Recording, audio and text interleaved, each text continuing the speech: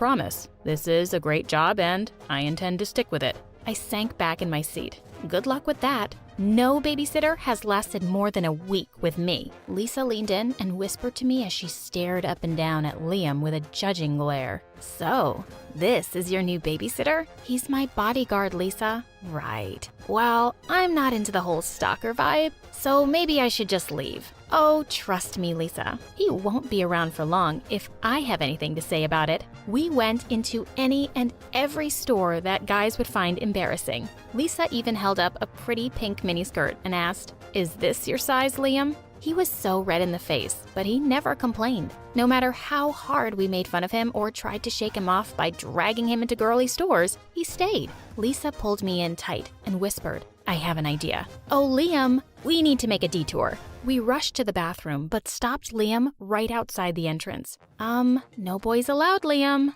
He said he would wait for us outside. Well, he's gonna be waiting a long time. As soon as we made it to the bathroom, we crawled through one of the windows and ran across the street to our favorite cafe. We were there for maybe 10 minutes sipping on smoothies when an announcement made Lisa spit it all over me. "We'd like to report a missing child. Jessica went missing from the mall across the street. If found, please bring her to the help desk so we can reunite her with her guardian." The announcement went on to describe my appearance and outfit. People started to stare and point at me. Isn't she a little old to have a babysitter? Wow, something must be wrong with her. I'd be so embarrassed if I were her. Maybe we should go walk her to her babysitter? I ran out of there so fast to avoid any more humiliation. I went right up to the help desk where Liam was standing with a huge smile of relief on his face. "That's the girl I'm watching. You can cancel the announcement." The attendant even handed me a balloon, like I was a child, and told me what a smart girl I was to come there. I was about to flip out when Liam rushed over and hugged me. "Your father said I needed to stay with you. I was worried sick. I'm so glad you're okay." It was actually pretty pathetic how worked up he got over a stranger. Maybe losing him was going to be harder than I thought. Needless to say, Lisa said she was done hanging out with me until the Liam fiasco was taken care of. No matter what crazy things I did or how horrible I was, he stayed. One time, I stole a penguin from the local aquarium and let it loose in the gift shop. I mean, I tried everything. I made him come with me to this super sappy rom-com movie night at the local theater. I thought any boy would run straight out. Liam, he just cried. I was about to go crazy from how nice this guy was, until my prayers were answered by a little text from Armand at 2 a.m. I figured everyone was sleeping, so I scaled down the house again when I heard something rustling in the bushes. "Where do you think you're going?" "Don't you sleep?" "It's my job to watch you." An idea crept over me. Your job is to watch me, not stop me from going places. Why don't you just come with me? I don't know what your father would say about that. Please, I begged, and he agreed. What a sucker. I told Armand that Liam had to go. I just meant I wanted him scared off or something. Even I had to admit that what we ended up doing was pretty cruel. We went to a 24-hour diner and ordered a bunch of food. Liam insisted that he just wanted the free water and wasn't hungry. When the time came to pay the bill, Armand and I ran away as fast as we could. We were laughing so hard. Our little outing cost Liam over $100. Armand and I were hanging out in the woods when the diner owners spotted us. They yelled at us to come back and pay for our food or join your friend with the dishes. Armand pushed me toward the owners. It was her idea. I stood there shocked as he scurried away like a bug. Armand just yelled that it was my idea, pushed me over, and ran. Unfortunately, when he pushed me over, he pushed my wallet into the lake too. That meant Liam and I had to do the dishes all night to pay for our meal. Ugh, this is taking forever. Why don't you just pay the tab? You've seen my Lamborghini collection. I promise to pay you back with interest. Liam shifted uncomfortably for a bit before muttering, I can't. What do you mean you can't? I don't have enough money in my bank account right now. I nearly fell over. You're kidding, right? That was like 1/10 of my allowance when I was 5. You have a job? Are you that stupid and irresponsible you blow your whole paycheck? He got really quiet and said nothing at all the rest of the night. We got home around 4 a.m. and were greeted by my very angry father. I braced for the lecture of a lifetime, but when he started shouting, he was looking at Liam. What do I even pay you for? You're fired. Mission accomplished, right? It was weird though. I'd tried all that time to get rid of him, but once he was gone, I was super sad to see him go. The house felt so empty without him, especially since I was grounded from seeing Lisa and Armand ghosted me yet again. I decided the least I could do was bring him an apology gift. After all, the guy didn't even have $100 in his bank account. I looked through my dad's pictures and found his address. I nearly fainted when I made it to the house he had listed. It was a dump. I nervously knocked on the door and was greeted by a frail woman with breathing tubes. Phew, I made a mistake. Can I help you? Sorry, ma'am. I was looking for a guy named Liam, but it seems like I had the wrong address. Oh, honey, you have the right house. Liam is my son.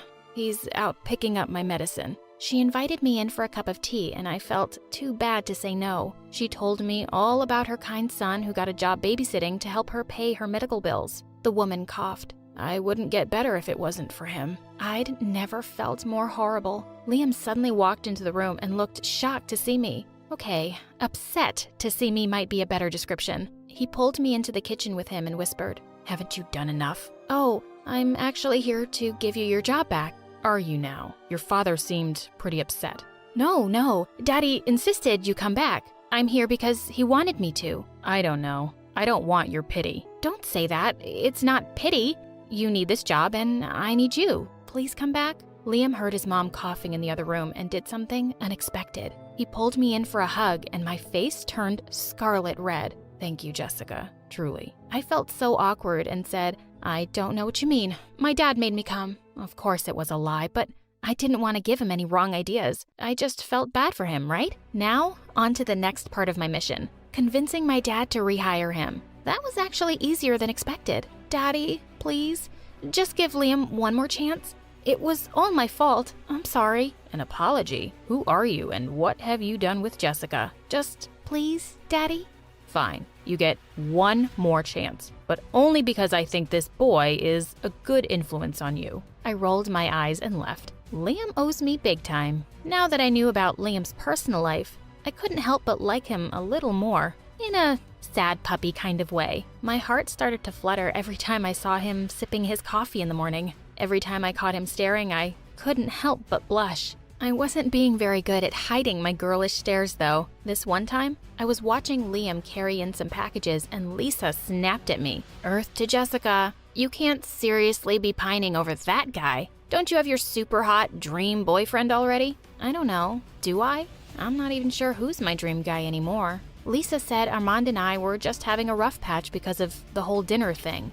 I shrugged. When it struck 12 that night, I kept waiting for that loser to message me or call me to wish me a happy birthday. For half an hour, nothing. I went downstairs to get water from the kitchen and saw a nicely wrapped package on the table. I gasped when I opened it. It was a rare, signed edition of Harry Potter. Of course, Liam knew what a huge fan I was. While I was dreaming of Liam and me, my phone beeped. "Hey babe, sorry for being missing in action. Meet me at our spot at 2 a.m. I messaged Armand to say I was done with him. Armand reacted pretty horribly, but it was his last text that really hit me hard. "Oh, don't tell me you've gone and fallen in love with the help." It was that moment I realized I'd really fallen for Liam. In fact, I loved him. I walked toward his room in the middle of the night to confess. When I heard him talking to another woman, I pushed the door open a bit and saw he was sitting on the bed, hugging a very attractive young woman. I was filled with so many emotions, I ran away.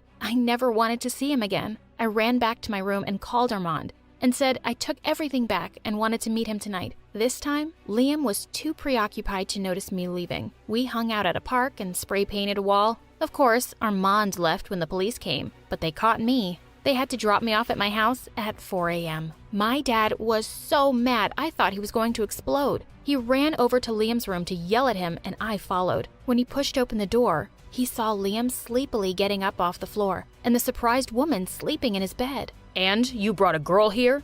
You are fired. Don't count on getting your last paycheck." I stood there as the young girl screamed, "What are we going to do about Mom?" before crying and running out. "Oh, does your girlfriend have a sick mom too?" "Girlfriend? That's my sister. Our mom is in the hospital right now and she didn't want to stay at home alone." My heart sank. I had jumped to conclusions and possibly ruined everything. Before I could say anything, he ran after his sister. I hesitated a moment and then followed him out the door. He was out of breath, standing on my lawn looking around. I'm really sorry." "It's not your fault. It was my job to watch you and I shouldn't have snuck a guest in." if you tell my father it was your sister and not a girlfriend, he'll understand. Why do you all assume I'd have a girlfriend? After how close we got, you really think I would want to be with anyone else? What do you mean? I think I love you. Liam, I think... We locked eyes for a moment when an irritating voice ruined the moment. Hey babe, sorry about ditching you again with the police, but this time, I came to apologize in person. Armand looked at Liam and me skeptically. Sorry, am I interrupting something? No, you're not. I was just leaving, forever. Wait, Liam. Stop. You don't have to feel bad for me. It was stupid of me to think someone like you could ever like a loser like me. He ran off crying before I could stop him. Wow, what a pathetic guy. Armand leaned in for a kiss when I slapped him. The only pathetic person here is me for sticking around with someone like you for this long. Babe, is this about the cops? I said I was sorry. He continued to apologize as I went into my house and slammed the door behind me.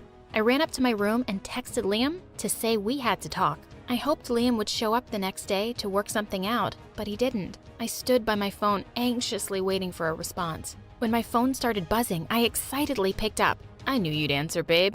Great. I don't want to talk to you. Just hear me out, babe. When you love someone, you need to swallow your pride and go to them. Do you get what I'm saying? Actually, Armand, I think I do. Great. So that means you'll come and meet me tonight? Not in a million years. I hung up, hopped in my limo, and told the driver to take me to Liam. When I knocked on the door, he answered this time in total shock. I told you, I don't need your pity. My family is fine. Before he could say another word, I interrupted him. Liam, would you be my boyfriend? What? I don't understand. I don't understand either, Liam, but I love you. I love the way you help your family and work hard no matter how horrible I'm being. I love the way you cry at movies and always have my best interests at heart. Now, I'll only ask one more time. Will you be my boyfriend? Nothing would make me happier. We smiled at each other and he got closer when his sister suddenly said, So, your babysitter is now your boyfriend? We should send this story to My Story Animated. I'm pretty sure people would love it. Hey, I'm Celine, but my dad calls me Cece. My parents were always super rich. They had it all. Huge mansions, fancy cars, even their own helicopter. Mom really believed in keeping away bad luck, so she did all the crazy, superstitious stuff, like avoiding the number 13 and hating black cats. The day I was born, though, Mom almost dropped me when the nurse handed me to her. What is that? Look at her eyes. She's Satan. Get this devil away from me. Well, yeah, my eyes were a little different than others. One was blue and the other was green. But for some reason, my stupid mom thought it was the devil and meant bad luck. Growing up, Mom never really cared about me. Once, when I was 4, I gave my mom an invitation to the party that our teacher was having to celebrate Mother's Day. And Mom said, To celebrate what? Giving birth to the devil? My life was way better before you. Your teacher is stupid and doesn't know what it's like to raise an enemy. Yes, you're my enemy. Just get lost. I went crying and Dad hugged me and said he would attend the party himself. And we had a great time. When I was in the 3rd grade, Dad got me a puppy and I was super happy. But the moment Mom saw her, she took her immediately. This puppy is mine. I need someone to make me feel like a mom since I don't see you as a daughter. She kept the puppy for herself, but a week later, the puppy died. Mom went ballistic and said it was my fault.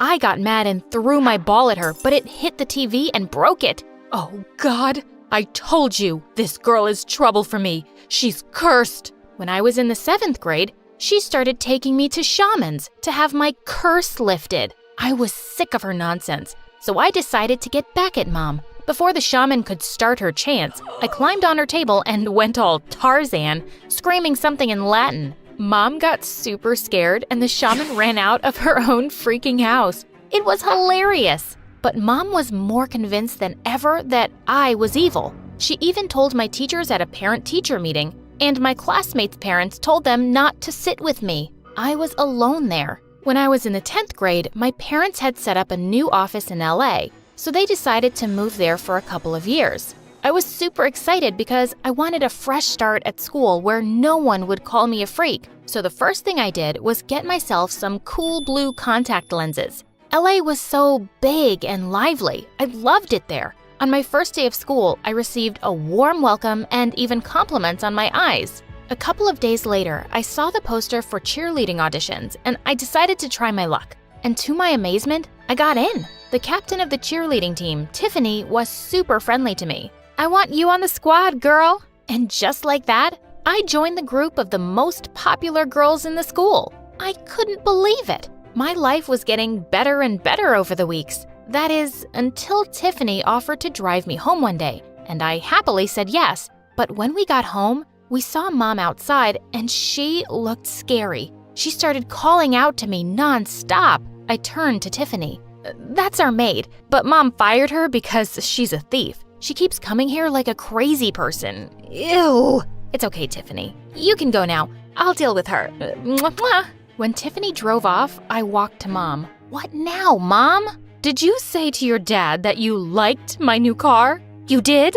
That's why it got burned today. You useless, bad luck girl. "Mom, that's the stupidest thing I've ever heard. Just leave me alone." I left her screaming and walked away. Just then, I bumped straight into a boy who was also running like crazy. He held my hand and said, "Run!" So I ran, as fast as I could. After a few minutes, I stopped him and I said, "Why are we running?" "Oh, from my crazy dad. He thinks I brought him bad luck, and he's furious now, and I just ran away. Oh, by the way, I'm your neighbor." Oh, that's a lot of things we have in common. A crazy parent and the same neighborhood. Oh, yeah, I know your mom. She is…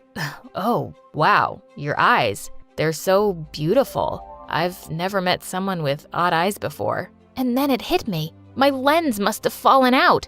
Oh, geez.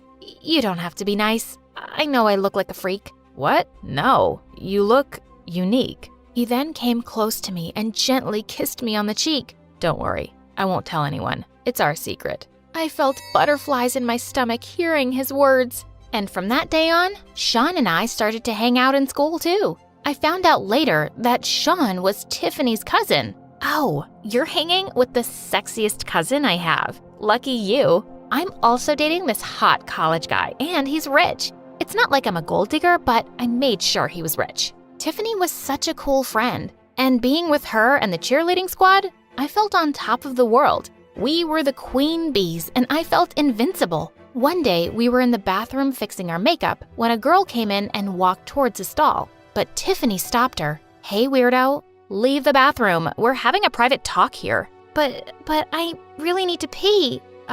Didn't you hear what I said? Go away." "Hey, Cece, was I clear enough?"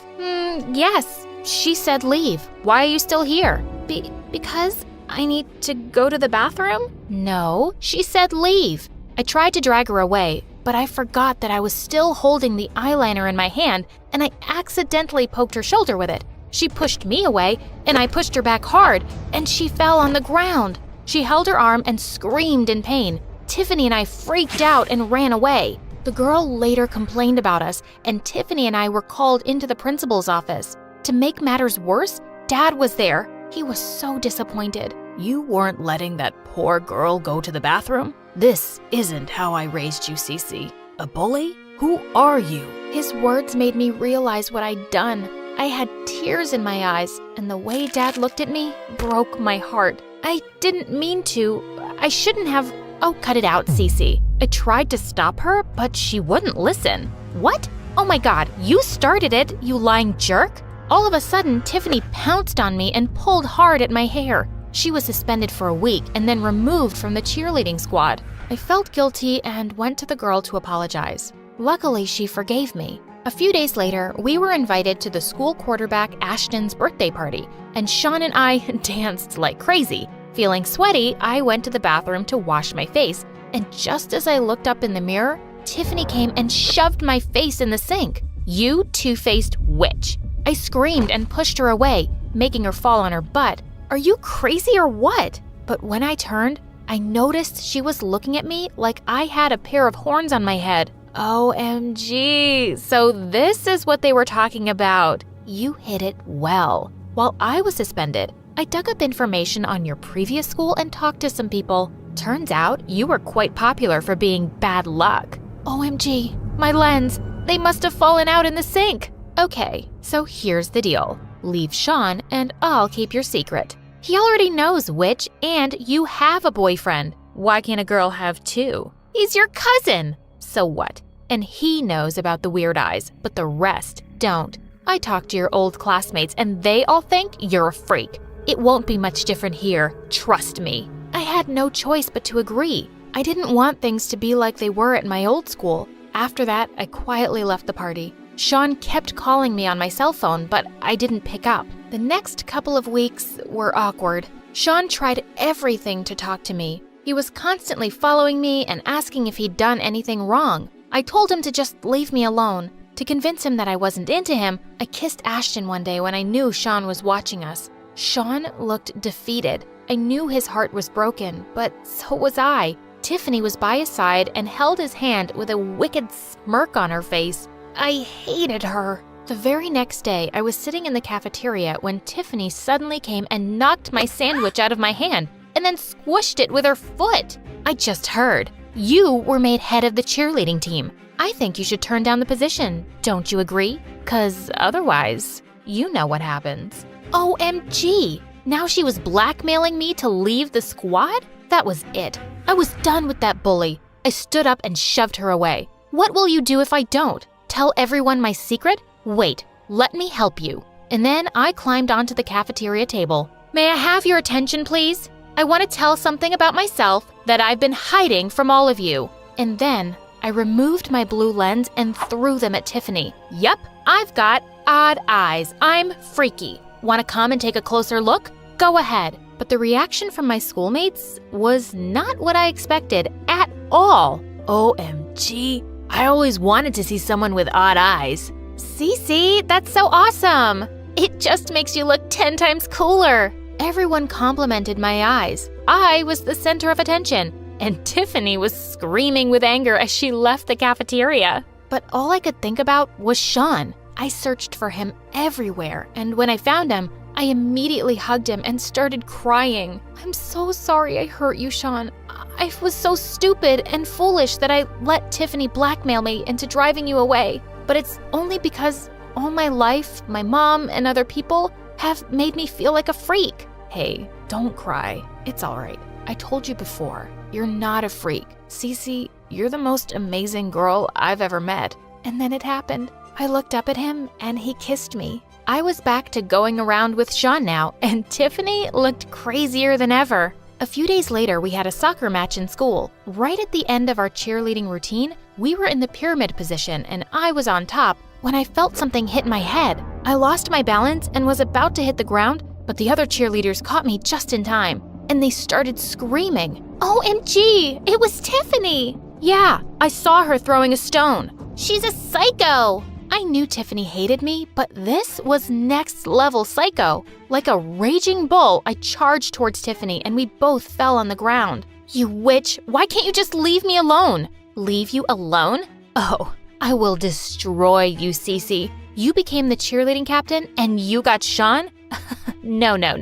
Not on my watch. Sweetie, it's already done. The cheerleading squad had called the principal and Tiffany was expelled. When I got home from the game that day, Mom noticed I wasn't wearing my lens, and she flipped out. You've been going around like this? God knows what bad luck is going to come my way now. Go wear your lens. It makes me sick looking at you like this. You know what, Mom? Don't look at me. In fact, don't talk to me either. Just pretend I don't even exist. I'm just so sick of your stupid nonsense. All my life, you made me think I'm some kind of freak, but the only abnormal person I know is you. How dare you? Mom lifted her hand to slap me, but before she could, Dad caught her hand and pushed her away. Pack your bags and get out. What? Get out before I call the cops. You've hurt my daughter long enough. I'm not putting up with you anymore. Goodbye and good luck. Mom kicked and screamed, but Dad just threw her bags out. Then Dad hugged me. I love you, Cece, and I'm so proud of you. I love you too, Dad. And since then, our lives have been so much better.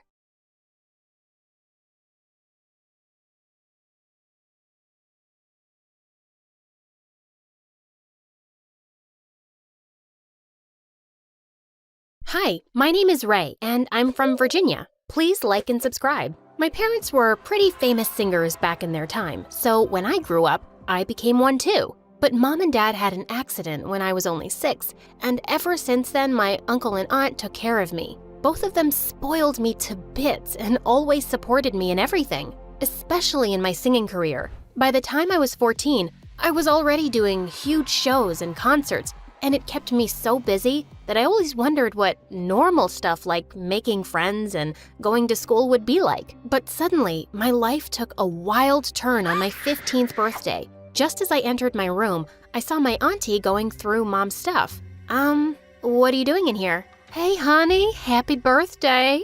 I was just missing your mom so much today. Came to see these pictures and stuff that belonged to her. I hope you don't mind. Aw, thanks, auntie. And of course not. This belongs to you as much as it belongs to me. After that, she got me to sign some papers for my upcoming show and hugged me tight. We have the greatest surprise party for you, sweetie. You're gonna love it. And it was actually awesome. It was my biggest concert ever, and I was gonna sing in front of my biggest live audience. I was jumping with excitement backstage, and that's when I heard the most shocking thing of my life. Now that we have my cunning sister's real will and we got that orphan brat to sign the property papers, everything will be ours, honey. Yeah, and all that money she's gonna make, we'll bite on that too.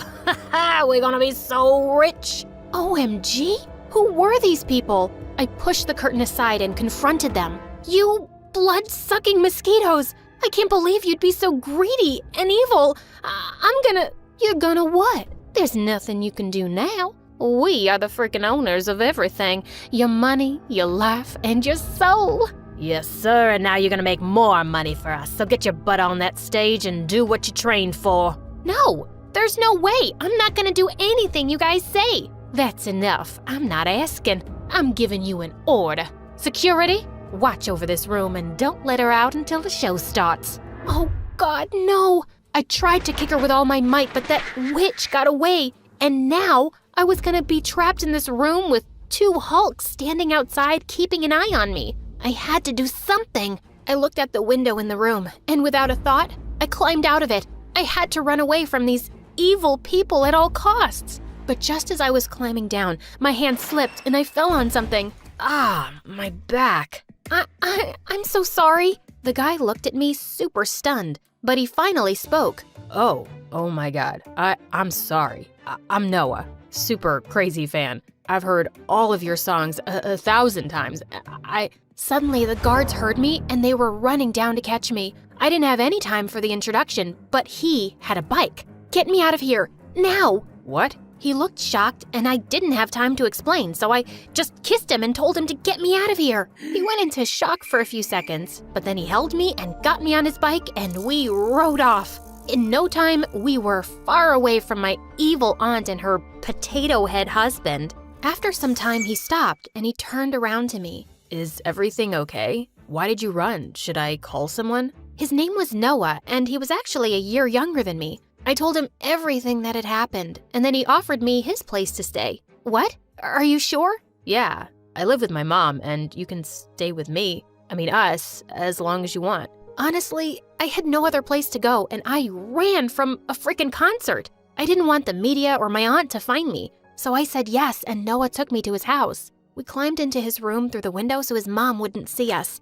Once inside, he got me all the food in the house and kept looking at me like I was some kind of alien. What's wrong? Do I have something on my face? I just can't believe you're here, in my room. This is like... I pinched him hard and he squealed loudly. Now do you believe me? Ouch! Okay, I do. And we both burst out laughing. Later, when it was time to sleep, Noah offered me his bed and went to sleep on the floor. Oh God, he was so cute. But the next morning when I woke up, I was startled to see Noah staring at me. What the heck, dude? Oh, I'm so sorry. I didn't mean to scare you. I was just leaving for school and Mom will go to work. She's a lawyer, so you have the home to yourself. Make yourself comfy, okay? He then got me breakfast and a pair of clothes which were obviously his and left. But the next morning, as Noah was getting ready for school, I had a crazy idea. I want to go to school and see what a normal school life looks like. Will you take me? And he straight away denied. No, what if someone sees you? It's too dangerous for you to step out like this. What? So I was again a prisoner? No way! After he went downstairs, I sneaked into his mom's room and borrowed some wigs and some makeup, and then I followed him to school. And public school was nothing like I had imagined. The kids were coming in on buses or bicycles, and everyone minded their own business. That was so freaking awesome. But then I saw a bunch of guys surrounding Noah, and one of them was holding him by his collar. I thought you'd stay at home after the butt kicking I gave you yesterday, nerd. Next time when I ask you to do my homework, don't you dare refuse. Leave me alone. I don't want to talk to you. Sure, I'll do that. But before that, you'll have to lick my shoes. Seriously? I couldn't hold it back anymore. I marched up to him and punched him hard in the face. Oh my God, what are you doing here? Oh, and who is this you got with you, Noah? Your sister? 'Cause I didn't think a scaredy cat like you can get a girl. Ha! He sure can, and here I am. 'Cause you see, he ain't a giant crybaby who has to pick on others to satisfy his tiny ego, and that's why I love him. And then I kissed him again. The guy looked raging mad after this, and he turned to hit me when Noah came in and took the hit. Noah, are you okay? Just then, seeing some of the teachers coming our way, the bullies ran away. And I didn't want to be caught either, so I took Noah's hand and ran too. Wait, what are you doing here? This was crazy. You're crazy. Why didn't you tell anyone you were being bullied? And why did you come in between? Because he was gonna hurt you. You didn't have to save me, you dummy. Look at that. It's gonna hurt. But don't you worry. I'm gonna make those jerks pay for what they did. What do you mean? I showed him the phone camera I had on all this time and recorded whatever those jerks did. Later, Noah showed it to the principal, and those jerks were suspended for 2 weeks. Later that night, I went downstairs to get some ice for Noah's bruises, but just as I picked up the ice tray, I freaked out to see Noah's mom right behind me. Goodness gracious, where did you come from? Suddenly, Noah came running downstairs screaming, Mom, listen to me. I can explain. You better. I didn't want to complicate things, so I told her everything and begged her to let me stay. Just a few more days, and then I'll go back, I promise. She melted and agreed, but Noah had to sleep in the living room, which he was totally fine with.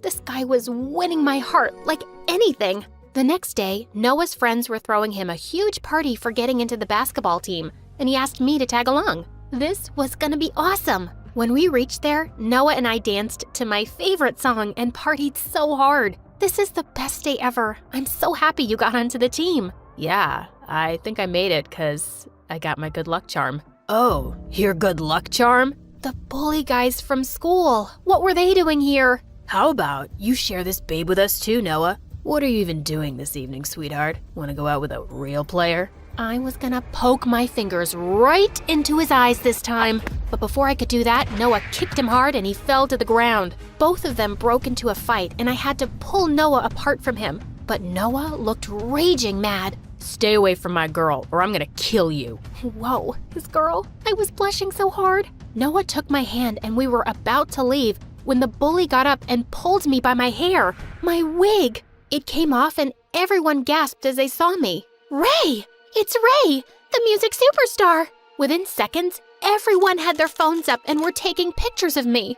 Oh, shoot. Noah put his hoodie over me and rushed me out of there, but I was terrified now. My aunt was gonna know about me. As soon as we reached home, I hugged him tight. I don't want to go. I can't, Noah. Don't worry, Ray. I won't let them take you, I promise. But minutes later, someone barged into the front door, and it was none other than my aunt and uncle with loads of paparazzi and a huge crowd gathered behind them. My darling niece, thank God I found you. I've been worried sick. Come, let's go home. Get away from me. I'm not going anywhere with you. And you already have everything. You made me sign those papers and all my money.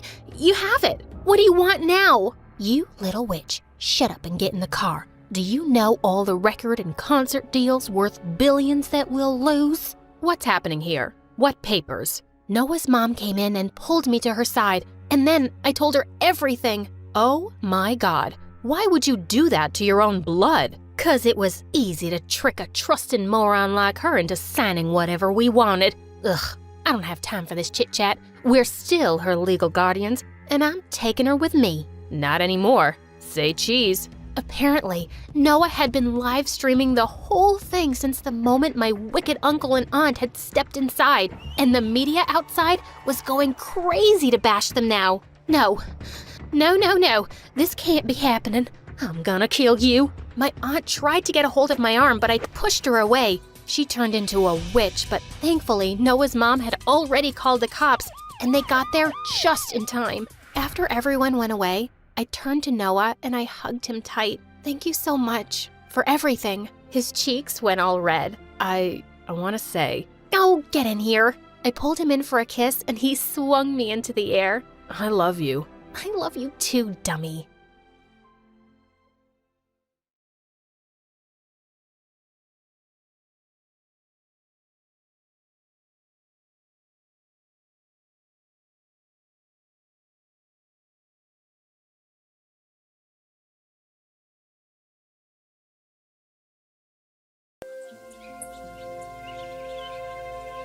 Hello, I'm Lily from Canada. Please like and subscribe to MSA. Growing up, I was a healthy and strong kid who wasn't afraid to jump from high walls or do anything extreme, but I could only imagine all that because my parents were so overprotective. Once when I was 4 and Mom took me to the park, I started doing handstands and cartwheels with another child, and all the moms were cheering us on. But my mom started to panic. Lily, where did you learn to do those dangerous stunts? From TV. There's this cool dance program and… Enough. We need to go home. From that day onwards, Mom and Dad stopped watching anything with dance, gymnastics, or any physical activities. When I was in 3rd grade and wanted to be part of an extracurricular dance for school, they never allowed me. You guys are so unfair. You know how good I am with my feet.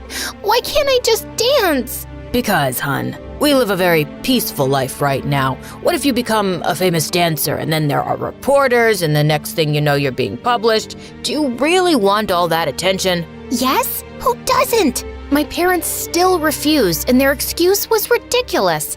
And then when I went into high school, I started to rebel against them and become friends with the most rebellious girl in school, Zoe. Everyone in school was scared of her because she did the craziest things. Like this one time when we were in the 8th grade, she set the school's rose garden on fire. Oh my gosh, Zoe, we're gonna get in so much trouble. There's no cameras here, so no one will know. This is my payback to the principal for giving us detention for an entire month.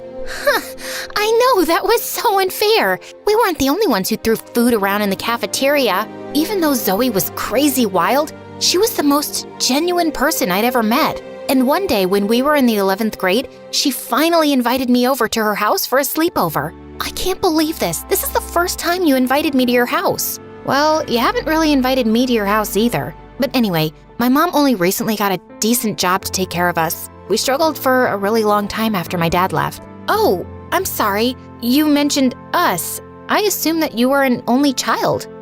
I wish I were an only child. I have a brother. And just because he goes to a special school, my parents give him all the attention. And just then when we entered her house, the most gorgeous looking guy gazed at me from the living room. Lily, meet my goofball brother, Grant. Hi, Grant. As we walked past him, Grant winked at me and I blushed so red. I was definitely gonna enjoy my sleepover. Zoe's room was exactly what I expected it to be. Creepy and a little scary since she had bats hanging from every corner. And then her mom came into her room limping. I made you girls some cookies. So glad to finally meet you, Lily. Zoe's mom was so sweet, but Lily told me she was sad most of the time. And when I asked why, Lily said she didn't want to talk about it. I was really moved by the story. And then Zoe broke the ice by slamming my face with a pillow. Pillow fight! We had loads of fun pillow fighting, dancing, and just being free until my mom called. Honey, I think you need to come home. But Mom, we spoke about this. I'm sleeping at a friend's house because we're working on a school project. Your father and I are very worried. I'm hanging up now and I'm not coming home tonight. Zoe saw how frustrated I was and I ended up telling her all about my crazy parents. Maybe they're hiding something from you. Because why would any parent not want their kid to participate in any hobbies or activities? Yeah, they're definitely hiding something because my life is not normal. That night, I couldn't sleep. thinking about what secrets my parents had that made them so scared about everything I did. I checked if Zoe was asleep, and she was snoring like a bear. I got up to go get some water, and while I was at the kitchen sink, a hand suddenly touched my shoulder, and I jumped, feeling freaked out. And before I could scream, Grant held my mouth. Oh my gosh, you gave me such a fright.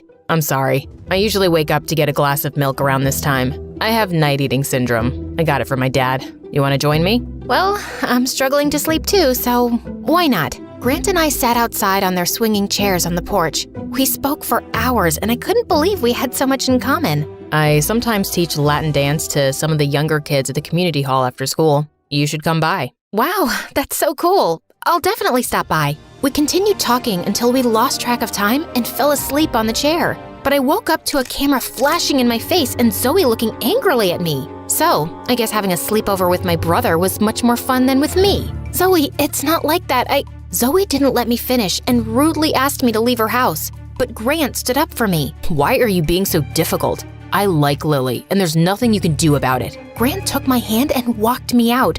I just felt more and more sparks between us. Zoe started acting weird after that, but at least I had Grant. As time went by, I started going to the community hall after school to watch Grant teach. I was mesmerized by his moves, and one day after his class was over, he called me to dance with him. Grant, I don't know anything about dancing. I'll just watch. He took my hand and held me around my waist, and we almost kissed, until we were interrupted by Zoe. She had her music kit and danced in the hall glaring at me. Oh, don't mind me.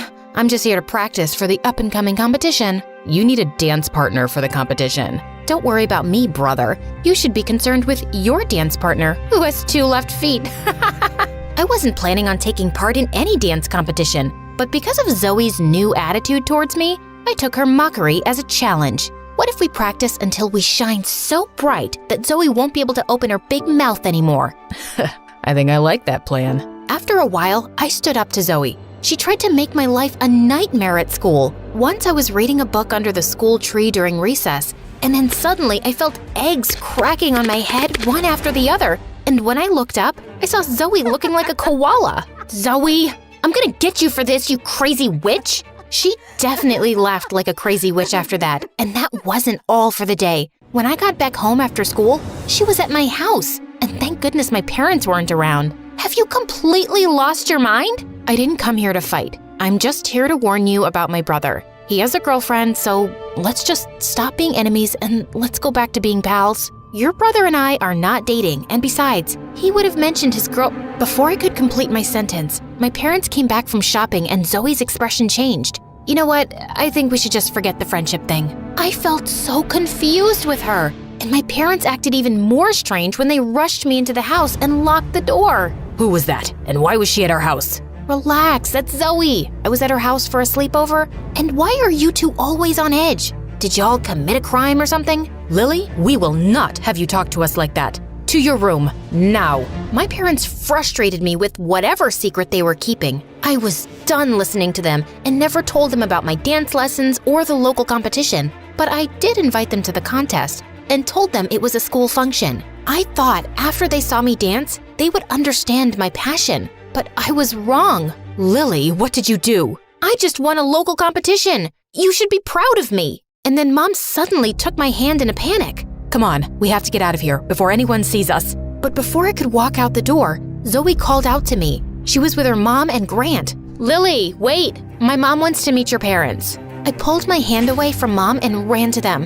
And when Zoe's mom saw my parents, she immediately stopped smiling, and my parents had this look of guilt in their eyes. Lily, are these your parents? Yeah? Why? Our parents used to be best friends and famous dancers. But one time, they were doing a competition. Your mom tripped my mom and broke her foot. Your mom ended up winning the competition, and my mom's foot was permanently injured. She was never able to dance again. I looked at my parents, and all of a sudden, Mom started crying, and I looked at her angrily. So all this time, when you were stopping me from doing what I loved, it was to avoid how you felt about your guilt? We did everything for you. When I found out I was having a baby, it came as a shock, and your father and I didn't have any money for a baby. So you cheated and left her to suffer? We are so sorry, Lily. This has haunted us for so long, and we are still ridden with shame every day because of it. Somehow, we thought if we shielded you from pursuing any hobby you loved,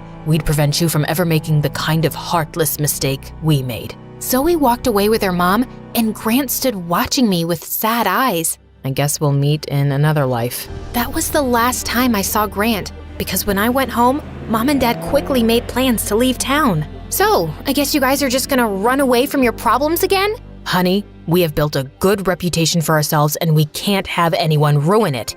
Yeah, whatever. I was so disappointed in my parents, and after we moved, I was homeschooled, which I hated, but stuck through it, and whenever I felt like dancing, I did it in my bedroom. And then one day, when I was in the 12th grade, I was tired of being indoors all the time, so while my parents were out, I decided to take the bus to visit Zoe and Grant. The bus rode for hours before we could reach the town, and when I finally got there, it was so dark. As I walked to Zoe's house, I could feel someone following me. And then suddenly, the person who was following touched my shoulder, and I screamed, "Ah!" Calm down, it's me. Grant! I immediately hugged him tightly, crying. I had all these emotions bottled up inside, and seeing him, I couldn't hold back anymore. I am so sorry about what my parents did to your mom. Please, don't hate me. I don't hate you, Lily, but I don't think I can ever forgive your parents for what they did to my mom. But it's about to rain. Your parents are waiting at my house. I was shocked that my parents would even show their faces in this town. And when I got there, Mom ran to me crying. Oh, Lily, we were worried sick. How are you guys here? When we didn't find you home, we asked everyone we could in the complex. And then finally, a little girl said she saw you get on the Kibler bus. And that bus only goes to one town. I was shocked that Zoe and her mom allowed them into her house. And then Zoe looked at me sternly. Why would you run away from your house to come here? Don't you get it? We don't like your family. Wow, I thought maybe over the years you would have grown a heart. Zoe and her family still couldn't find it in their heart to forgive my parents, and I had to accept that. My parents took me back home, and I eventually moved on. And one day, Mom and Dad gave me an envelope. When I opened it, I was so surprised. They applied for me to study dance in one of the best universities abroad. Wow, Mom, Dad, are you sure you want this for me? Dance is what you love, and we deprived you of it for too long. Yes, we will support you every step of the way. My parents finally started being supportive, and I sent the university my audition clips, and I immediately got accepted. I lived in New York for 5 years training as a professional dancer, and one day I was chosen to perform in the biggest theater production called The Nutcracker. We traveled everywhere, and one day we were set to perform in my previous town. I went to my favorite cake shop and was shocked to find Zoe dressed up like a hobo. Zoe, is that you? Lily, my friend, can you spare me $1? I'm starving. She smelled awful, and instead of giving her $1, I bought her a meal, and after she ate the food, she changed towards me. Don't think this small gesture means I forgive you. You need help, Zoe. I was shocked and hurt that she still had so much bitterness inside her. From there, I decided to go to her house and find out more of what went wrong. And when I got there, I was surprised to find a new family staying at the house. It seemed as though Zoe was left abandoned. I went back to the streets where I found Zoe, took her back to my parents' house, and started her off with a bath. She moaned and grumbled the whole way through, but I wasn't gonna leave someone I knew on the streets. Why are you helping me? Is this because you feel guilty about your parents? No, and that happened a long time ago. I think it's about time you get over it. Now tell me, what's your story? Why are you out on the streets? I messed up. When I found out that you were gonna study dance, I wanted that too, but my mom couldn't afford it, so I gambled hard. So hard that we lost the house. I'll never forgive myself. Zoe started crying and I comforted her. I invited her to the Nutcracker production, and she loved it so much that I even put in an award for her with my manager to be an assistant props girl. And when we went back to my parents' house, Zoe and Grant were there with their mom. They looked so relieved to see her. Zoe, what happened to you? We've been looking for you for nearly a year now. I know. Every time I saw you, I hid away. I let you guys down, and I'm sorry. Zoe's mom thanked me and my parents for helping Zoe come to her senses. I don't think you'll ever know how sorry I am. Do you think you can forgive me one day? I don't know about that, but we can still make peace with each other. Just then, Grant and Zoe hugged each other and then walked over to me. So, what about our friendship, Lily? Can we have a new start? I would love that, you guys.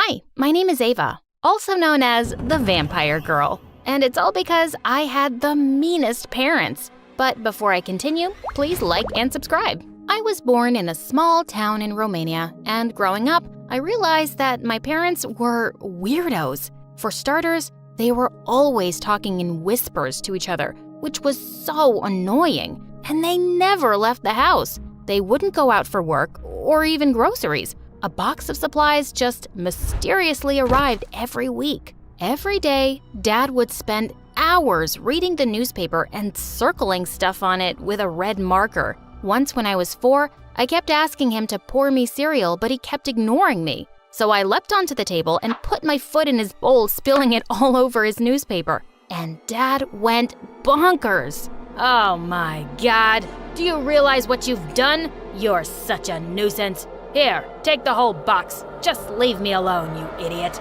Gosh, I wished I could just leave them forever. They didn't even love me. We never had any visitors. But when I was 5, Grandma came to see us once, and she brought me an adorable cat. I was so happy. But of course, my parents were not.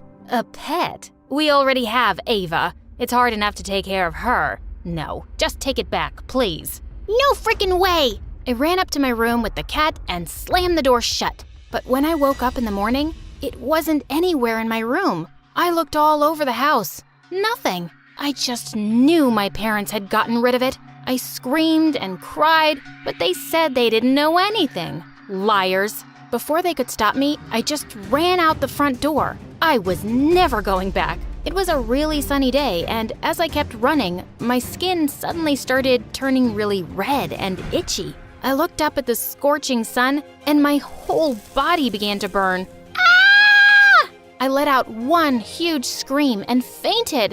When I woke up, I was in my bed. Mom told me the doctor had been to see me, and he'd said I was perfectly fine. No, that's not true. I'm not fine. The doctor is dumb. The sun almost killed me. My parents said I was crazy, but I knew they were evil, and I wasn't gonna let them hurt me. So after that, I refused to let a single ray of sunlight touch my body, not even indoors. I covered myself from tip to toe, socks, trek pants, hoodie, and a face mask. Only my eyes were visible. My parents almost fainted when they first saw me roaming around the house like a little ninja. The only time I removed my costume was when the sun was gone.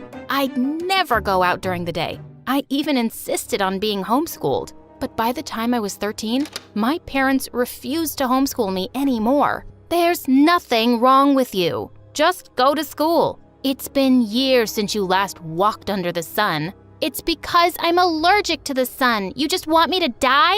If you keep behaving this way, I swear I'll send you to your aunt's place in Norway. There's only sunlight there for 6 months. Gosh, they were unbelievable, and they thought I didn't know about their plan. Fine, but don't think I won't wear this costume to school. I will, and when people say you're weirdos for dressing me up like this, just know that you asked for it. I joined school in the 8th grade, and the minute I entered the classroom, everybody started laughing and whispering things like weirdo and freak. I ignored all of them and sat down quietly on the first empty seat. During lunch break, I stayed back in the classroom while everybody left, except for this one girl, Jessie. Ava, right? I'm just curious. Why are you dressed like a garbage bag? I'm allergic to the sun. It burns my skin. She started laughing and just left. Soon enough, I discovered she was the meanest girl around, and she'd pick on me every chance she got.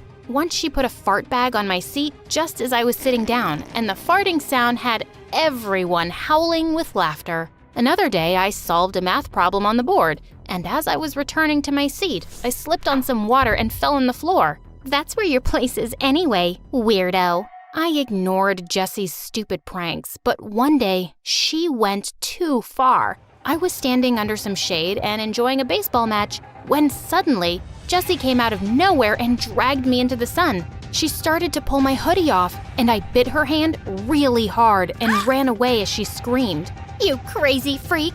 Are you a vampire?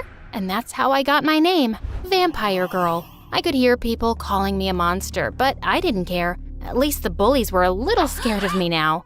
A few days later, the teacher introduced a new kid, Nick, to our class.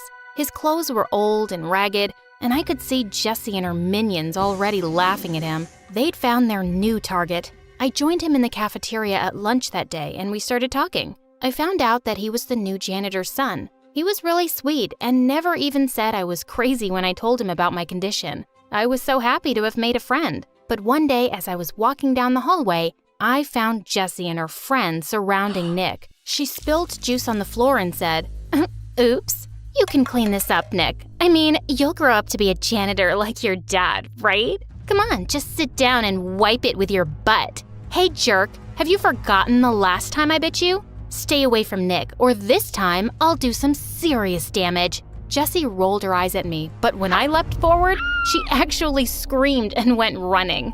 Nick thanked me, and I always made sure to stick close to him after that. But then one day, Nick and I had just entered the classroom after recess when Jessie started screaming like crazy. "OMG, my brand new iPhone, it's gone. Someone stole it." And then she pounced at Nick and grabbed him by his shirt. You must have done it, you beggar, you thief. Where is it? Hey, knock it off, you witch. You have no proof. Oh, I'll get the proof, girl. She snatched his bag and started throwing out all his things. I grabbed her hair and she turned around and attacked me. We got into a huge fight, and just then, the principal walked in. Jessie kept screaming that Nick had stolen her phone, and it must be in his locker. Of course, the principal found nothing there, but Nick was left humiliated in front of everyone. He was silent the whole day, and I caught up with him after school. "Hey, Nick, are you okay? Jessie is just terrible. I hate rich people. They always look down at us as if we aren't human. She called me a thief just because I'm poor. God, I just hate everyone." And he just walked away. He didn't come to school the next day, and his dad was nowhere to be seen either. A week passed, and there was still no sign of them. I felt worried, but I didn't know where he lived. But then I remembered Nick talking about how his dad also worked at a restaurant in the evening. So I decided to go talk to him. As I was walking down the street one night without my mask or hoodie, I saw a masked guy running towards me, and suddenly he started snatching my bag. As I tried to get away, I lunged at his face and pulled his mask off, and I nearly fell back in shock. It was Nick! But before I could say anything, he ran away. I just stood there in disbelief. Jessie was right all this time? He was a thief? I felt betrayed. Nick showed up at school 2 days later, but I just ignored him. But when he kept following me and asking me what was wrong, I suddenly lost it. You want to know what's wrong? I'll tell you. The girl you robbed the other night on the street? That was me. He looked horrified. You? That was you? I didn't know. I've never seen your face. What does it matter who it was? What matters is that you're a liar and thief, and to think that I fought for you. Suddenly, he started weeping like a baby. I didn't want to steal, Ava, but I just had no choice. My dad's in the hospital. We needed the money. I'm so sorry. I swear, I didn't steal Jessie's phone. I've never stolen anything until that night. He kept crying, and my heart went out to him. I'm sorry about your dad, but stealing isn't the answer, Nick. You should have told me. I could have helped. Let me help you now, but promise me you'll never steal anything ever again. He promised, and I went to talk to the school principal. Together, we planned a fundraiser for Nick's dad, and within a day, we were able to raise all the money Nick needed for his dad's treatments and more. And the biggest donors were Jessie's parents. They kept praising me at the fundraiser for arranging the event, and this made Jessie even angrier. Don't let it get to your head, Ava. You're still a freak, and you could never be me. As if I want to be. What's so special about you anyway? Other than being super dumb. Excuse you? I've been prom queen for the last 2 years. You could never.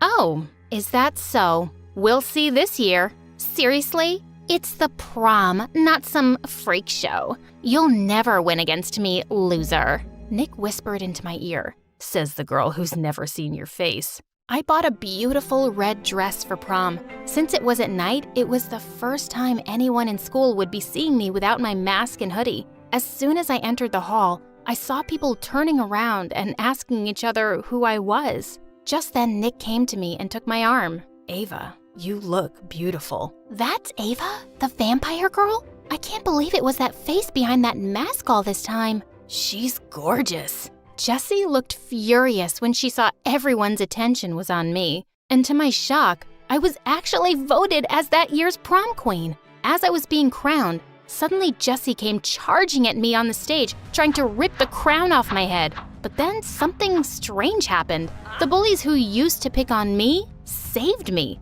They all stopped Jessie and took her away. Don't lay a finger on our prom queen. That was amazing. Things at school started getting better.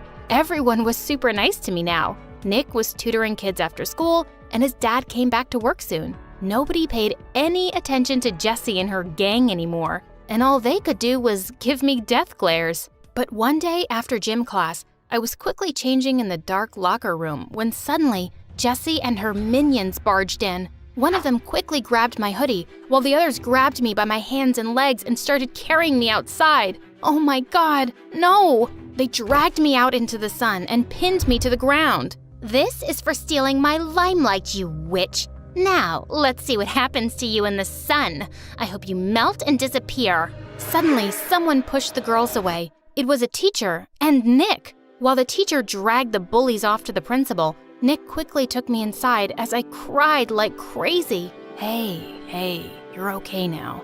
And your skin? It looks totally fine. It's not even red, Ava. Does it hurt or burn? I looked all over my arms and realized he was right. There were no rashes, and it didn't itch or burn at all. Was my condition gone for good, or had it just been all in my head? When I went back home that day, my parents were shocked to see me. Ava, where's your hoodie and your mask? Mom, Dad, I was out in the sun, and nothing happened to me. Was I just crazy all this time? They hugged me tight and actually started to cry. Sweetheart, we tried to tell you it wasn't real. You just got a bad sunburn as a kid, and you let that fear get so big in your head. I just never believed you guys because, well, I always thought you hated me, and you wanted to be rid of me. You got rid of my cat. No, we didn't, honey. It just ran away, and we never hated you. When you were growing up, your mother and I were working as undercover government agents. It was a really stressful time for us, and I'm sorry we made you feel ignored. What? My parents were secret agents? That was the last thing I'd ever expected. But suddenly, their weird behavior made sense. I wish you'd told me sooner. All this time, I've been believing things that just weren't true. We're sorry, Ava. We should have been better parents to you. We love you so much. I love you too, guys. Hi, my name is Raven, and I'm from Texas. Please like and subscribe. When I was born, my parents were delighted with my lovely black hair. She's our little raven-haired beauty. That's what we should call her, Raven. My twin sister Megan was born minutes later with blonde hair just like Dad's. No one ever believed we were twins because we did not look alike. In fact, we were complete opposites in every way. We had a farm and I loved our simple life and I never complained a day. But Megan constantly threw tantrums when she didn't get what she wanted, which was often. Once when I was 7, Mom got me a new pair of sneakers when she saw how worn out my old ones were. But when Megan saw them, she went bananas. I want a pair of sneakers right now. The ones I'm wearing are ugly and useless. I told you I needed new shoes every 3 weeks. Do you understand that? You're such a brat, Megan. You have so many pairs already. You're such a brat. Me. I'm not talking to you. Mom, I need an answer. We just bought you a new pair last month. I knew it. You love her more than me. She threw such a fit that Mom got her an expensive pair of shoes just to shut her up. Life at the farm was amazing, but we were always short of money. To help, Mom picked up a job as a seamstress in the city, and she was really good. Watching her work was magic to my eyes, and she agreed to train me too. I would finally be able to pitch in and help them get some extra money. By the time I was 16, I was so good at stitching that my parents got me my own sewing machine. Megan was so jealous. You won't get me the Gucci dress I wanted while you spoil her with expensive gifts? This is so unfair. Unlike you, I help Mom and Dad pay the bills, so either work or stop complaining. I hate my life. I deserve pretty things. One day, when I'm rich and famous, I will never come back. Seeing Mom's sad face, I felt awful. I had to do something that would make them both happy. I stayed up for 2 nights and made Megan an exact replica of the dress she wanted. It was perfect. When Megan saw it, she had no clue it was a fake. Oh, Mom, I love you. A week later, Dad announced that we were shifting to Houston. We had to sell the farm because of money issues and join his brother's business instead. I loved my life here and I hated the idea of moving, but Megan couldn't get out of there fast enough. Dad's brother was a rich businessman who lived in a huge house with his daughter Sasha. We met her on the first day at school and she seemed to be insanely popular. But to my surprise, everyone kept looking at me on my first day. I didn't know why, until several people came up to me and told me how pretty I was and how much they loved my black hair. Sasha was not happy. She came and slammed her locker shut next to mine, glaring at me. A word of advice? Don't let this attention get to your head. I'm the queen bee here. Good to know. I have to get to class now. I turned around and left, but a few steps later, Megan stopped me. What do you think you're doing? I know you think you're special, but don't get on Sasha's bad side. She's my ticket to popularity. Whatever, Meg. You do you, and I'll do me. That first month of school, Megan became a bigger pain in the butt because of Sasha. Megan copied everything Sasha did and blew up at our parents when they told her they couldn't afford her long list of demands. But things took a wild turn when a new boy, Dan, joined our class. All the girls were obsessed with him, including Megan. Apparently, he was a childhood friend of Sasha's, so Megan begged her to hook them up. Sasha obviously took advantage of the situation. She had Megan acting like her minion and doing stupid errands for her. One day, I saw Megan running around the cafeteria getting lunch for Sasha, and I just had to stop it. Megan, slow down. Wait! Ah! I suddenly tripped, and the entire tray flew and landed on Megan's head. She was covered in spaghetti. What is wrong with you, Raven? You did this on purpose. No need to scream like a farm girl, Megan. We have sensitive ears. Forget about it. And get yourself cleaned up. Dan will never take a chicken-smelling idiot on a date. Megan stomped off in embarrassment and I turned to Sasha. What is your deal? Stop treating her like she's your servant. She might not see through you, but I do.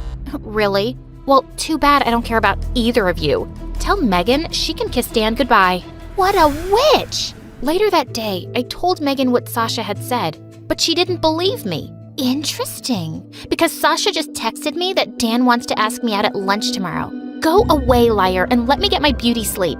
The next morning, Megan took an hour to get ready, and she even bragged to everyone at lunch about it. But when the time came, Dan walked right past Megan and came straight to me.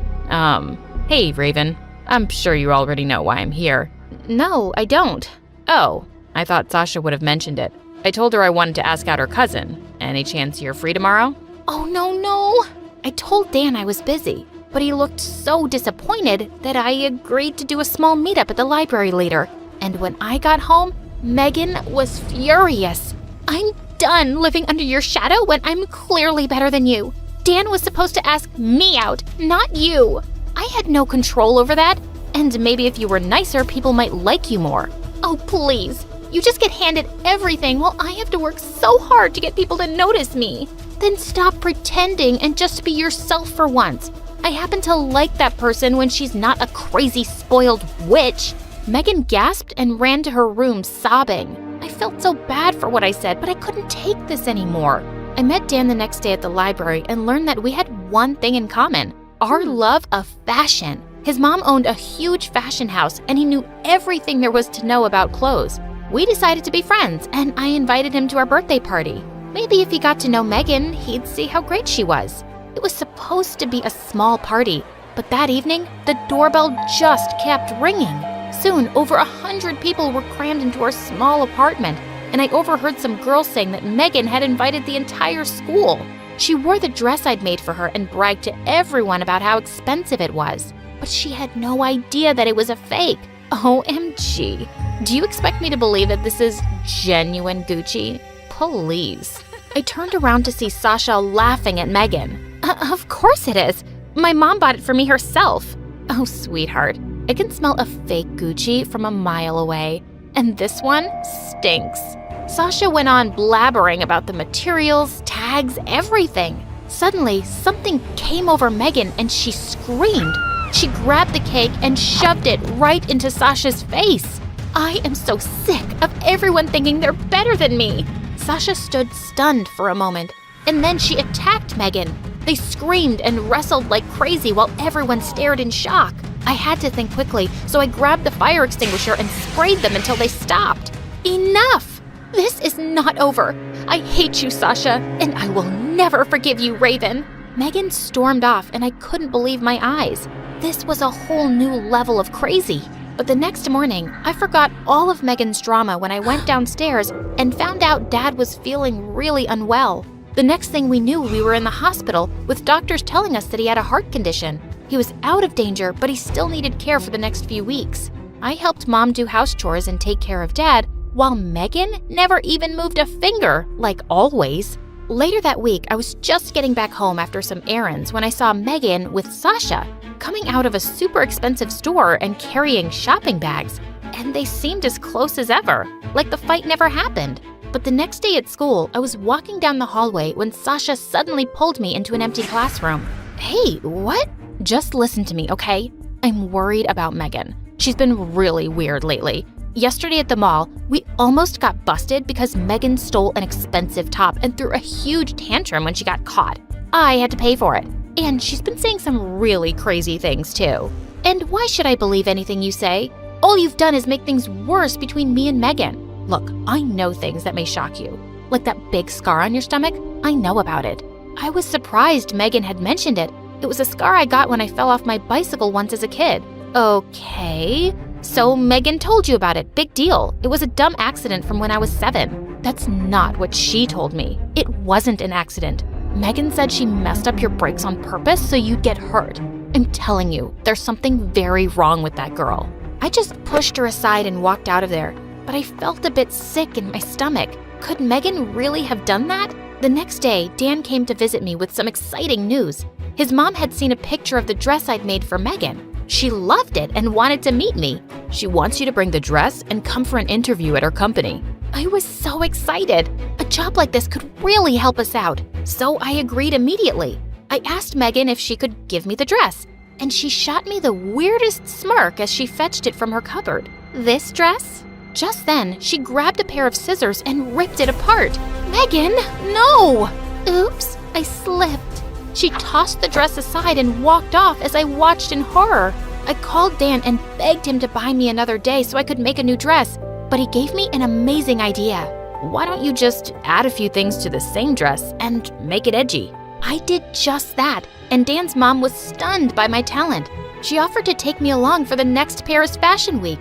She was all set to offer me a job afterwards too, and I was on top of the world.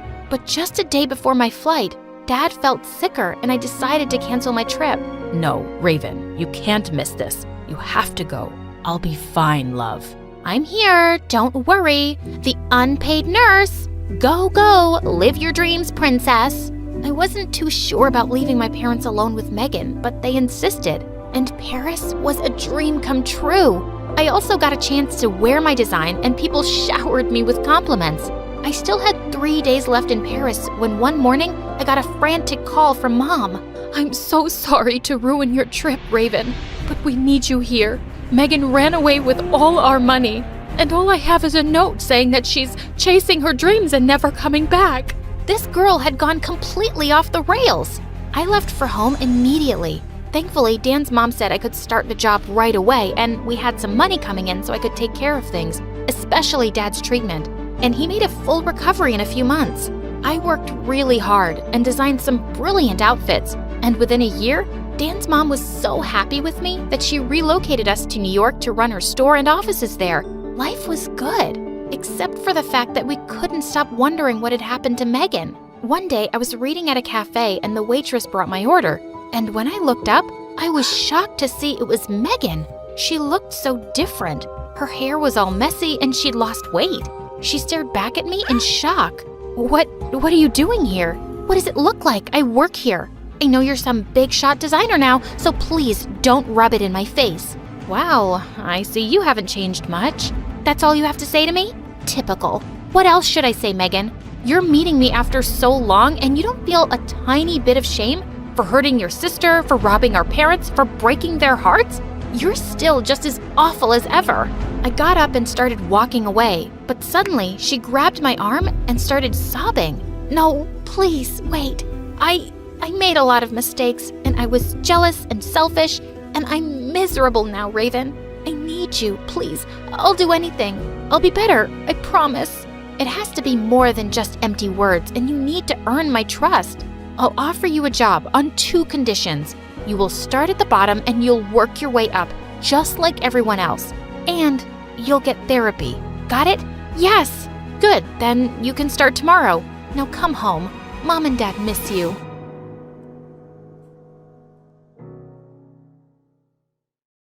Hi, I'm Jane from California. Please like and subscribe. I was raised by a single dad who loved me to bits. He was a successful doctor, and even though he was always busy, he always made sure to give me all the time I needed. But when I first joined school, I saw all the kids with braided hair and with a mom, and they all looked so happy. Dad, I want a mommy too. I want hair like these girls. But sweetie, I can braid your hair too. And then later at home, he went through a few YouTube videos and totally nailed a French braid on me. He was just awesome. Once when I was 8, we were playing hide and seek, and I sneaked into the basement and found some beautiful paintings. I asked Dad who they belonged to, and he said, They're your mom's, sweetie. She was an amazing painter. Those are the last few paintings she made, so I kept them here. But I shifted all of them to my room and started painting on my own. Dad was amazed at my talent, and soon I started participating in competitions at school. Soon after I turned 14, Dad gave me a huge surprise. He announced that he was gonna get married. I was kinda excited about having a mom, and I was even happier to find out she had a daughter my age, Kate. But the first time Dad took us all out for dinner, Kate wouldn't even look at me. I asked her to pass the salt, and she totally ignored me. How rude.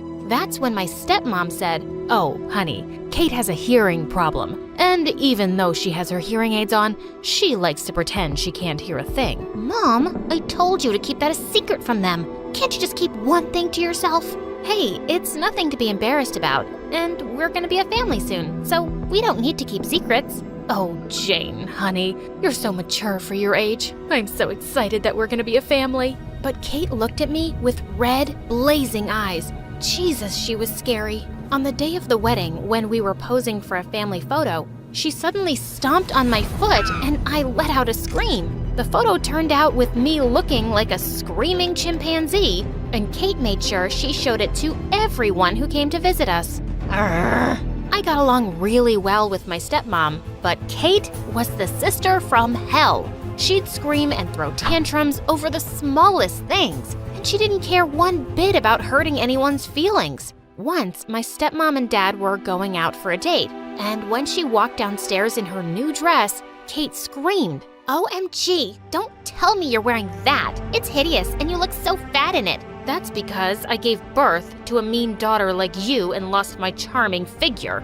But I could see stepmom was really hurt by Kate's words, so I quickly ran to my room and brought a belt and tied it around her dress. Now you look perfect. Dad won't be able to take his eyes off you tonight. My stepmom hugged me tight and Kate stormed away in anger. Given how Kate was always so rude, my stepmom started to get closer with me. We'd often go shopping together and I'd spend time helping her in the kitchen. Oh, honey, you're like the daughter I've always wanted. And I could see Kate's eyes roll. Once when our parents weren't home, Kate ordered some food. As we started eating, I felt my throat burn and I couldn't find any water. I ran around looking for it, but Kate just stood there and laughed.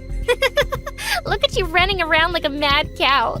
I should have added more chili to it. You witch, you did this? Yes, I did. That's for trying to steal my mom from me. She pulled out a water bottle and threw all the water at my face. That was it. I jumped on her and pulled her hair and she pulled mine.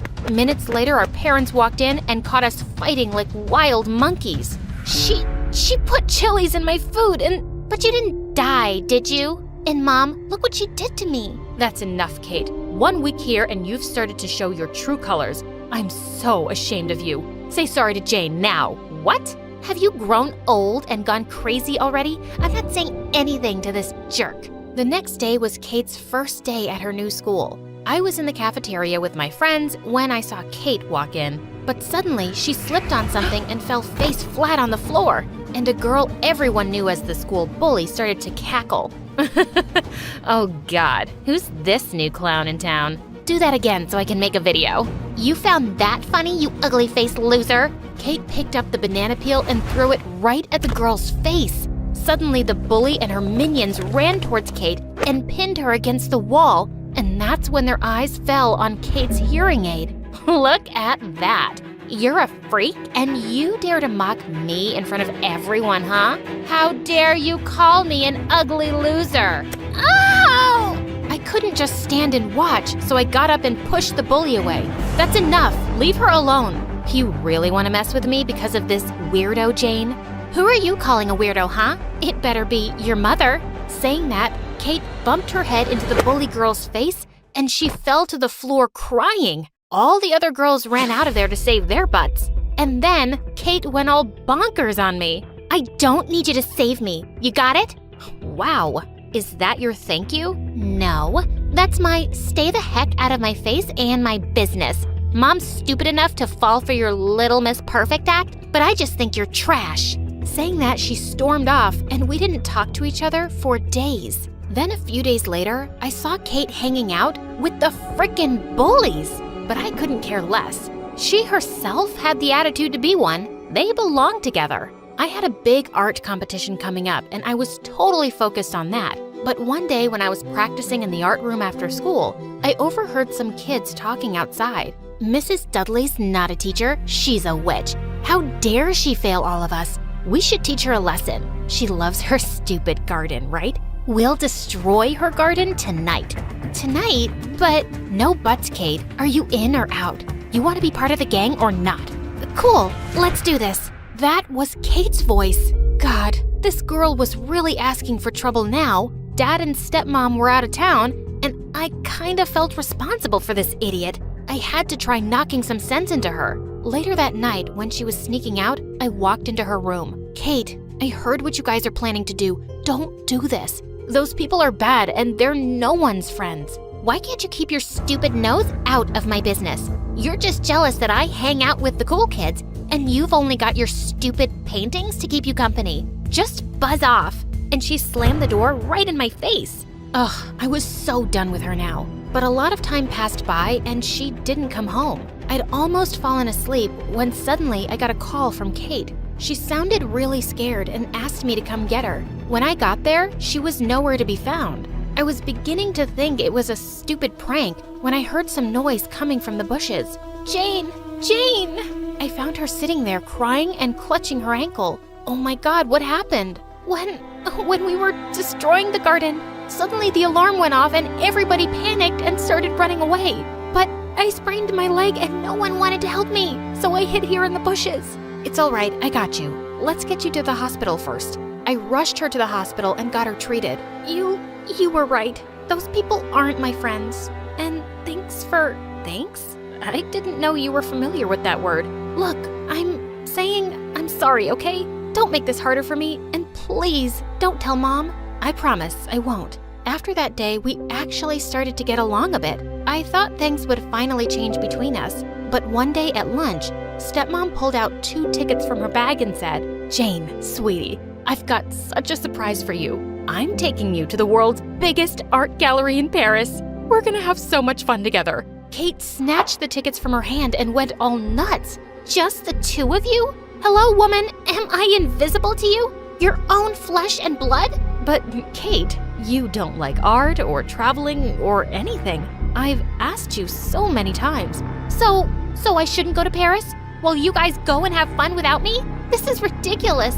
I hate you, Mom. Kate threw her spoon at stepmom and went off to her room in angry tears. She always reacted so poorly, but I felt a little bad for her too. I think we should take her. It's Paris, and I'm sure she'd love to travel with you and me. Stepmom reluctantly agreed and said she'd get her a ticket too. But the very next morning, I woke up to Stepmom screaming at Kate. You brat! I just got a call from the principal. You destroyed your teacher's garden? They recognized your face in the CCTV camera and they were going to expel you. Do you know how much I had to beg them not to? And I have to cover all the damages. Why don't you just let me live in peace for once, Kate? Why can't you just be like Jane?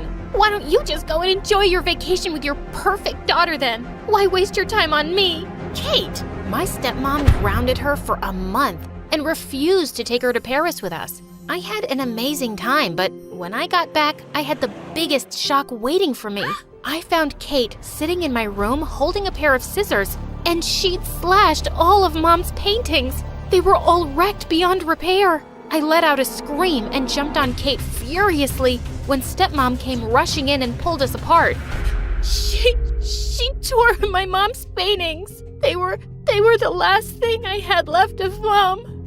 How could you be so heartless, Kate? Your mom's paintings? I thought they were yours. I didn't know. Kate, why would you be so awful? Sometimes I just can't believe you're my daughter. Oh, you can't believe that now?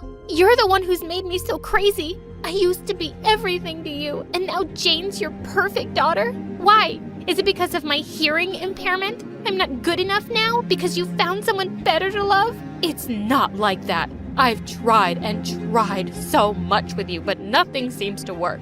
You've always made me feel like you don't even like me. At least Jane made me feel worth something. And you decided to make me feel worthless? You think you're some saint, but you're actually a horrible mother. As she ran out of the room, she pushed Stepmom a little too hard out of her way, and she fell to the ground.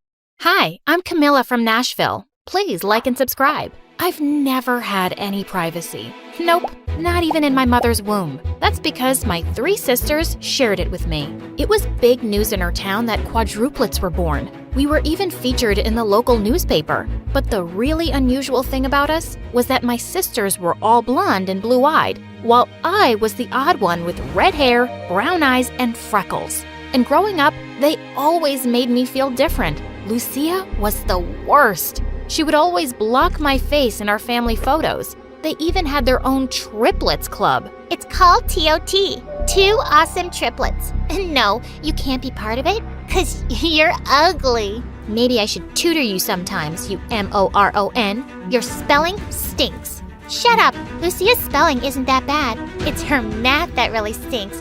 She always gets an F. Her breath stinks too. Yay, I said that first. Then they both giggled and high-fived. Those 2 were Lucia's minions, and they were so stupid. I complained to Mom about how they were calling me ugly, but she had a strange way of comforting me. Honey, everyone doesn't have to be beautiful. Let them be the pretty ones and find their Prince Charmings and leave one day. Then you and I will have so much fun together. Wait, did she just say I'm ugly too? But it wasn't just them. I'd even hear stuff like this from strangers all the time. Like on our 12th birthday, we were out for dinner at a restaurant when a woman approached Mom and said, "Your triplets are just beautiful. They look like junior supermodels." Oh, and who's this? A niece? Or your maid's kid? So sweet of you to bring her along. You want to know something sweet? Try this. I grabbed our birthday cake and rubbed it in her face. Apparently, she was the restaurant manager, and we were immediately thrown out. Over time, I grew more resentful. Mom just soaked up all the praise for my sisters and never told people off for making mean comments about me. Even at school, those 3 were the pretty popular ones, while I was just their ugly, nerdy sister. And all this made me angry. I didn't even know how much anger was building up until one day at school, when I saw my test marks were all in single digits. What? I'd always been at the top. My sisters grabbed my report card and laughed like hyenas. I felt furious and walked straight to the teacher. "What have you done, Miss Hans? I can't have such bad grades." Oh, maybe there's a mistake, Camilla. Let me check. A mistake? You sure make a lot of mistakes, like your 3 marriages. I instantly covered my mouth. I really hadn't meant to say that. But of course, I was sent straight to the principal. She made me hold the biggest book in the world and was going on and on about discipline. My hands were hurting and my head was about to burst. Please, for the love of God, shut up! Gosh, what was I saying? Mom was called in and that was my last day in that school. I changed 3 schools by the time I reached 10th grade, thanks to my temper. But on the bright side, I didn't have to be with my sisters anymore. On my first day at my latest school, I swore I'd behave well. But just as I was walking into class, someone ran straight into me and I fell down. I looked up and saw a pair of mismatched eyes. One green, one blue. What, you think I'm a freak too? Go on, it's nothing new to me. No, I wasn't thinking that. I was just wondering, are you blind? Can't you see where you're going? Whoa. You're gonna talk rude to me? I'm not letting you inside the class today. And he stretched both his hands and legs and blocked the doorway. I tried pushing past him, but I couldn't. So I pulled his leg and brought him down and then jumped on him. We were fighting like cats when suddenly the noisy class became quiet and I saw the teacher standing near us. We were both given a week's detention, and there I found out that he was Victor, a foreign exchange student from Georgia. That incident on the first day made the whole class fear me. They barely even talked to me. It felt good at first, but then I started feeling lonely. Hey, I see you're always sitting alone at lunch. And well, I do too. Care to join me? Oh, poor you. Not many friends, huh? I'll think about it. Fine, I've decided. Since you're begging. Okay, let's meet at lunch. And after that, we did, every day. We became good friends as time passed, and people would even call us the weirdo couple. But we weren't a couple, because I always had my eyes on the school's popular jock, Peter. I even took up French for him, but he just never seemed to notice me. One day when Victor and I were at lunch, Peter stopped by our table. OMG, was this really happening? Hey, Cabello, right? Here's your pen. It fell from your table when you left. Oh, okay, thanks. Peter, right? You're a lifesaver. I mean, a pen saver. I just, so you know, it's Camilla. I mean, I'm Camilla, but it's fine. You can call me Cabello. It's just a confusing name. He gave a short smile and left. What was that? You looked like a tomato and sounded like an idiot. Don't laugh at me like you have a million girlfriends. I admit, I have a huge crush on him. And I'm really trying, man. In French class, I stand up and answer every question, but he doesn't even look at me. You think he'll see you as a total nerd and then ask you out? Not a chance. Why not? Don't guys like smart girls? Clearly, you know nothing. You badly need some lessons from me. I know how to impress a guy. I didn't know you were gay. That actually explains a lot. Oh, shut up. Meet me at the bleachers, 5 p.m. sharp. Well, after all my failed efforts, maybe I could try some of Victor's tips. And so our classes began. But some things he were teaching me were nonsense. And they kinda worked. Peter came over and talked to me one day. Hey, someone was telling me you're really good in math, and I was wondering, could you tutor me? I really need some help. This was perfect. We hung out every day in the library for the next 2 weeks, and he was so happy when he finally got a B. And then he asked me out. And of course I said yes. It was gonna be my first date, so I needed Victor's expert advice. Just look amazed at everything he says and laugh extra hard at his lame jokes. Oh, and keep touching his arm every 2 minutes and keep batting your eyelashes. Ew, really? You think that's gonna work? Fine. Let's get him. I was so excited that I even told Mom all about Peter. Oh, Camilla, I can't believe you finally have a boyfriend. Wow, miracles really can happen, darling. I could tell she was really shocked, but this one time, I couldn't get angry at her because I was so in love. I smiled and walked off into my room. Why are you grinning like an idiot? Oh, yeah. I have some news, you dumb triplets. I've got a boyfriend. And not just any boy, the most popular boy in school. We're going on a date this weekend. A boyfriend? I'm sure he's an imaginary one. Yeah, you being the ugliest, you don't stand a chance. 'Cause even Lucia had to beg every boy in school to be her boyfriend. Yeah, but they all dumped her in front of everyone. All 3 did. You're gonna be single forever, baby. Mean, stupid idiots. I just ignored them and went back to Peter dreams. The next day at school, I saw Peter walking down the corridor and I caught up with him and took his hand. But he just shook it off. I felt shocked, but before I could say anything, we were already inside the classroom, and he didn't even sit anywhere close to me. I caught him alone at the end of class. What was that? You brushed off my hand? You didn't sit next to me? Are we dating or what? Of course we are, babe. I just don't like public displays of affection. I'm shy that way. But we're alone now. And suddenly he drew me close and kissed me gently on the lips. The weekend arrived soon, and Peter took me to watch his favorite movie. As we were coming out of the theater holding hands, I spotted some kids from school. Hey, Peter, they play basketball with you, right? Let's go say hi. Oh God, they're coming this way. And suddenly he pushed me behind a big potted plant. What the heck? I saw him walk forward to meet the guys, and then he just left with them. I felt so stupid and so mad. I wouldn't even look at his face in school the next day. And then suddenly he pulled me into an empty classroom. What do you want with me now, Peter? Listen, I'm sorry about last night. I kinda panicked. I really like you, Camilla, but do we have to announce that we're dating? Why not? Go on, say it. Well, you and I are just really different. You mean you're a popular jock and I'm some weird nerdy girl, right? I didn't say that. You didn't have to. Look, we can just pretend to be friends in school and date outside, okay? I pushed him back really hard. No, not okay. I don't want to date a brainless, heartless loser. Get lost. I walked out of there in angry tears, and Victor caught up with me. Camilla, you're crying? Did Peter say something? I'm gonna break his... No, just stop. I was an idiot chasing someone like him when I know who I am. I'm the girl who gets good grades and who says whatever comes in her head, and boys wouldn't mind being friends with me, but they don't want to be my boyfriend. I'm not pretty, and I never will be. That's the stupidest thing I've ever heard you say. He's a jerk, and you're perfect, just as you are. You're smart and funny and pretty. I've thought that since the first day I met you. Suddenly, he stopped short and dropped my hand, his face all red. Victor? Do you like me? I don't know. Maybe. It doesn't matter. I know you'll never see me like that. And it's for the best, because I'll be going away soon anyway. Saying that, he walked away, and I felt stunned.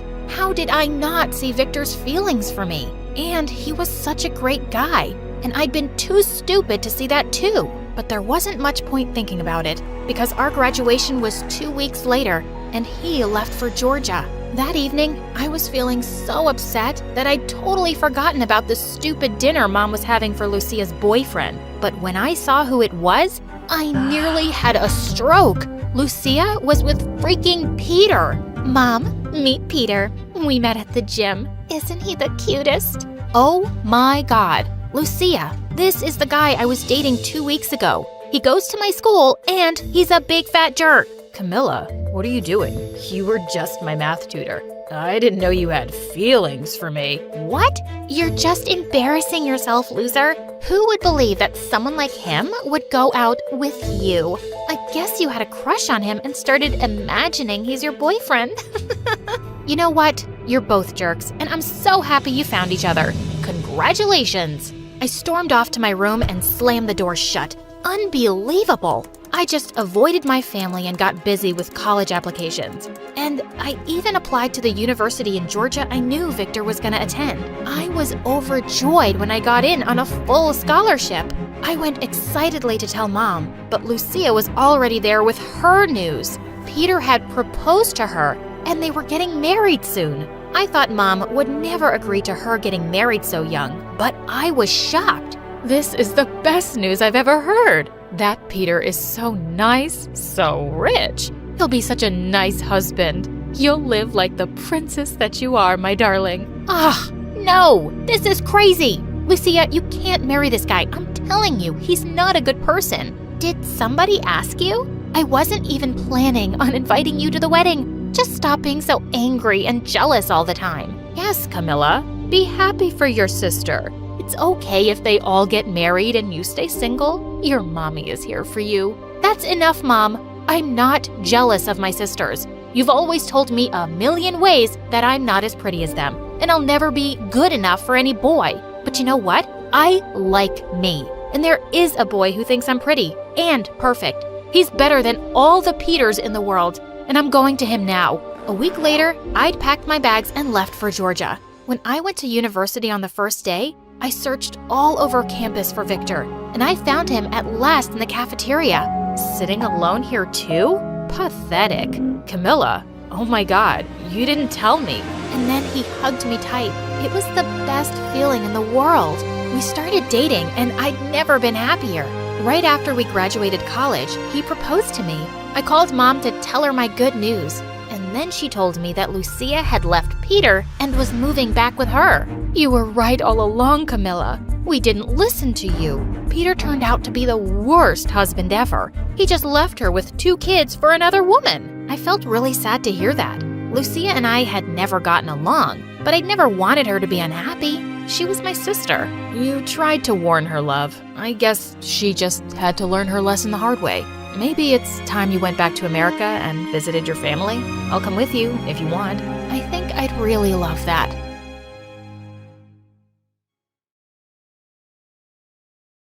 You know when your life is dreamy and amazing and just perfect? I'm mopping up ice cream a kid threw up, and someone left teeth in the tip jar. What do you think? You're lucky you're used to bad things. Would you rather be me, having everything and losing it all? I feel like you want to tell me your story. How long is this gonna take? Not that long. Okay, so it all started 17 years ago when I arrived in this world as a beautiful baby girl. Of course you came as a baby girl. With eyes as blue as cornflowers. Why are you stating the obvious? My mother wrapped me up in a cashmere blanket, which was the perfect shade of lavender. Interestingly, lavender is my favorite color. That's not interesting. Come on, get to the part where your life gets bad. And if you tell me you tripped on a cornflower and broke your lavender shoe... I really liked that shoe. And I tripped on a sunflower. Okay. I swear, you're gonna love how much worse my life gets. Do you guys want to hear the long version or the short one? Fine, the short one then. My name is Olivia, and before I continue, please like and subscribe. My dad was the owner of a tech startup. Don't ask me what the startup is about. I have no idea. I tried finding out many times, but the conversation always goes something like this. Daddy, can you tell me more about your tech startup? Of course, sweetheart. Basically, we're using cutting-edge algorithms to optimize data. What a pretty butterfly on that rose. I need to send my rose pink dress to the dry cleaners. Our platform synergizes complex neural networks with cloud-based infrastructures. But I don't have the right shoes with that dress. Maybe I need new shoes, or maybe I need a new dress. With our blockchain architecture, we're able to establish an ecosystem that... Daddy has wrinkles on his forehead. I should give him night cream on his birthday. In short, we are revolutionizing the industry. That's amazing, Daddy! I don't know, man. Your guess is as good as mine. The important part is that his startup made us very, very rich. Like, take a private jet to your private island kind of rich. We lived in a huge mansion where Mom and I had closets as big as rooms and clothes and shoes for days. My life was a whirlwind of glamorous parties, fancy vacations, and global shopping sprees. I went to a great private school, had tons of friends who adored me, and the cherry on top of my sweet life was Dad's friend's son, my dreamboat boyfriend, Chad. I really had everything. Then it all went to hell one day when I tripped on a sunflower and broke the heel of my 4th favorite lavender shoe. Are you kidding me? It's about to get worse, I promise. I was meeting Chad in the park. My heel broke, so I had to walk barefoot. I was crossing the track when this stupid kid on roller skates ran right over my toes. I screamed and fell back on my butt, and then out of nowhere, a crow started attacking me. It was the most bizarre day. By the time I reached our usual spot, I was in a foul mood. But suddenly, seeing the golden hour light hitting Chad's perfect face, everything else melted away. I could take all the ups and downs of life with Chad by my side. I think we should break up, Livy. Break up what, babe? Us. We should break up. I've accepted an offer at a university across the country, and I don't think we can make long distance work. I don't understand. Like stars departing at dawn's first light, our destinies ascend separate horizons. What? Our hearts, like birds in migration, must seek divergent skies to find our true selves. I am so confused right now. I love you, Livy, but we're too young to tie ourselves down. It's best to part ways, and if we're meant to be, we'll find each other again. Then he kissed me on the cheek and just left me there. Oof, that's rough. The story's finally getting good. You're such a sadist.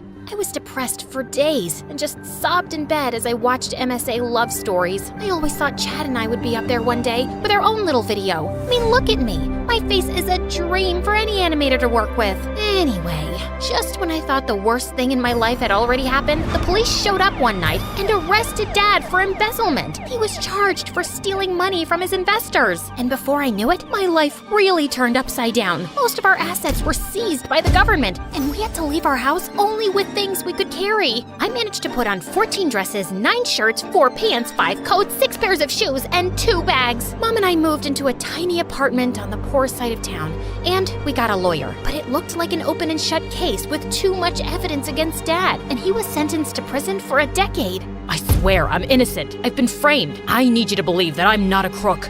Of course we believe you, Daddy. We'll get your name cleared, I promise. Naturally, my first course of action was reaching out to Dad's friends for help. You need to leave. I can't be seen with you. My girlfriend is a very suspicious woman. Aren't you married? Exactly. I wasn't running away from you.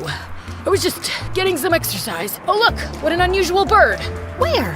I recently hit my head and I have amnesia. I don't know who your dad is or why he made me your godfather. You're my godfather? Gotta go. I need to poop. Chad's father was out of town, and I was so relieved when he returned. He was Dad's BFF. If anyone would help, he would. I'm sorry, but Sir is still away on business. His car just passed me as I was walking here. You must be mistaken. He's not home. I can literally see him in his study from that window. Let me put this another way, miss. He clearly stated that whenever you show up here, I have to say he's not home. That just made my heart break. No one wanted anything to do with Dad because they all thought he was a crook. Next, I turned to my own friends, and I only met more closed doors. Wow, really, Penelope? Remember the only person who could look you in the face when you went through your hideous acne phase? And remember whose shoulder you cried on when the plastic surgeon botched your nose job? And remember who took the blame for your smelly fart when we were hanging out with your crush? You know it, me! Mom had the same luck with everyone she knew. She soon took up a job in a grocery store and enrolled me in the nearby public school. I thought I might feel better with the distraction, but I was a fish out of water here. The kids smirked at my clothes. They smirked when they asked me if my dad was the rich guy who went to prison, and they smirked as they walked past me at lunch. Mom got her first paycheck soon, and she took me out for a manicure to cheer me up. As I stared down at my perfect lavender nails the next day at school, I felt more positive than I had in weeks. I wouldn't sit alone at lunch anymore. I would get to know these kids, and they'd get to know me, and they'd see how lovable I was, and I went flying forward with my food tray and fell flat on my face. As I got up, feeling hideously embarrassed, I suddenly noticed it. 2 of my nails were chipped. My perfect nails, not so perfect anymore. Who is the idiotic pea-brained buffoon who crashed into me? Oh, come on. We were just playing ball. In the cafeteria? Did the football field catch fire? Did an earthquake split it open? Did a tsunami wash it away? Hey, calm down, weirdo. What's the matter with you? You want to know what's the matter with me? I had a perfect life. I had the perfect parents, and the perfect friends, and the perfect house, and the perfect boyfriend. And if my name wasn't Olivia, it would have been perfection. But then it all started blowing up the day I tripped on a sunflower and broke my lavender shoe. Now I'm here in this stupid school, looking like some hobo with chipped nails! I jumped onto that boy and started pulling his hair and pinching his nose and twisting his ears. It took several people to get me off of him. And then I started crying uncontrollably. I could barely breathe. I think she's having a panic attack. Give her some space, guys. Hey, Olivia, look at me. You're gonna be okay. Just breathe.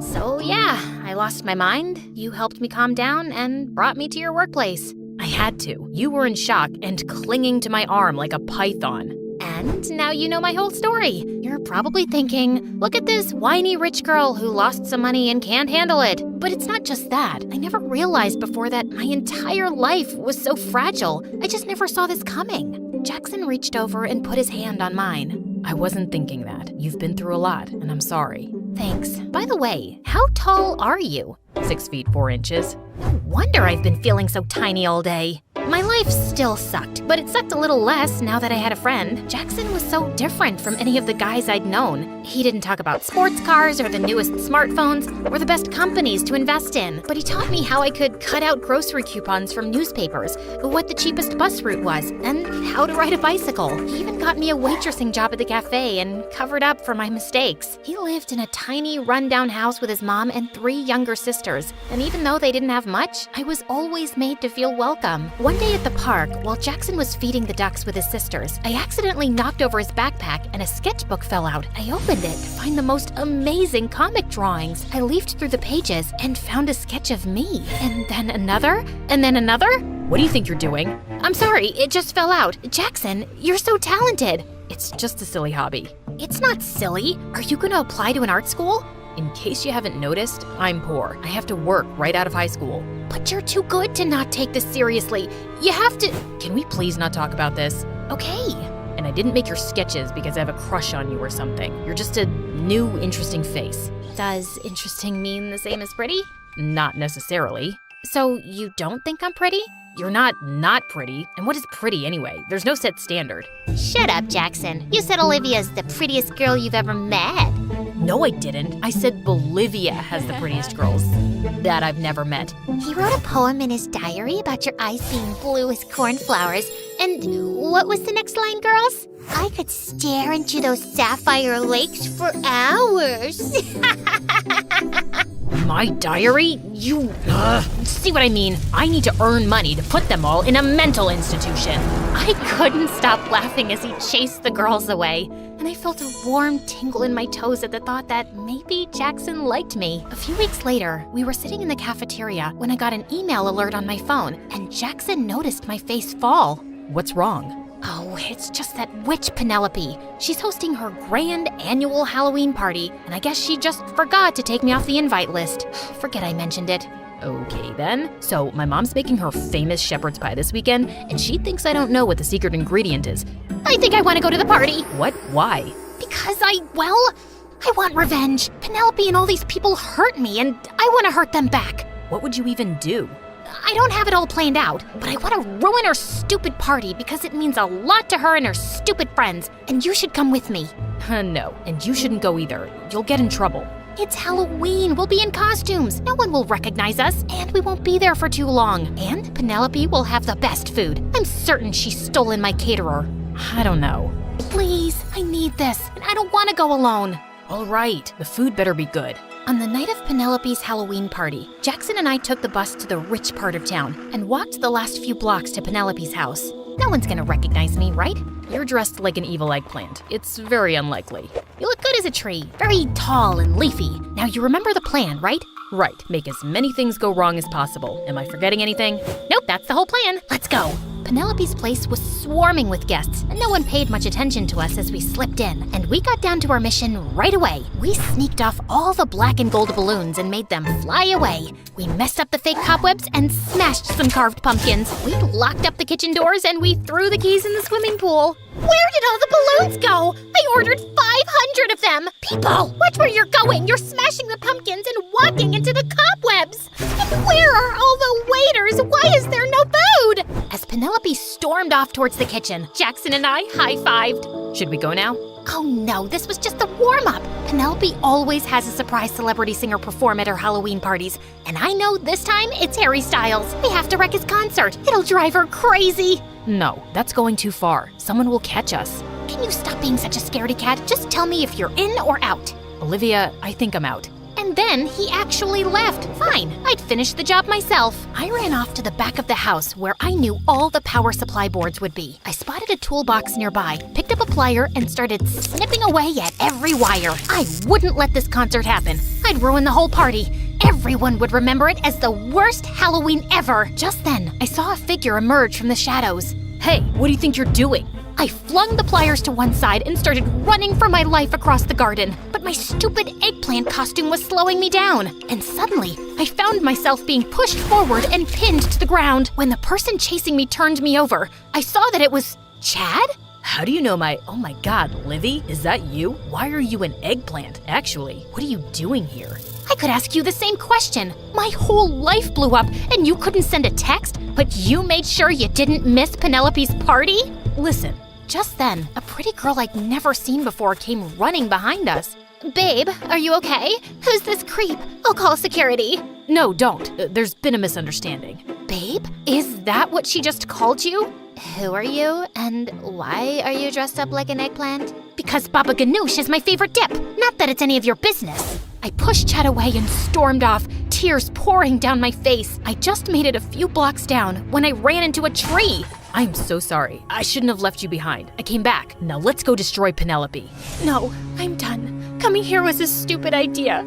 Let's just go home, Jackson. I felt more crushed and betrayed than ever. I was busy sulking in bed the next day when Mom called me saying I had a visitor. I walked out into the lounge to see it was Chad. Mom, why did you let him in? You should hear him out, honey. Mom left the room and Chad hesitantly sat down next to me. Is it okay if I sit here? You're already sitting here. And no, none of this is okay. In fact, this is giving me a fuzzy flashback to when you were sitting down next to me on a park bench.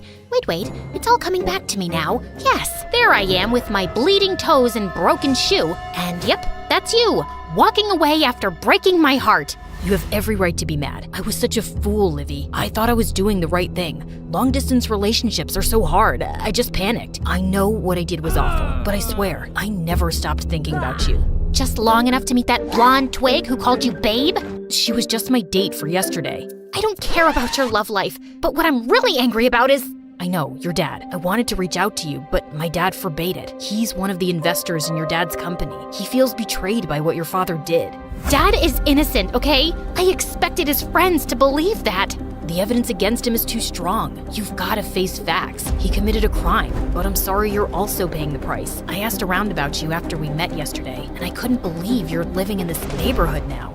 For the first time, the thought crossed my mind that maybe Dad was the one who was wrong, and I burst into tears. Chad hugged me. I'm in town for a few weeks, and I'm gonna try to get Dad and the other investors to go easier on your dad with his prison sentence. You'll really try? I can't promise anything, but I'll try my best, Livy. I walked Chad out of the apartment building, and as I was going back in, Jackson suddenly popped up.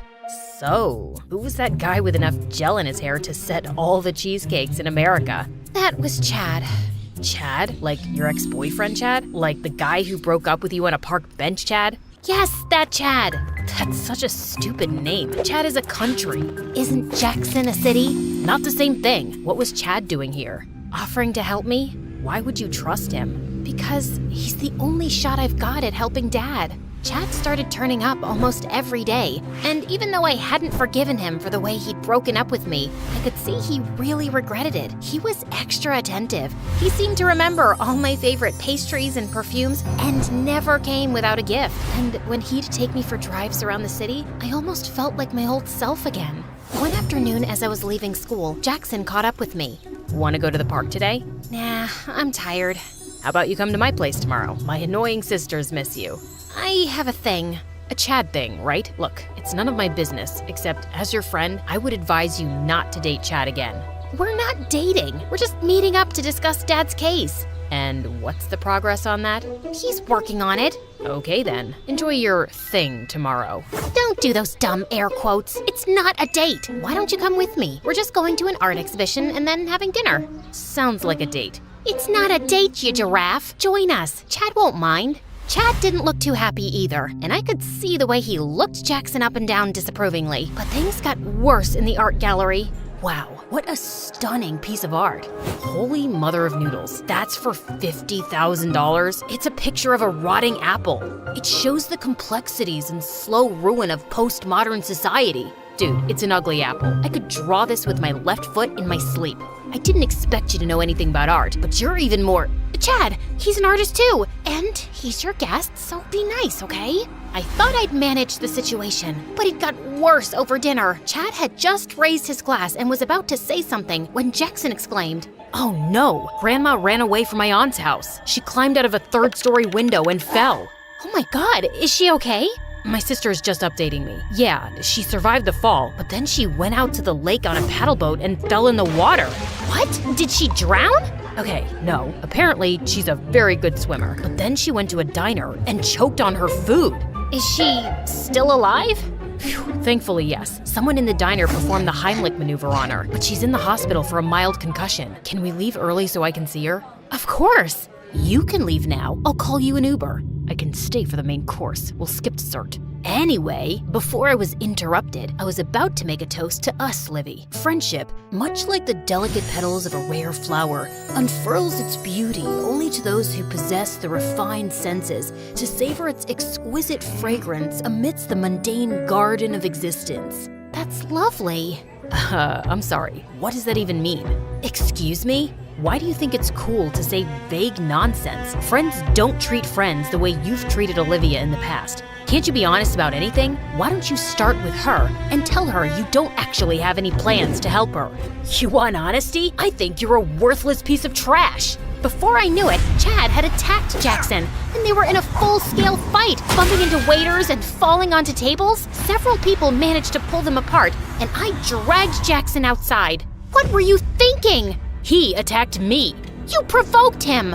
Look, Olivia, I don't get mad a lot. It's scary for people when I get mad because I look like a tall, angry windmill. So I keep it in and stay calm mostly. But I'm mad right now. How can you even stand that pretentious windbag? Because he belongs to my world. This is the life I had before. You go to stupid exhibitions and talk about trivial things over food and laugh at dumb jokes. And you didn't even give him a chance. You were determined to hate him just because he's a rich guy. Is that what you really think of me? You know what? I'm the problem here. I don't belong in your world. Jackson walked off, and my heart sank. He wouldn't even reply to any of my texts or calls later, and he avoided me in school entirely. A few days later, Chad asked me to come over to his place to have a talk with his dad, and I arrived early. As I walked towards the study, I suddenly heard raised voices, and I stopped outside. That girl is really coming here right now? Chad, what is the matter with you? Look, Dad, when you told me that you and the other investors were making a fake case against her father to get control of his company, I was totally on board. And I broke up with Livy and left because you didn't want me to be associated with her after her dad got a bad reputation. But I didn't realize Livy and her mom would have everything taken away from them.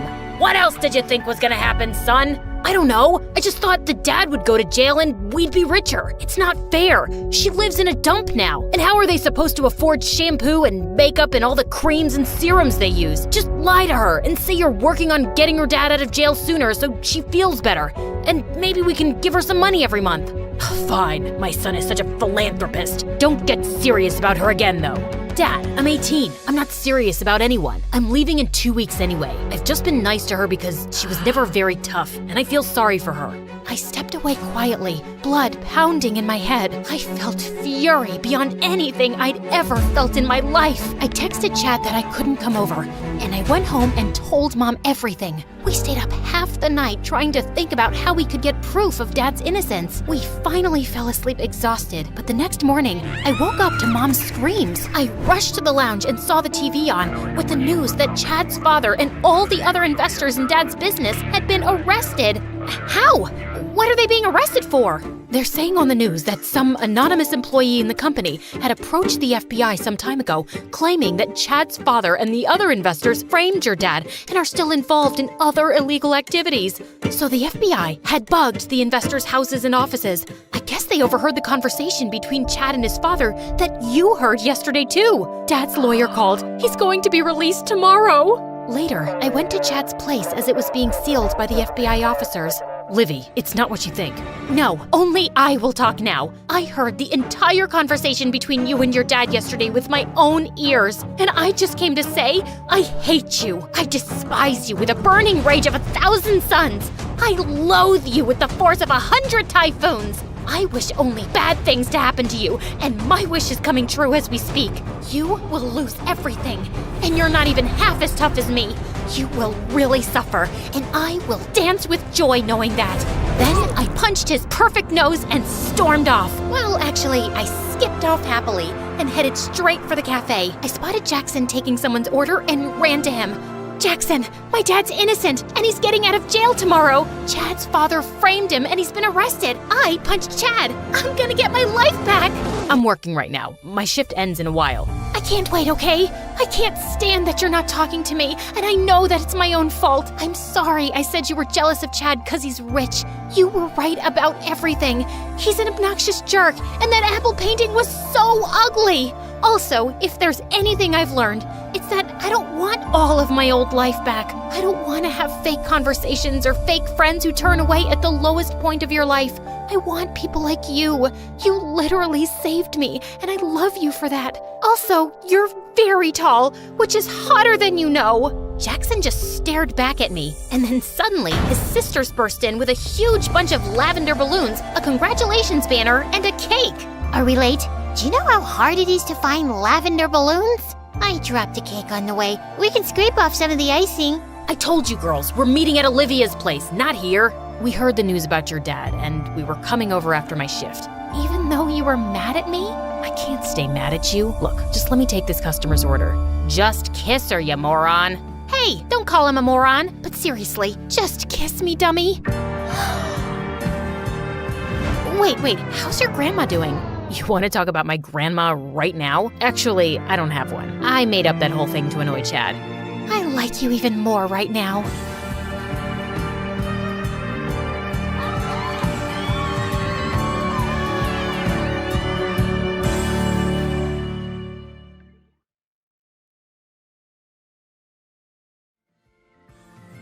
Hi, my name is Misha, and I live in Miami.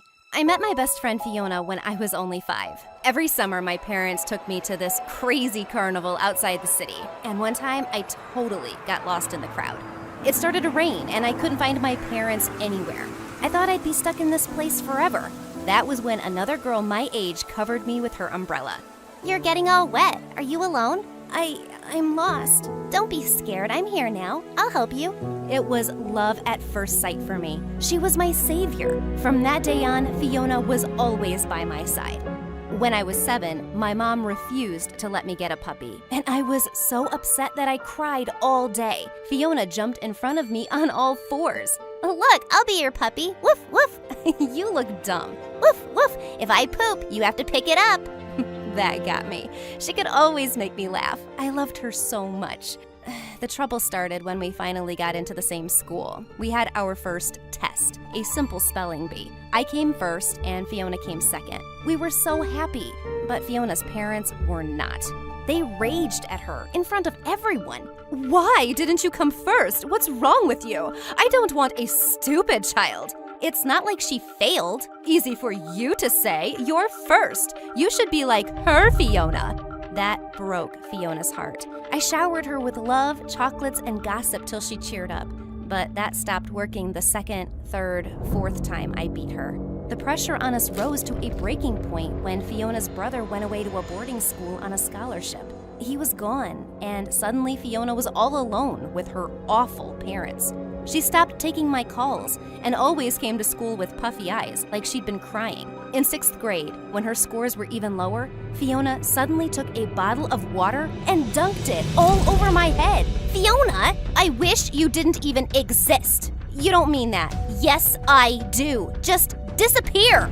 From that day, a never-ending rivalry started between Fiona and I. She started messing with me all the time. She knew my locker combination, and she threw out my books. She even spilled the beans to everyone about the guy I had a crush on. He came to me at lunch and publicly rejected me. I was flaming mad. I ran up to Fiona's table and said, "Fiona peed in bed till she was 11, just so you all know." Fiona screeched like a monkey and attacked me. I hate you, Misha. One day, she crossed all her limits. I found her in the schoolyard bullying some other girl. I pulled Fiona away from her and screamed, "Have you gone crazy? I get that your parents are awful, but stop taking it out on everyone. Stop acting like you're better than me." She pushed me and I twisted my ankle so badly. I couldn't help it. I slapped her. We started wrestling on the ground when suddenly someone pulled me off Fiona. I gasped when I saw a tall boy version of Fiona in front of me. It was her brother, Henry. "What are you doing here? I thought you left." "Fiona tells me you've become a bully." How disappointing. "She's the bully, idiot." That's when Fiona started crying like a little baby and saying I was evil. Henry totally believed her. "Stay away from my sister or what? You'll fight me too? Let's go, right now." He laughed in my face. "You're cute. Too bad you're a bully." So annoying.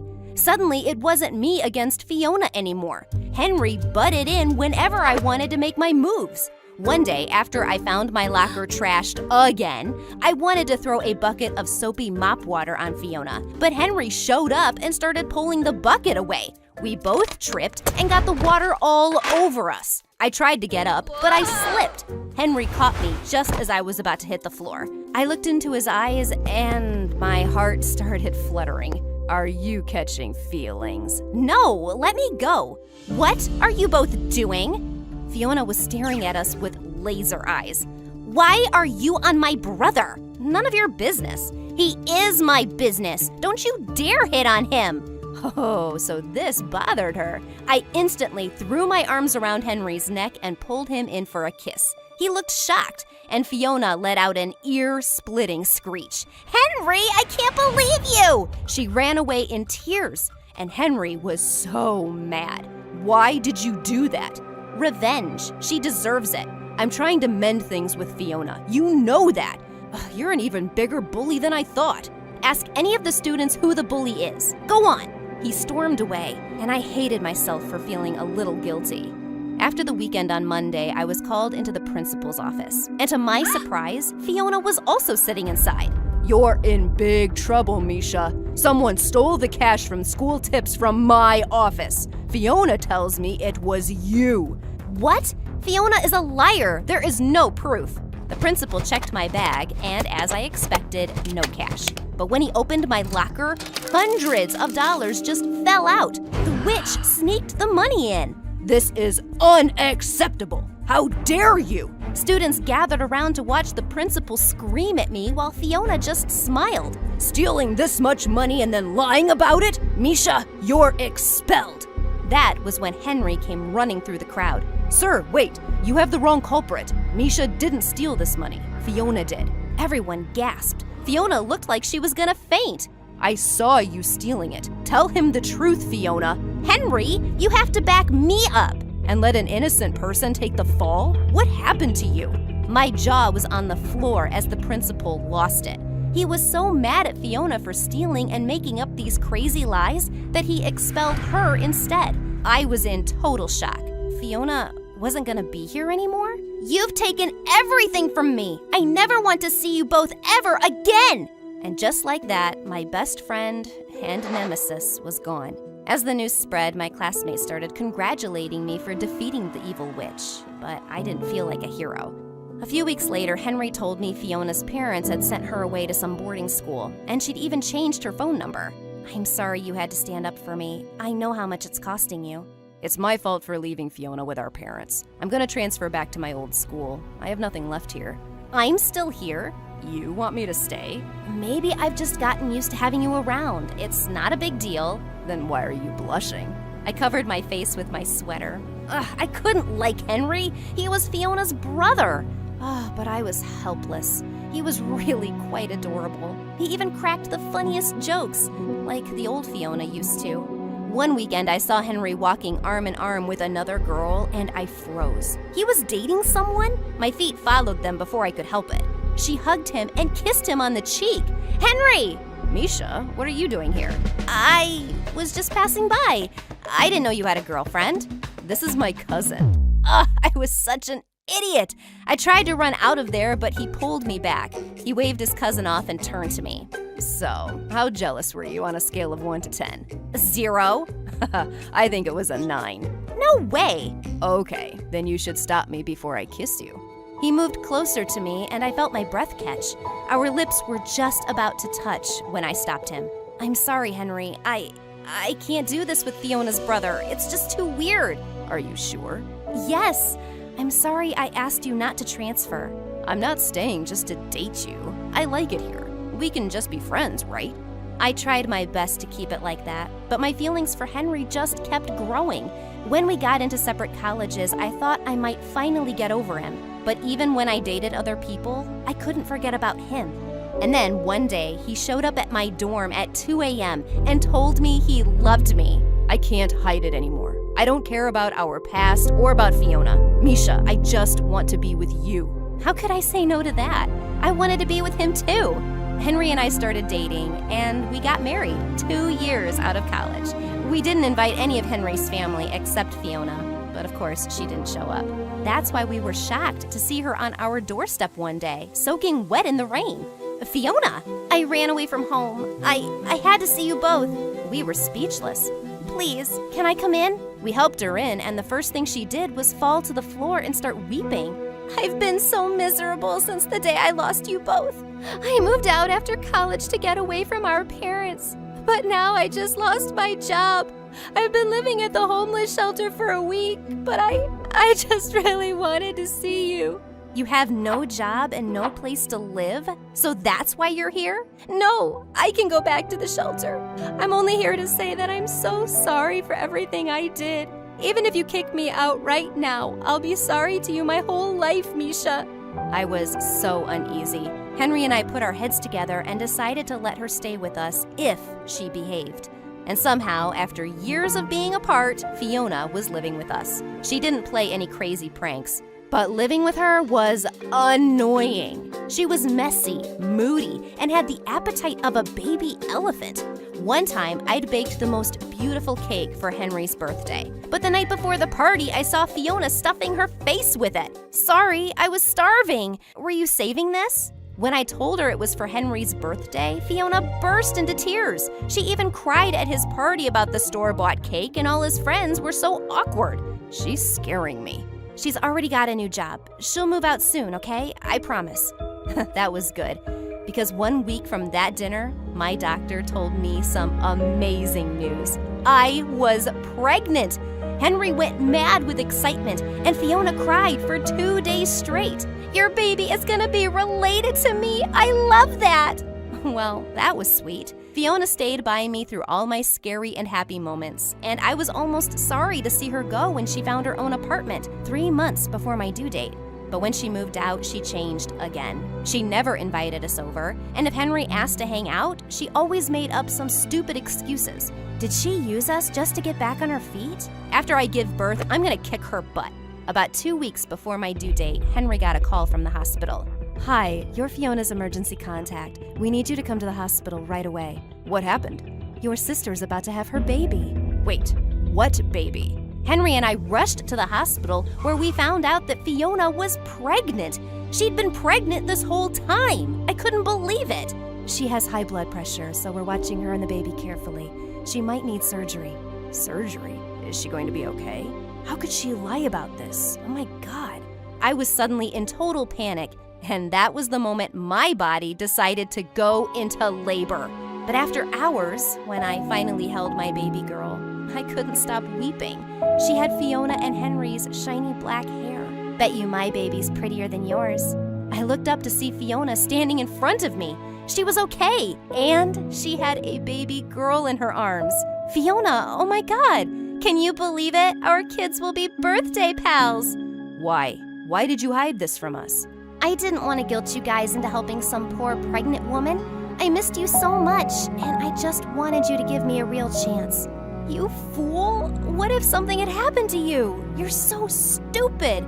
I know. I'm so sorry, Misha. I wish I could take all those years back. I was so horrible to you, and I'll never, ever forgive myself. I can forgive you. I will forgive you. Come here. I gave her a one-armed hug, and we stared at our babies side by side. They're gonna be best friends, aren't they? Better. They're sisters.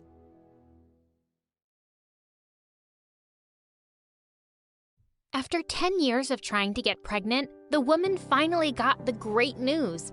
But her happiness was short-lived. The doctor looked straight into her eyes and said, "Ma'am, your baby has Down syndrome." Months later, she delivered the baby, and it was me, born completely normal and 100% healthy. Everyone said it was a miracle, and that's what my name means. Hi, I'm Nasa from Alabama. But before I continue my amazing story, click like and subscribe. My dad had a mechanics workshop, and I hardly saw him because he works so much all the time. Even though Mom came from a rich background, she never helped Dad with money. Isn't that God's will? A man has to sweat and earn his bread and provide for his family. If you want to eat, you better put food on the table. Once when I was 3, Mom and I visited him at the workshop. He was fixing a car and asking me to hand him the plier. I didn't know what it was, so I just picked up the entire toolbox and put it in front of him. He was shocked. How did you do that, Nisa? Just like that, Daddy. It's easy. Oh my God, you're so strong. Oh, my daughter. No, it's like you're my son. Why are you looking so happy, idiot? I don't want a manly daughter. Girls are supposed to be delicate. This is what I get. After 10 years of waiting, I'm taking her to the doctor. The doctor said I was exceptionally strong because my muscle strength and testosterone levels were higher than most girls. But Mom just kept calling me a freak. She decided to leave me with Dad every day at work to help him make more money. 2 years later, Mom gave birth to my little sister, Ella, but she was born with the Down syndrome the doctors had predicted for me. The minute we saw Ella, Dad and I were in love with her, and we made sure she didn't feel different growing up. But Mom just couldn't stop complaining about us. Why is God so mad at me? First, you came out really weird. And now Ella? I must have done something terrible in my life that I'm getting punished for. She was trying to feed Ella as she whined non-stop. And suddenly, Ella spat out all the food on her face. Gosh, I love that kid. Mom also didn't allow us to watch YouTube videos because she said it was a sin to do anything fun. She blocked YouTube, but I found this amazing app called FireGuard. I took Ella to my room and we watched videos all night long. One day when I was at Dad's workshop, a bus suddenly stopped in front of us and a man jumped off. Oh my God, girl, are you for real? You just lifted those big tires all by yourself? I'm already seeing you as an Olympic weightlifting champion. The man introduced himself as a sports coach and asked me to join his school in California. He also gave Dad his card and said he'd be waiting for us to tell him when we could leave. Dad was so excited for me, and I felt like I'd just won the lottery. But when I told Mom, she flipped out. Are you crazy? I'm not trusting a stranger and leaving the place and the wealth God's given me here. No one is going anywhere. I was super bummed at Mom's reaction, but then little Ella came up to me with a solution. What if Mom has nothing? Let's throw all her money away. OMG, Ella, you're a genius. Yes, let's donate Mom's money to charity. I found a charity organization and filled out all the forms online. But suddenly, I started to lose my nerve. Maybe this isn't such a good idea, Ella. I don't think we should do this. Oh, yes, we should. With that, she clicked on enter, and in a second, Mom lost all her money. Even Dad's workshop was in her name, and it was gone. She threw the biggest tantrum ever and even threatened the organization to return her money, but they refused, and there was nothing she could do about it. Angry and frustrated, she finally agreed to the last option, going to Cali, and she never knew it was us. When we got there, the coach showed us a small house for rent. He also assured us that he'd get special scholarships for Ella and me, and we'd be going to the same school. How can you be happy about this, Nasa? You know how Ella is. What am I supposed to do? Go to school with her and guard her from the bullies? You don't need to do that, Mom. I'll handle it. She's mine. On the first day of school, I dropped Ella in her classroom. When I entered mine, I saw no teacher there, but a girl was catwalking in front of everyone. As I tried to slide past her, she stepped on my foot with her pointed heels. I yelped in pain, but she started yelling at me instead of saying sorry. You idiot. Why did you bomb my show? I was rehearsing for the beauty pageant contest. Oh, your show? I thought this was a classroom, not a stage. Well, you thought wrong. I'm the queen of the school, and I make the rules, and I say the whole world's my stage. Wow, she seemed crazy and really full of herself. Later that day, Ella and I were eating lunch in the cafeteria when Nancy came over and said we were sitting at her table. Just then, she saw Ella and she started laughing. Oh, you didn't say you have a sister? Well, I can see why.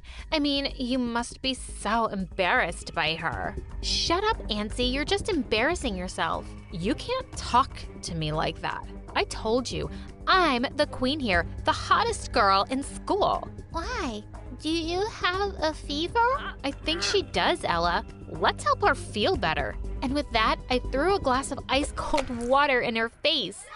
The whole cafeteria burst into laughter while Nancy screamed and stormed off. So many people thought Ella was adorable and wanted to be friends with her. Meanwhile, I also started weightlifting practice, and the coach was stunned to see me lifting heavier weights than the boys on the team. One day when I came out of the gym, I saw Ella standing with a sad face outside the dance room. I asked her what had happened, and she cried out, "I don't want to be here. These girls are mean. They don't want me on the team."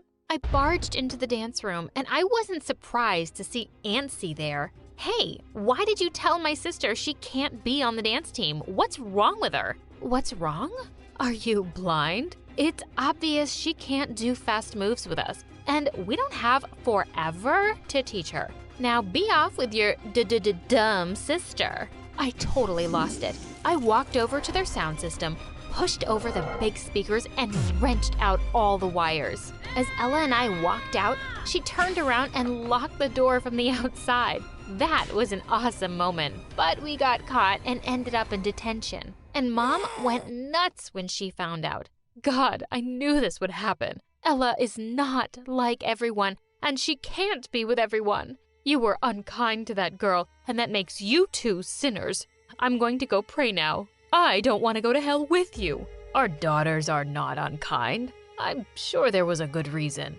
But before he could finish, Mom just pushed him aside and stormed off. Mom is just terrible. The next day at school, I looked for Ella during recess, and I couldn't find her anywhere. I was running all over the place, feeling panic rise inside.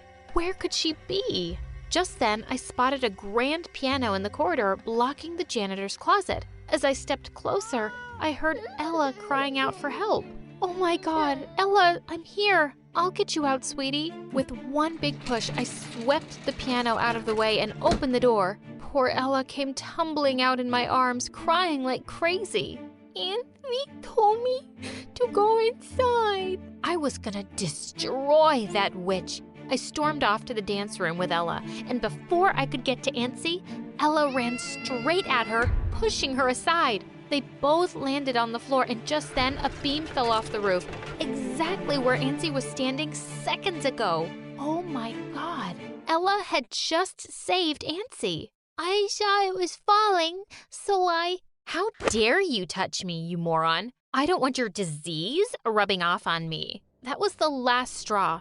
I walked up to Nancy and gave her a hard slap. You're a heartless bully, Nancy. You think she's weaker than you, so you pick on her. But here she is saving your stupid butt after everything you've done. She's got more heart and strength than you ever will, and you could learn a thing or two from her. We all could, because Ella is freaking amazing. Just then, I turned to see lots of kids had followed us into the dance room, and they were all clapping and cheering for Ella. Everyone started to boo Nancy, and she ran off crying. When we got home, I couldn't wait to tell our parents what a hero Ella had been, but we found the two fighting loudly. I'm not putting up with your embarrassing daughters anymore. My church friends say they are weirdos. Do you know how that makes me feel? I'll stay, only if we give them up for adoption. Decide. That is the easiest decision I've ever had to make.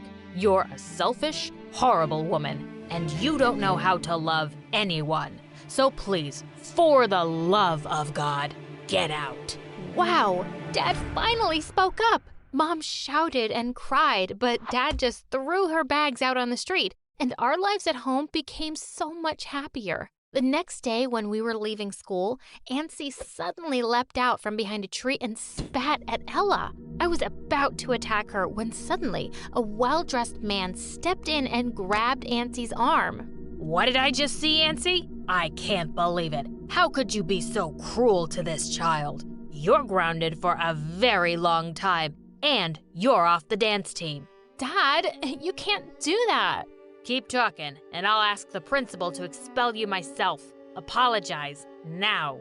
Well, the queen bee finally bowed her head. Also, it turned out that Nancy's dad was a big-shot doctor, and he offered to take over all of Ella's medical bills and help out with any therapy she needed. When Mom heard that Ella wouldn't be expensive now, she contacted us by saying that she was sorry and she always knew we were special, but we told her to leave us alone. After a year of training, the coach said it was my time to shine. He entered me into many weightlifting competitions, and my medal collection has just begun. And I always have my biggest supporter cheering me on.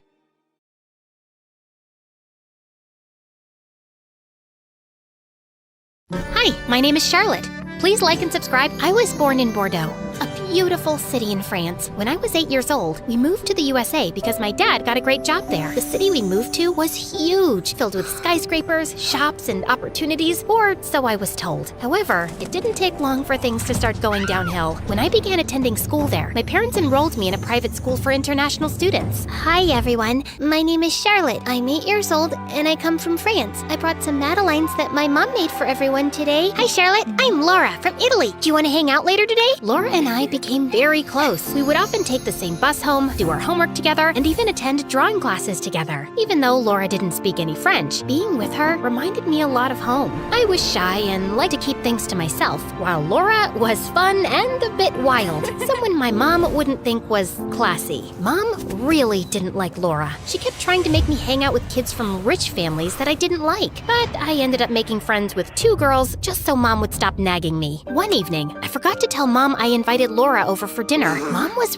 really mean to Laura when she came. Charlotte mentioned your mom is a saleswoman. Do you guys even eat dinner every night, or is it too expensive? Elise, why would you say something like that? It's okay, Uncle. No, we don't always have big dinners. But what we do have is each other. What's the point of a fancy dinner if the family isn't close? What do you mean by that? Oh, nothing. Did I upset you? I thought your family was okay. I think you should go. Mom, why? She's not going anywhere. She leaves now, or you'll be sorry. An awkward silence fell, which Laura broke. Don't worry, I'll go. Seems like I just got my answer about the kind of family this is. Mom sharply told her, Leave now. and with that, Laura left. I was really upset with Mom, but she didn't seem to care. Laura told me not to let it bother me. You already have it tough with a mom like that. I won't make it worse by leaving you alone. I love you for being here. One gloomy day in the 6th grade, everything changed when my parents started to struggle financially after my dad lost his job, and they had to move me to a public school. We can't just pull her out of school. She's doing so well. What would I even say to my friends if they asked? I want her to succeed here in the USA, to make something of herself and make me proud. Dad slammed his hand angrily on the table and glared at Mom. Elise, think clearly for once. You're not seeing the big picture as usual. You don't seem to get that I've lost my job and we're drowning in bills. The only sensible move is to switch her to public school. Yes, Mom was a bit of a difficult person. She was obsessed with maintaining a perfect image. Being perceived as poor was a disaster for her. Her mom was also a strict lady, obsessed with etiquette and rules. She was against my mom's marriage, although my dad was well off. But Mom stood firm and married Dad, so her parents cut her off. Now, us not having much money would make my grandma right, and that made my mom even madder. She made us move to a different city so she could lie and tell her friends that Dad had received a job opportunity far away. I screamed and cried for days. I didn't want to leave our city or be away from Laura. But as usual, Mom ignored my protests. I was heartbroken. Dad, I hate her. Dad hugged me. Hate is a strong word. You know how your mom is. She wants things her way.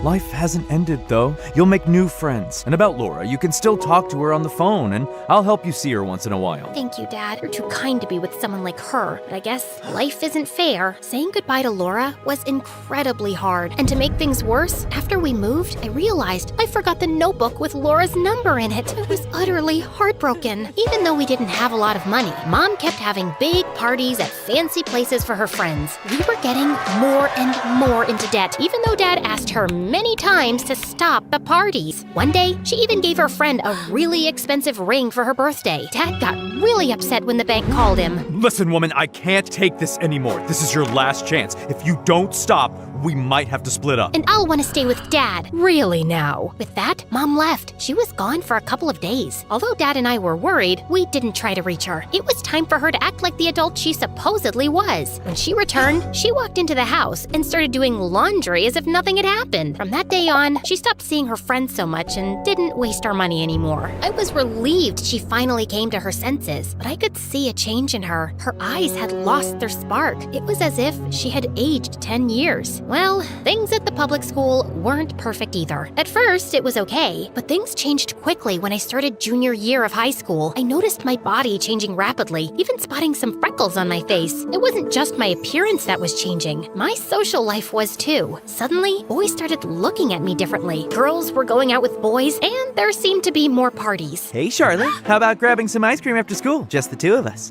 Just us? Alone? Yeah, just us. Why, were you planning on turning it into a group event? Well, I thought maybe we could invite Jessica too. Look, I wasn't making a guest list. You know what? Forget it. I gotta go. And hey, Charlotte, or should I call you the Lost Little Raccoon? Just because you're from France doesn't mean you're anything special here. If anything, it just shows you can't take a joke and always dampen the mood. Before I could respond, he pressed his gum into my hair as he walked away. It was not just embarrassing, it felt like a sharp tug at my dignity. I came back home that day, wanting to tell Mom about it. She was cooking in the kitchen when I walked in. Hi, Mom. I had a weird day at school today. I really don't have time for your stories right now. You know, we've been living in the USA for quite a while, and you still call a lot of things weird. I felt so angry I started crying. Our relationship wasn't that great to begin with, but now it felt ruined. If a girl doesn't find confidence in her mother, then the relationship feels distant, and each day I was growing further away from my mom. I headed to my room to put away my books when I spotted a sketchbook on my desk. It was from the drawing classes with Laura, and it had her number inside. Turns out I'd saved it here as well. I was ecstatic. I quickly and quietly went to the living room, grabbed my mom's phone, and dialed Laura's mom's number. Hello? Elise, what do you want? Hi. It's actually Charlotte here, Laura's friend from school. Do you remember me? Can I talk to Laura? Oh, Charlotte. Yes, I remember you. One moment. Laura, your friend Charlotte is on the phone. Charlotte? Wow, I've been trying to find you, but I couldn't. How are you? Hey, Laura. I'm not on social media much. I really miss talking to you. We should hang out soon. I'd love to, but my family is going to Europe this Friday. Europe? That's so cool. I wish I could go too. You're so lucky. Why don't you come with us? My grandparents' house is big, and you can stay in the guest room. I'd love to, but my mom would never say yes. We don't have to tell her everything. Just say you're going on a school project abroad. She loves to brag about this stuff, no? Laura, that's smart. It's gonna be so fun. We can eat lots of good food, see new places, and maybe even paint. I'd love to paint in a quiet spot away from all the noise, especially away from Mom. In fact, I found out that the city Laura and I were visiting was hosting a big art competition during our stay, and I signed up for it. On Friday, my mother drove me to the airport with a big smile on her face. I'm so proud of you, darling, for getting accepted to this elite school program. I'm sure it'll help you get accepted to one of the Ivy League schools. Sure. Yes, Mom. I got out of the car and walked to the airport gate when I saw Laura. She looked great, ran up to me and gave me a big hug. Charlotte, we're going to Europe. It's gonna be so fun. I'm so excited. I entered a drawing contest over there too. The prize is also about $500,000. Can you come and cheer for me? It feels like a dream. Sure, but you have to draw me and make my eyebrows look good. I enjoyed spending time with Laura, but sometimes things felt off. It seemed like she would suddenly stop talking to her mom when I showed up, as if they were hiding something from me. One night after we had dinner, she said something strange. You know, I was actually happy when your family started having money problems. What? Why would you say that? Well, your mom was a witch, and seeing her getting humiliated was so satisfying. First of all, becoming poor has nothing to do with humiliation. Second, Mom becoming poor also means me becoming poor. I thought your love for me was bigger than your hate for her. Oh, come on now. She's awful. Okay, let's change the subject. Want to eat some ice cream? I suddenly don't feel like it. I think I'm calling it a night. And with that, I stormed off. The competition day was getting close. It was going to last 2 days. The first for live painting in front of an audience, and the second for a closing ceremony where judges would announce the winners. Do you think the judges will be fair? I'm sure they will be. Are you excited to cheer me on? Of course. Will you cheer for me too? What do you mean? I'm entering the competition too. You knew that, right? What? No. You think I've lost my touch? I've been taking drawing classes for the past year. I see this as a great chance. But Laura, you never mentioned this. I didn't think I needed to report my plans to you. Anyway, I think it's better we focus on our own preparations for the next few days, so we probably shouldn't hang out too much. I was stunned. What happened to my best friend? I almost regretted coming planning on this trip. The only thing keeping me here was the upcoming competition. I was determined to win and get the prize. The first day of the competition arrived. We were led onto the stage, each competitor equipped with a set of pencils, colors, and a blank canvas. Laura leaned over with a mischievous grin and whispered, "May the best girl win." I was too stressed to respond and just focused on getting onto the stage. That's when I saw it. The event was being broadcast live on TV. My heart sank. I thought, oh no, my mom will see this. She'll ground me for life. Not only did I lie to her, but I'm also here with Laura, someone she can't stand. And now Laura, she turned out to be so different from what I thought. This is a nightmare. I wish I could just vanish. But I took a deep breath, pushed down my fear, and began to paint with all my heart, pouring every emotion onto the canvas. While sitting comfortably at home, my mom saw my face on the TV screen and yelled, "Pierre, our daughter isn't on a school project. She's on TV with Laura. This is nonsense. She won't get away with this. We're flying to Europe." My parents caught the next flight and arrived on the second day of the competition. Mom tried calling me the whole time, but I was too caught up with the competition and the drama with Laura to answer. On the final day, as I stood on stage with Laura and the other competitors, they started announcing the winners. Laura got second place, and I was on the verge of tears until they announced Charlotte is the winner. Overjoyed, I walked towards the microphone to give a speech, only to see my mom storm into the hall. I was shocked and embarrassed. Yelling in front of everyone, she demanded, "How could you lie to me, Charlotte? You know there will be consequences. And with Laura, of all people?" "Oh, me, of all people? Remember when you burned the book that Charlotte wrote my number in?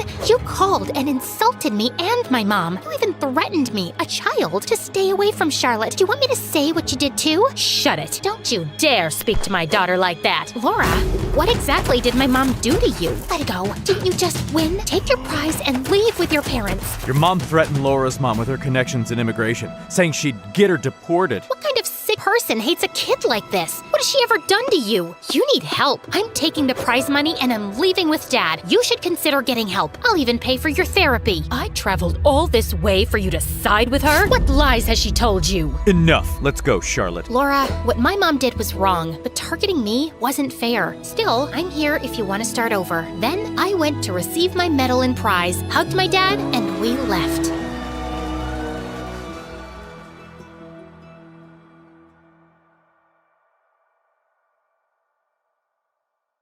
Hi, I'm Sasha from Los Angeles, and my mom is my best friend in the world. But we weren't always so close. In fact, we'd have the most epic fights every day. But before I continue, please like and subscribe.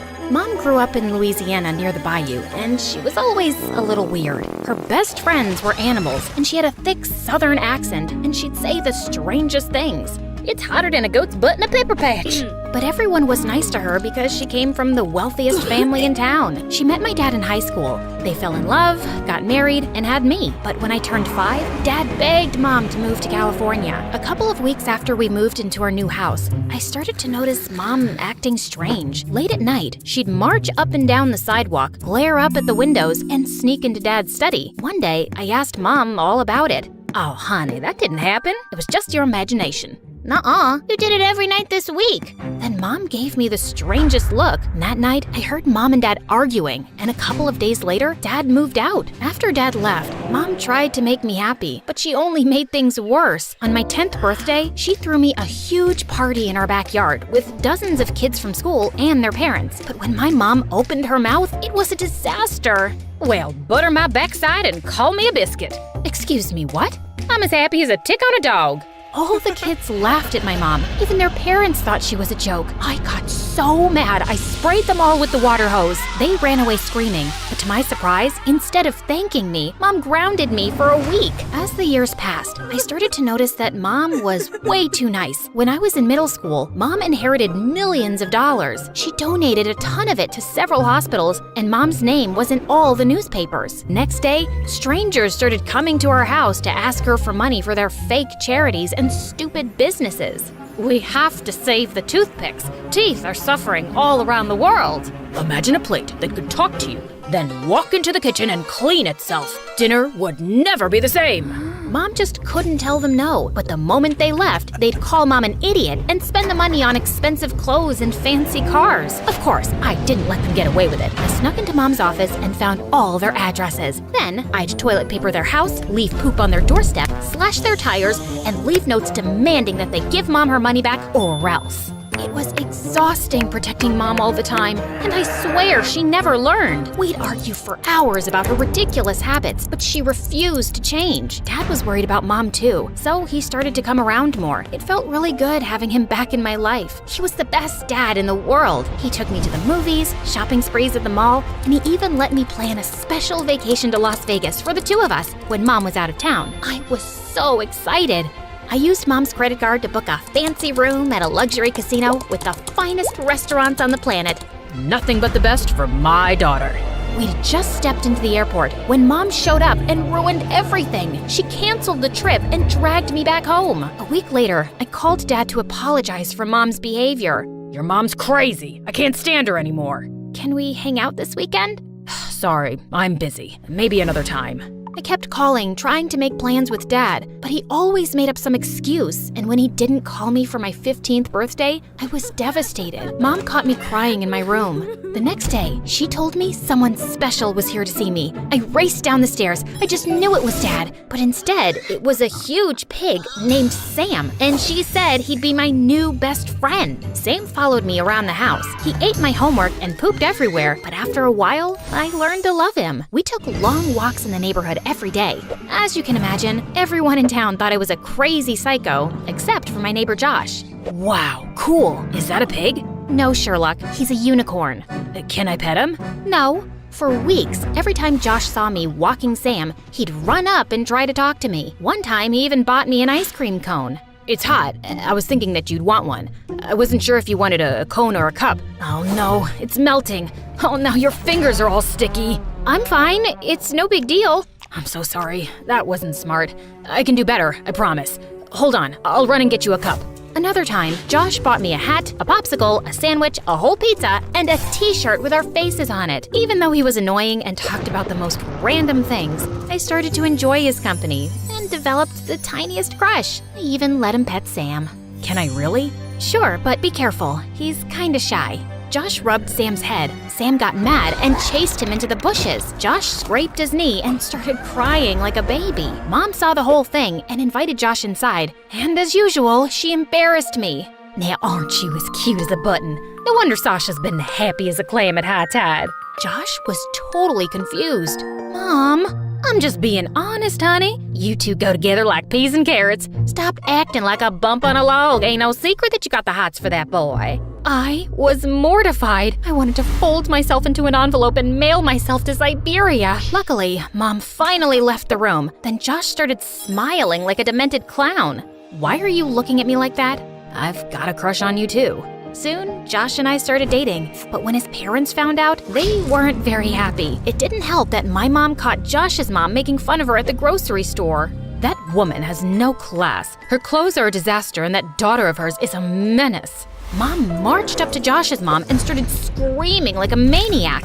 Hold your horses, honey. If you keep talking about my daughter like that, I'm gonna slap you silly. What's that you say? I can't understand you. Maybe you should learn some proper English. Josh's mom shoved past Mom and started laughing with her friends. Mom grabbed a pie and smashed it in Josh's mom's face. Josh's mom grabbed a cantaloupe and threw it at Mom's head. Then the two of them started fighting like wrestlers in a cage match. Josh tried to break it up, but accidentally got hit in the eye by someone's elbow. Then a couple of security guards showed up and dragged them out the door. The police showed up and gave them both a warning. That night, Josh sent me the worst text ever. It said, "Hi, I can't be your boyfriend anymore. Sorry." I called Josh a dozen times, but he didn't answer. I went to his house, and his mother sent me away. I was heartbroken. Mom tried to comfort me, but it didn't help.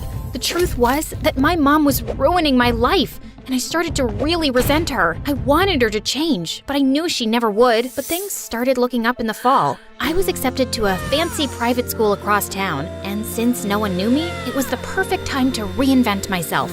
I changed my hair, bought new clothes, and practiced being cool in the mirror. When school started, the most amazing thing happened. The popular girls loved me. I landed a spot on the cheerleading team, and the cutest boy in school asked me out. To my surprise, I saw Josh in the hallway. He was a new student like me. He tried to say hello, but I totally ignored him. I was way out of his league. Life was perfect until Mom messed up everything. I was hanging out with Lacey and the rest of the cheerleaders when Mom showed up at school to pick me up. Look at that lady. Is that a lizard on her shoulder? Oh, no way. Is she walking a pig? They started laughing at Mom, and I wanted to fit in, so I started laughing too. I know, right?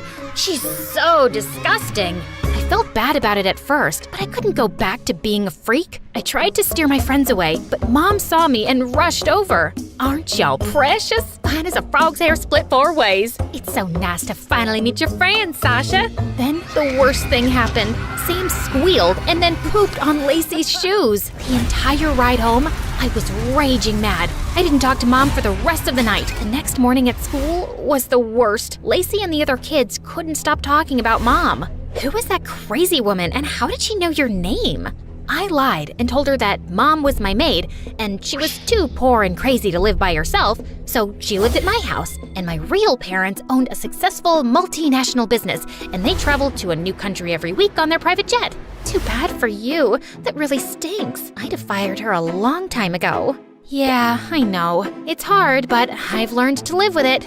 Josh overheard me talking to Lacey and ambushed me at my locker 10 minutes later.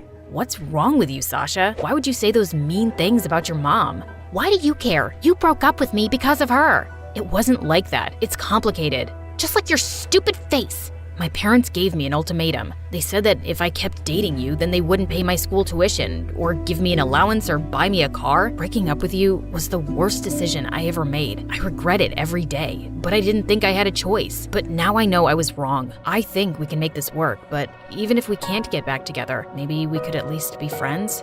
I've got plenty of friends. I'm really worried about you. You shouldn't have to pretend to be someone you're not just to fit in with those jerks. At least those jerks didn't drop me when things got inconvenient. I stormed off. I couldn't believe that Josh had the nerve to judge me. As the days passed, I ignored Mom and spent all my free time with my new friends. Then I got a phone call from my dad. He asked me to meet him after school. Promise me you won't tell your mom. You must realize by now that she's crazy. I've been trying to contact you for years, but she refused to let me see you. I met Dad at a cafe, and we talked for hours. He told me about his fabulous new life as an artist and how he traveled the world and made tons of money, but I never remembered seeing any of his paintings. He even invited me to travel with him for the summer. Then this strange man came in and Dad got really nervous. I love you, honey. I have to go, but I promise I'll make things up to you. Dad gave me a big hug and he left with the man. All of a sudden, I felt like I was 5 again, watching Dad leave. A typhoon of tears rolled down my cheeks. I was so angry that I'd missed out on having a dad for so many years because of Mom. By the time I got home, it was really late and Mom was upset with me. Honey, we need to talk. You don't walk Sam anymore. You hardly spend any time with me. And every time I try to talk to you, you're madder than a wet hen and tougher than a $2 steak. What does that even mean? You've been difficult and you used to be sweet as cherry pie. What's going on? It's you! You're weird and strange and everyone thinks you're a freak. You're embarrassing and you've been ruining my life since I was 5. Even Dad says you're crazy and I know you've been keeping him away from me. Mom looked at me like she'd seen a ghost. What are you talking about? Dad told me everything. He even invited me to travel with him for the summer. He's an artist now and he's awesome. Your father is lying like a dog on a rug. I should have told you earlier, but your dad has some problems. He's a thief and a con artist, and he owes a lot of money to some really bad men. I didn't believe her. I couldn't. My dad was a good guy. She was the crazy one. I was so angry, I screamed. I couldn't stand being in the same room with her for another second. I turned and ran out the front door. Then, the craziest thing happened. This van rolled up and the scary man from the cafe jumped out. He grabbed me and tried to pull me into his car. Mom and Sam appeared out of nowhere. Let my daughter go, you low-down, dirty snake. Mom yanked me out of the man's arms and pushed me to safety. Mom and the man fought in the street. Mom slipped, hit her head on the curb, and fell unconscious. Sam bit the man on his butt, and the man ran away screaming. A couple of neighbors called the ambulance. When we got to the hospital, they rushed Mom into emergency surgery. The police told me that they'd caught the man trying to leave town. He and my dad hatched a plan to kidnap me and hold me for ransom. My dad even had an anonymous note on his computer that he was going to send to Mom demanding $2 million for my return. The police arrested them both and threw them in jail. I felt horrible. I couldn't stop crying. Then I turned to see Josh, and he gave me the biggest hug. This is all my fault. Mom tried to tell me the truth about Dad, but I didn't believe her. You can't blame yourself, Sasha. We all make mistakes. I'm sure your mother knows that you love her. What matters is you're here for her now. Then the most unexpected thing happened. Apparently, news of my mom's accident had spread, and dozens of people showed up in the waiting room. They told me stories about how Mom mentored them and changed their lives. Your mother is the smartest woman I know. She invested in my business when no one else would. She taught us to be ourselves. Now, we've got the most popular album in the country. I was amazed at how much of an impact Mom had on so many people. I told you your mom was special. Then the doctor came out and gave us the best news. The surgery was a success. Mom was released from the hospital a week later. When she came home, I was so happy. I hugged her as tight as I could. Heavens to Betsy, what's gotten into you? I'm just happy you're okay. I'm sorry about everything I said. I love you so much. I'm not ashamed of you, and I'm proud that you're my mother. I know you love me in your own way. Well, that just stills my pickle. I'm as happy as a clam at high tide. What does that mean? He's not the sharpest tool in the shed. The porch light's on, but no one's home. Huh? We're just kidding. You're the smartest kid I know. I pulled Josh close, and just as I was about to kiss him, Sam jumped between us and licked my face.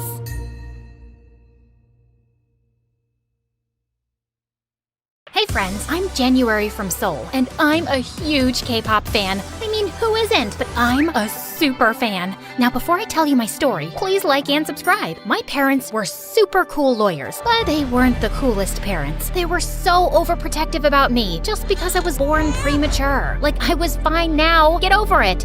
But no. No bicycle. It's the most dangerous ride. No dancing in the rain. You'll catch a cold. No, stay away from that puppy. It's full of germs and dirt. Sleepover? No, never. What if you get kidnapped or something? I nicknamed them Mr. No and Mrs. Never. Growing up, K-pop was my only escape. I was crazy about K-pop bands. To Anyone, Girls' Generation, Big Bang.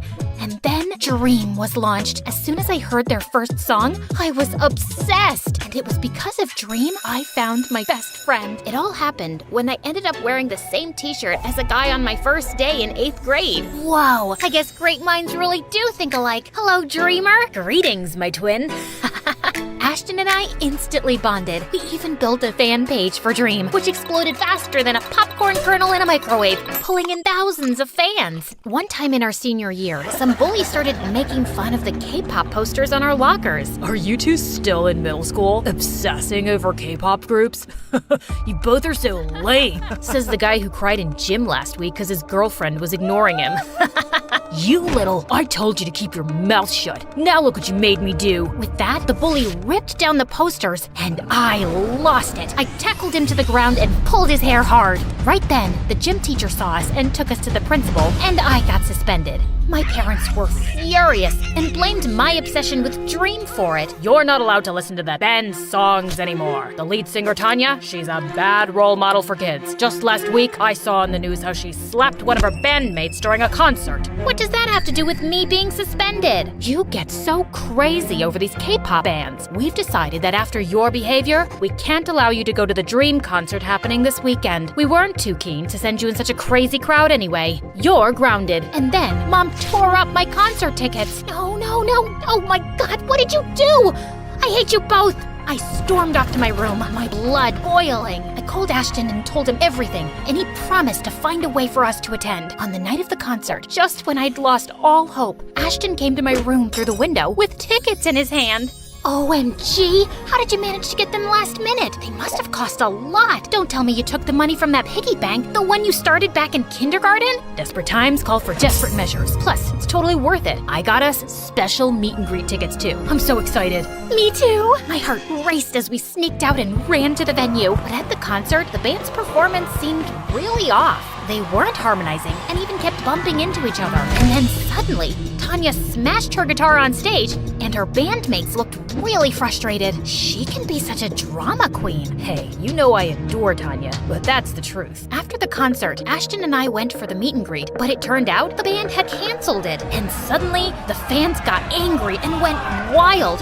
They started running backstage, demanding to see the band members they had paid to meet. Chaos erupted, and fans, including Ashton, were grabbed by the guards. I ran and sneaked into a nearby van and hid under the seat. If they caught me and made me call my parents, it would be catastrophic. Moments later, the van door swung open, revealing a fuming Tanya. Ugh, this show was a mess. The bands turned against me. Ugh, they were so rude. As Tanya was climbing into the back of the van, I began to creep out from under the seat to escape, but Tanya saw me. Aha! Caught you. I'm calling security. No, please, look, I was part of the fans lined up for the meet and greet before things got crazy. I didn't want to cancel that. The band messed up.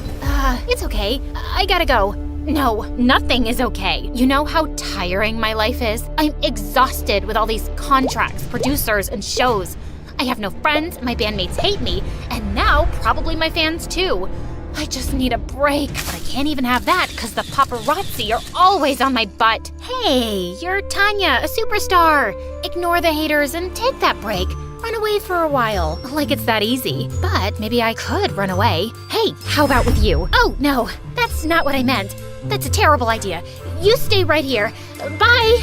I rushed home before my parents noticed I was gone. I sent Ashton a text to let him know, crawled into my room through the window, and jumped into bed. But moments later, Tanya came in through the window too. You followed me?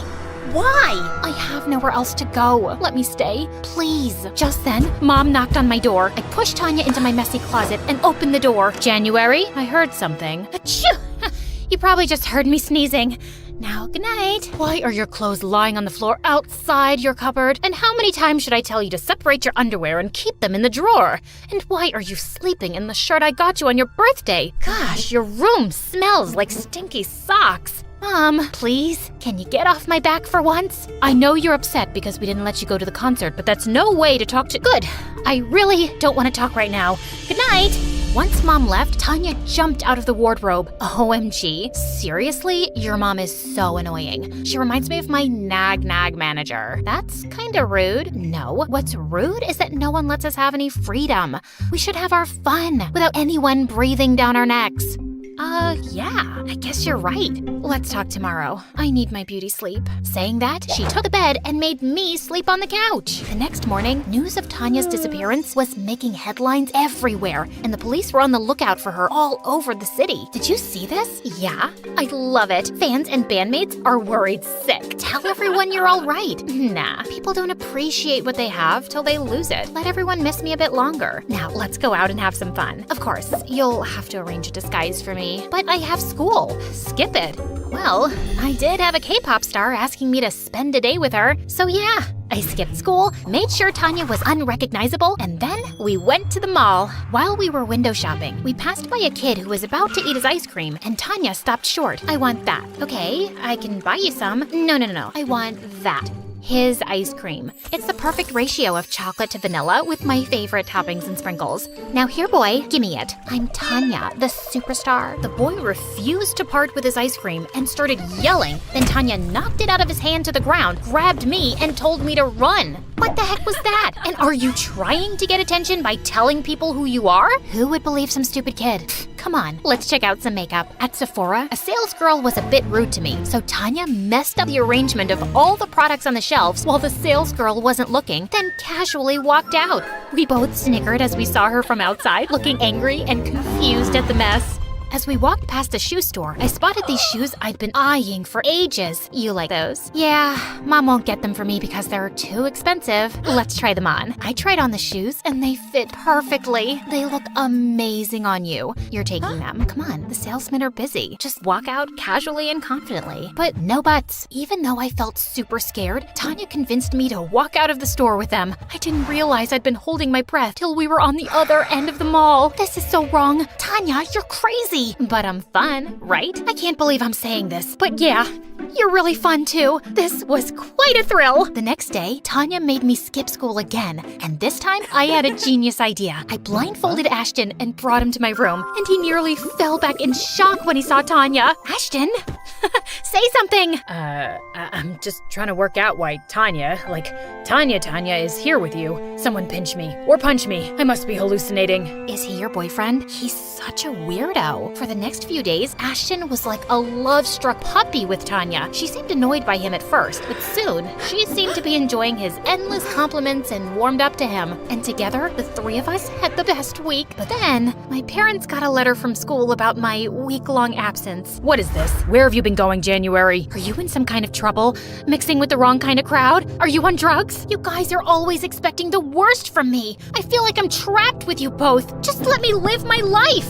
I ran to my room and closed the door, and Tanya and Ashton were already there through the window. As I cried, Ashton hugged me tight. I know they can be harsh, but they're probably just worried. Worried? Are you kidding me? They're just control freaks. Some people just love to boss around others. No, they care about her. She's right. It seems like their only goal is to control my life. And if you want to defend them, Ashton, I don't want to hear it. You're supposed to be 100% on my side. Of course I am, but just go, please. After Ashton left, Tanya listened sympathetically as I let out all my frustrations. Then we both decided to forget all about being good girls. I was almost 18. It was time to act my age. The next day, my folks dropped me off at school, clueless about my plan. I ditched classes and hit the local tattoo parlor with Tanya. But once we got there, I felt scared. It looks painful. Oh, come on. Nothing screams, I don't care more than a tattoo. I'm not sure about this. Scaredy cat. Fine. How about a piercing then? I thought I was getting my ears pierced, but Tanya dared me to get a belly button piercing. I didn't want her to brand me a coward again, so I agreed. To my surprise, I kinda loved it. That's my girl. Taking control of your life. Hell yeah! Tanya kept extending her stay, and I was happy about it. We were having a blast together, and I really wished Ashton was still hanging out with us, but he never replied to any of my texts and even blocked me on social media. One day, as Tanya and I were out at the mall, she went to the bathroom. I was sitting alone when I heard a familiar voice. Can I sit here? What do you want? I've really missed you these past few days. Have you? You didn't try to call me or message me, and even blocked me on social media. So petty. What? I got messages from you to stay away. I was so shocked when Ashton showed me those texts, but I'd never sent them. And guess what? It turned out Ashton's number on social media was blocked from my side, but I was 100% sure I never did that either. How is this possible? Isn't it obvious? It's Tanya. She's playing some sick games. I could never stop being your friend. And Tanya keeps saying your parents are controlling, but she's been manipulating you herself all along. Just then, Tanya appeared, looking furious. Don't listen to him, January. He's lying. Why would he lie? Oh, please. He's crazy. Can't you see how he looks at you? He's like some psycho lover, completely obsessed with you. He even admitted it to me. And I had to tell him that you're not interested, which totally pissed him off. I saved you from that jerk, trust me. You don't need him keeping you down and suffocating you with his possessiveness. I turned to Ashton, totally horrified. Ashton, you really have feelings for me? That's the truth. My heart belongs to you, January, and I can't stand anyone getting close to you. You're like a drug to me. Okay, I can't do this. This is ridiculous. Huh? What's so ridiculous? Look, Tanya, I'm a big fan, but Ashton being obsessed with me is stupid. I know my BFF inside out, and you tried to come between us. You are no longer welcome in my house, so please leave today. And I hope your band members do kick you out, because really, you are not a very nice person. Tanya stared at us, screamed in frustration, and stormed off. Ashton and I just high-fived and hugged. We walked back home. But there, we were in for a surprise. There were cops everywhere. January, Ashton, you're under arrest for kidnapping Tanya. What the what? My parents weren't home, and Ashton had no choice but to let ourselves be taken away in the police car. Oh gosh, they were gonna kill me when they found out everything. I was ready for the shouting of a lifetime when Mom and Dad reached the station, but they turned angrily to the police instead. How dare you arrest our daughter and her friend? Seriously? You have them behind bars without evidence? My parents were pretty good at being lawyers, and in no time, we were out of there. I told my parents everything, and they both hugged me. Mom, Dad, I should have come to you and told you Tanya was hiding out in my room. No, I think this is our fault. We've always been so strict with you, you probably didn't feel comfortable coming to us and talking about it. But we promise you, from now on, we won't be so strict. We will let you learn from your own experiences. It's how you become a better judge of character, too. And no matter what, we'll always have your back. The next day, there was a media frenzy outside my house. Turns out, Tanya had given an interview to TMZ about how she was kidnapped by psycho fans, and now the public wanted a piece of us. I knew I just had to confront that two-faced diva once. A couple of days later, Ashton and I found out from Tanya's Instagram stories that she was at a salon getting a manicure, so we rushed there and surrounded her. I treated you like a friend, gave you a place to stay, and this is how you repay me? By telling everyone I kidnapped you? Why would you lie, Tanya? Why do you think so? I needed to be the center of attention. Sweetie, no publicity is bad publicity. I'm all over the news these days. I have public sympathy because I was the victim of a fan kidnapping. Plus, it was awesome manipulating you. It took my mind off of other things, like you were literally a puppet in my hand.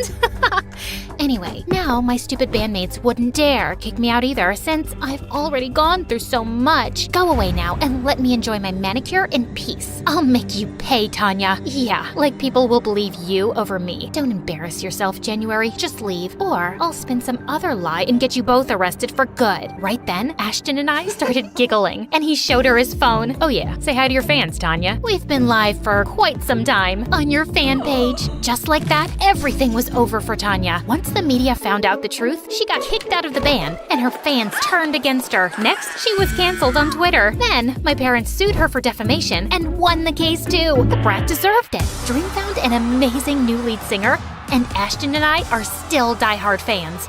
Don't let anyone manipulate you. Be your own boss.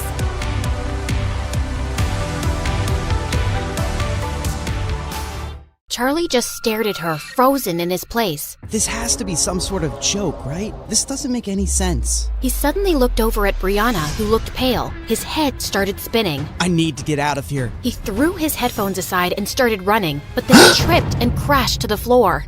Suddenly, Brianna was by his side, helping him up, but he pushed her away and left. Madison and Amber were laughing like hyenas, and then someone put on a song, and they all started dancing again. Brianna marched over to Madison and pulled her aside. How could you do this, Maddie? You said you'd let him down easy. No, Bree. I said I'd crush him like a bug once he fell for me. And you thought I was brilliant then. What changed? What changed is that we found out he's a really nice guy. He didn't deserve that. Not my problem. I wasn't gonna keep dating him just because you suddenly decided to become a humanitarian. Now, please don't create a scene at my party. Tears stung Brianna's eyes as she remembered Charlie's heartbroken face, and she left immediately. Brianna didn't know how she was going to face Charlie in school the next day, but he didn't show up. He wouldn't reply to any text or call, and he didn't come the entire week. Yes! I checked, and my private plane is free this weekend. We're going to Tokyo, ladies. What? Why? Well, Project Plaything is successfully over, and I promised Amber I'd take her for sushi. Remember? Right. Well, consider me out of this plan. Brianna walked off, and a smirk spread across Madison's face. Are you thinking what I'm thinking, Amber? If you're thinking about what being stung by a butterfly feels like, then yeah. No, I mean about Brianna.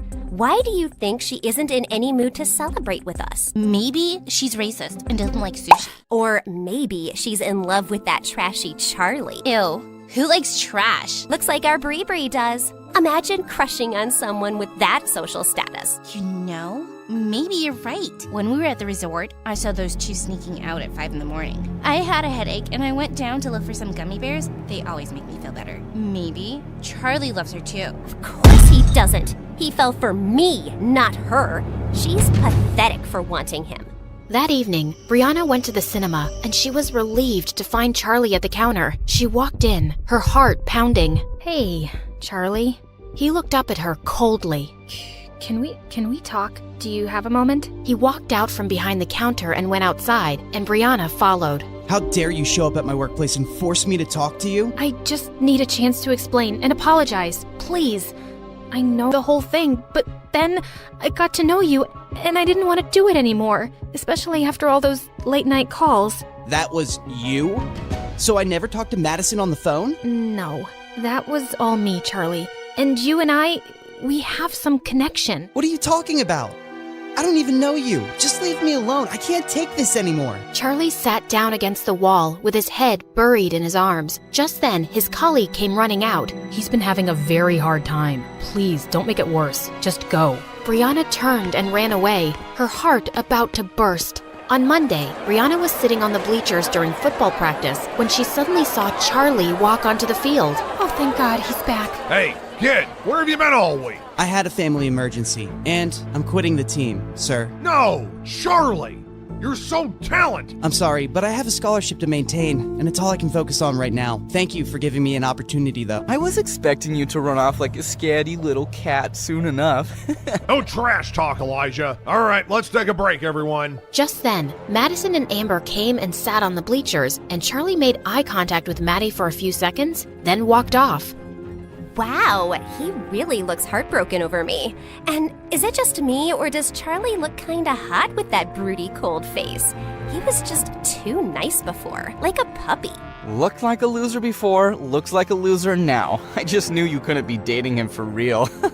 He's twice the guy you'll ever be. You said something, Brianna? Yeah, I said, he's twice the guy you'll ever be. Oh, really? How'd you reach that conclusion? Well, firstly, he's clearly better than you at football. Secondly, he's definitely smarter than you. Thirdly, he's a pretty cool DJ. And fourth, and most importantly, he's not some arrogant, self-absorbed jerk like you who makes me cringe every time I look at him. There was a stunned silence as everyone stared at Brianna. Elijah forced a grin. Feisty.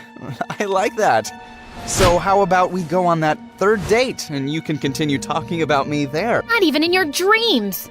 As Brianna started walking off, Elijah blocked her way to tease her, but she suddenly pushed him with unexpected force. He fell down a couple of steps, and his knee hit the ground hard. What is wrong with you? Brianna looked just as shocked by what she'd done. At the dinner table, Brianna's dad was cheerfully trying to make conversation, but Brianna seemed lost. Just then, her mom walked in, looking mad.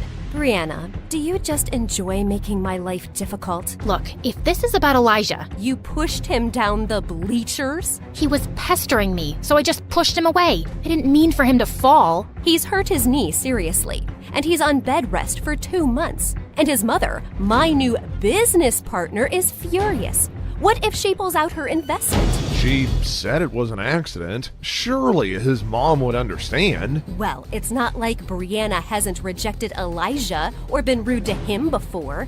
I don't expect his mom to understand anything. I don't care what his mom thinks. Because you don't care about me. I've built everything for you.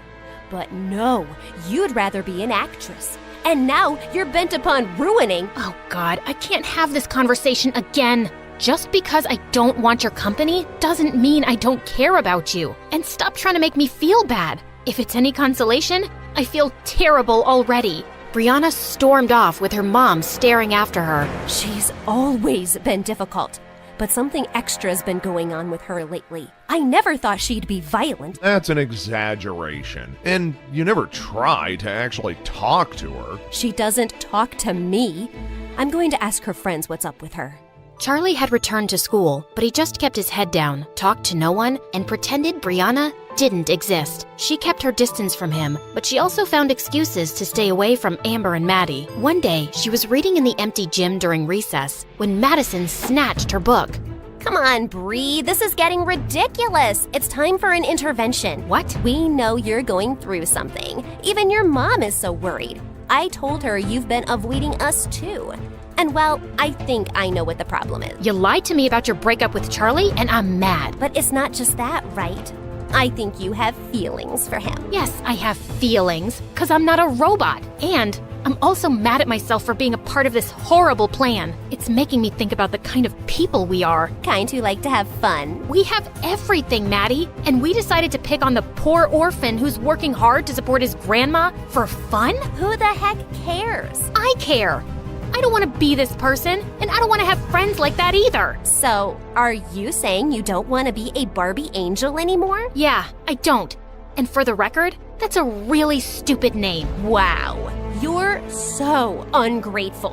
When you came to school as a nobody, I made you one of the most popular girls. And in case you've forgotten, I got you your first audition. How could I forget? You never let me. Yes, you got me the audition, but I got the role because of my talent, and it's not a good enough reason for me to follow you and do whatever you say anymore. We're done. Oh, if you think. Just then, Amber fell to the floor with a thud. Amber, get up! That's not funny. But Amber was unresponsive. She'd actually fainted. They immediately rushed her to the hospital, where she regained consciousness, and the doctors ordered some tests. Oh, my head. It feels like there are 1,000 cactuses inside. You're gonna be okay. Just go, Brianna. It's not like you care. You made her faint by stressing her out. You were the one shouting at me. Please, both of you, shut up. All of Amber's tests turned out clear. Her parents even sent her reports to the best doctors around the world, but no one could figure out her problem. Meanwhile, her headaches and fainting spells continued. But one day, Brianna's mom brought up something unexpected while visiting Amber. Someone at work had a back problem, and she swears this healer fixed her after the doctors gave up. I know it sounds a bit ridiculous, but maybe you could try it? At this point, we'll try anything. Who's this healer? Well, these girls know her grandson. It's Charlie's grandma. Amber's parents went over to Charlie's house, and they were told she can't see them. What did you expect? She hates us, of course. Why is she making this personal? Why won't she help someone if she can? Look, maybe if we go in there and convince her how sorry we are, she might listen. Fine. The three girls went over to Charlie's place one evening, and to their dismay, Charlie opened the door. What are you doing here? Don't flatter yourself. We're not here for you. We want to talk to your grandma. She doesn't have time for people like you. I made that clear before. Charlie, please, I need your grandma to take a look at me. Something's really wrong with my head. You got that right. We're not messing around, really. Amber is suffering, and the doctors can't figure out what's wrong. Not my problem. You people are rich enough to find someone else. Just leave me and my grandma alone. Wait, I'll see her. No, you don't have to do that, Grandma. Step aside, Charlie. Charlie stormed off angrily, while Grandma led the girls to her healing room. After Amber described all her symptoms, Grandma made her lie down and prepared her healing herbs, then started a strange ritual on her as the others watched. Once she was done, Grandma made Amber drink some tea. How do you feel, dear? I feel good. My head feels lighter, like there was a whale sitting on it before and now it's jumped off. I haven't felt like this in weeks.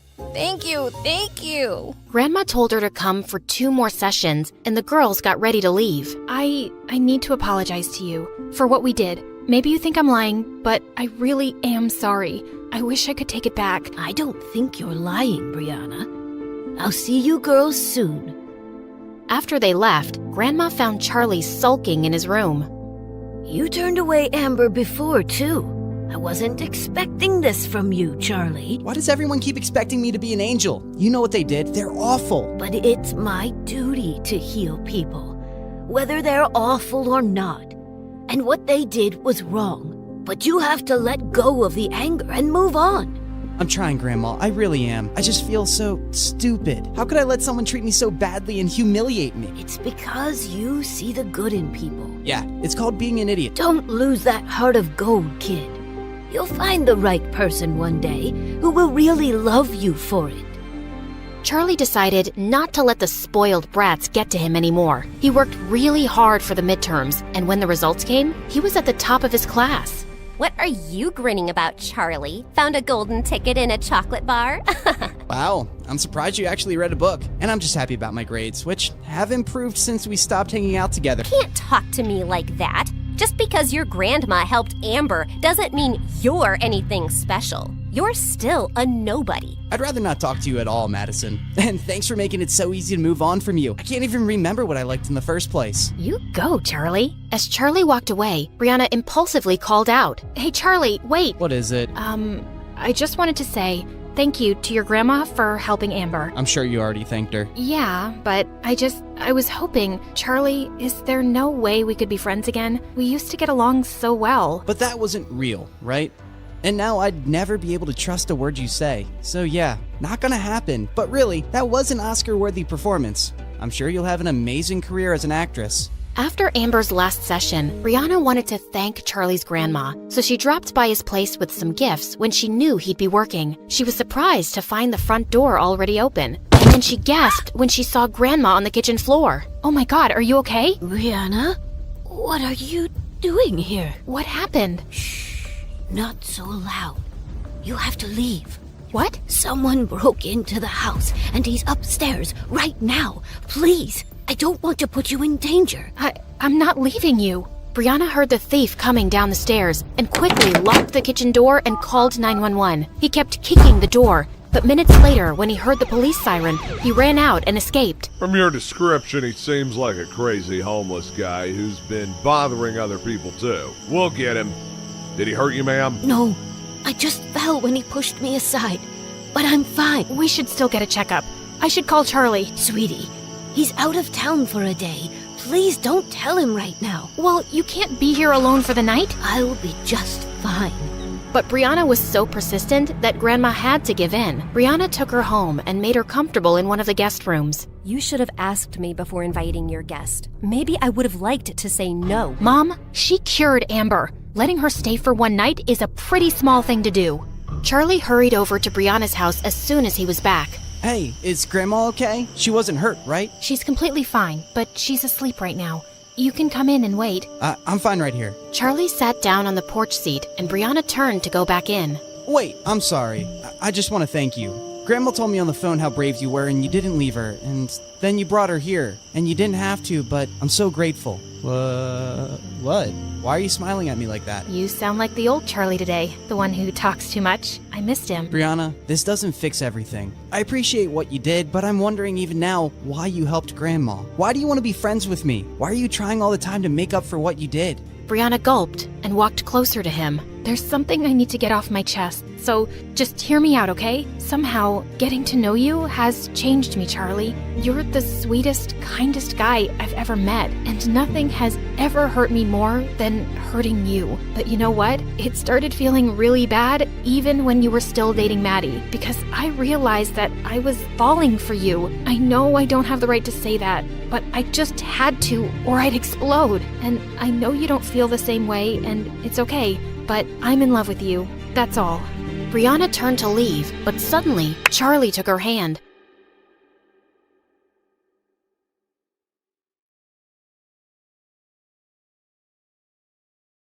Hi, I'm Hope from Scotland, and this is my story. Please like and subscribe because MSA will give $1,000 to one lucky person in the coming 7 days. When I was little, Mom used to tell me I was a grown-up trapped in a child's body. I was different from my twin sister Faith, a typical sand-eating, jello, sticky kid. From the moment I started kindergarten, I'd help Mom with everything around the house. Laundry, cooking, taking out the trash. My sweet Hope, you're what we call an old soul. But I think I only helped Mom out because I was scared our lives would fall apart if I didn't. My dad lay around the house like a sloth all day, dreaming about becoming a famous actor. I wasn't born to do petty jobs. I'm here to be a great actor, like Michael Jackson. Dad, Michael Jackson was a singer. Ignore her, Dad. When you become rich and famous, will you take me to Disneyland? And can I have my own castle? My princess, I'll buy you 12 castles. Obviously, Faith was Dad's favorite daughter because she'd fall for all his lies. When Faith and I were in 6th grade, our parents got divorced. Dad went to the US to fulfill his acting dream. He took Faith with him, while I stayed behind with Mom. Dad hardly kept in touch, and Mom and I missed Faith so much. Mom was also having trouble finding a good job. And then one day, I had a brilliant idea. Mom, you make amazing cupcakes and cookies. What if you put up a stall at my school carnival next week? Mom loved the idea, and sure enough, her stall was a huge success. From that day on, Mom set up baking stands at the park, and a few years later, she started her own bakery. But she worked long hours, so I was mostly by myself in the house. When I wasn't doing household chores, I was reading or studying. I was the top of my class at school, but I didn't have many friends. On my 15th birthday, my life took a turn. Dad called us with wild news. Faith is coming back to live with you guys. I'll send her flight details soon. With that, he hung up without even wishing me happy birthday. But Mom was overjoyed, and so was I. It turned out Faith had been living the life of a billionaire. Dad had married a wealthy woman who lived in a palace. They were sending Faith to us on a private jet. When Faith arrived, all she could talk about was America. I'm already missing the US so much. It's like the coolest country on the planet. Apparently, Faith also had a filthy rich boyfriend. She was wearing tons of gold jewelry that he'd bought her. His name is Nate, and he's a junior in high school. He's even flying in to see me soon. If your life is so great in America, why'd you move here? I needed some change. I thought the fresh country air would be good for my skin. Fresh country air? We live in Glasgow, Scotland's largest city. When we reached home, Mom asked me to show Faith around. That's when she saw the trophies I'd won over the years. OMG! I see you're still the same nerdy Hope. If nerdy means having top grades, then yeah, I guess. If I managed to get a C, I'd treat myself to a spa day. Studying really messes with my brain. The next few days, all Faith did was sleep or watch TikTok videos on her phone while I went to school and did all the chores. I even did her laundry, but apparently that wasn't enough for her. Iron them for me too. They're wrinkled. They're wrinkled because you tossed your clothes on the floor. I was basically a 15-year-old mom raising a royal brat. When Mom enrolled Faith at my school, she instantly became popular as this cool bubblegum chewing kid from America. Whenever I was with Faith, an army of students followed us everywhere. One time, some girls even followed us into the bathroom. She has to pee. Do you want to watch her do that too? Just then, Faith came out of the stall, totally transformed. She'd knotted her shirt way up her waist, exposing a belly piercing and tattoo. And her knee-length skirt was now barely reaching her thighs. Come on, girls, who wants to take some pictures? The girls queued up for a selfie with Faith. Then they gave her £1 each. What was that? These girls wanted a photo of me when I told them about my tattoo and piercing. And since Mom gives us peanuts for allowance, I thought this would be the cool way to make some money. Mom does the best she can. Why do you have to complain about everything? Why do you always have to play the perfect child? Don't you get bored?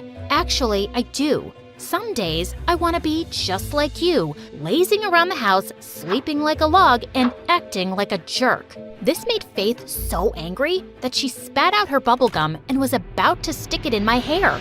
But I pushed her, and she went flying into one of the cubicles, landing straight into a toilet bowl. Now this is a throne perfect for a spoiled princess like you. Faith and I pretty much ignored each other after that. She spent all her time hanging out with her friends and going to parties every night. And as usual, I was all alone. But on the last day of school, I walked to Mom's bakery and found Faith sitting outside, looking upset. Faith, what's wrong? Hope, I'm a failure. A stupid, dumb failure. I flunked all my classes. I have to repeat the 9th grade.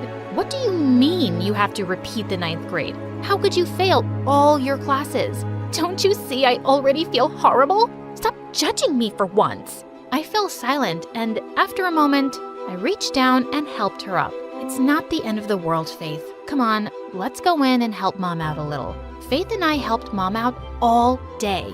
Faith was sweating and exhausted, but Mom was overjoyed with the work we did. She offered us both summer jobs. You girls did so well today. And Faith, I think having a job will be good for you. To my surprise, Faith agreed. It took her weeks to get used to working in the kitchen, but after a while, we started having lots of fun. From that day on, Faith and I spent every minute together. I was having more fun and not working as hard. Faith even invited me to her friends' parties. But a couple weeks later, Faith's boyfriend Nate flew in to visit for a few days. He arrived at our house in a limousine with a white horse trotting behind. I got you your own horse, babe. We can ride him together. Oh my God, he's perfect. This is so romantic. Where are we going to keep a horse? We don't even have a stable. Faith ignored me and just walked into the house with Nate. I also found out Nate was obnoxious and bragged nonstop.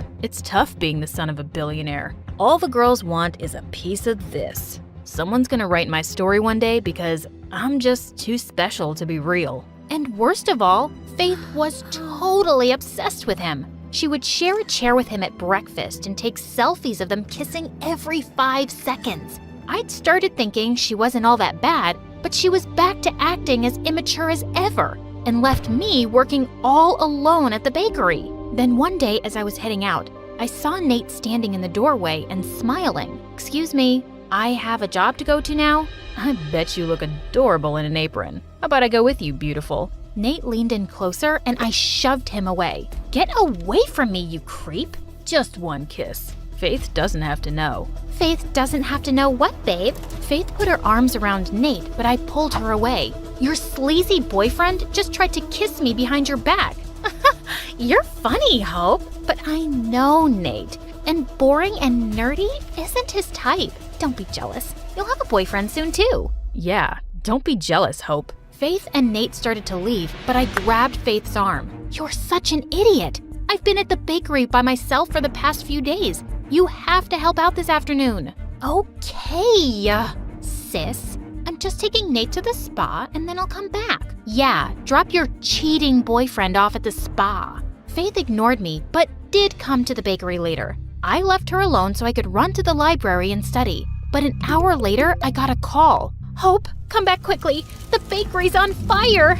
I felt as if someone had pulled the ground from under my feet. I immediately called the fire brigade and rushed back. How did this happen? I don't know. I was baking cupcakes, but the batter overflowed, and first the oven caught fire, and then Faith, how stupid can you be? It was an accident, I'm sorry. Just then, Mom arrived on the scene too. The fire brigade managed to put out the fire, but by then, everything was lost. No one had dinner that night. Mom's eyes were puffy from crying, but neither Faith nor Nate said a word. It's okay, Mom. We'll build everything again. But it will take months. How am I going to pay the bills? How am I going to send you girls to school? I hugged Mom and stayed with her the whole night, while Faith shut herself up in her room with Nate. Nate was leaving the next afternoon. Before his flight, Faith blindfolded him and led him to our back alley. Ta-da! I bought you a car, babe. Are you serious? How'd you get me a car? My dad sends me a huge allowance. I spent all of mine on this car for you. Are you kidding me? That money could have helped pay off damages to Mom's bakery that you burnt down. I ordered the car a month ago, and Hope, the bakery fire was an accident. I already feel horrible about it, but you keep making me feel worse. I don't think you feel bad at all. You never even apologized to Mom. While you were living your perfect, fancy life with Dad, it was really hard for Mom to start her business from scratch. And I always had to be an adult. And you'll always be a spoiled brat who wrecks everything. I spent the next 13 hours studying like crazy. And when I wasn't studying, I tidied my room. I had to get my mind off Faith. And I had to stop worrying about Mom. Finally, at night, Mom came into my room. Sweetie, take a break and relax. How can I relax? We lost the family business in a fire because Faith's an irresponsible lunatic. It's not that simple, Hope.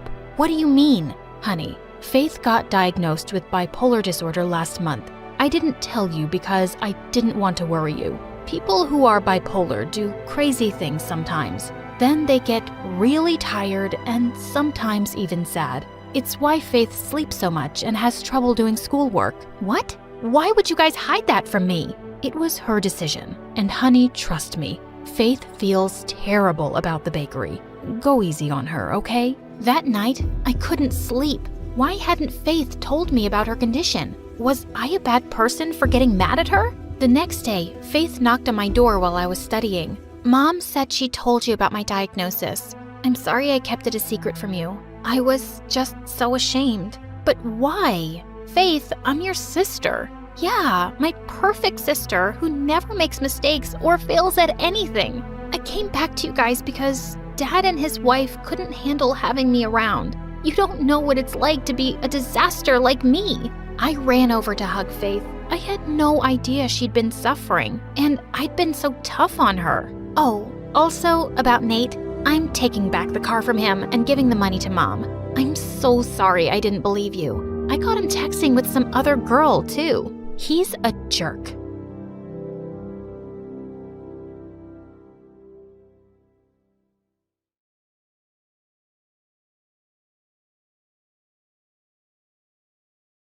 Hi, I'm Jade, and I made a fortune without knowing how to read a single word. But before I tell you my extraordinary story, click like and subscribe. Also, please follow us on Instagram and Facebook for exclusive content and to always be updated. When I was born, my dad named me Jade. He was a geologist who studied precious gemstones, and he said people around the world believed that jade brought good fortune. Well, that's all I knew about him from Mom. Growing up, it was just me and her, and we were always moving around. Sometimes we lived in tents, sometimes in minivans. Mom was a car mechanic and found jobs wherever we went. Once when I was 4, we were sleeping in our tent when I woke up in the middle of the night and noticed something strange. Mom, I can see the sky. Yes, honey, it's lovely. Go back to sleep now. No, Mom, I can see the sky because our tent has flown away. And that's when Mom sat up straight, but she wasn't too bothered by it. We lay back under the open sky, and she pointed out all the stars and constellations.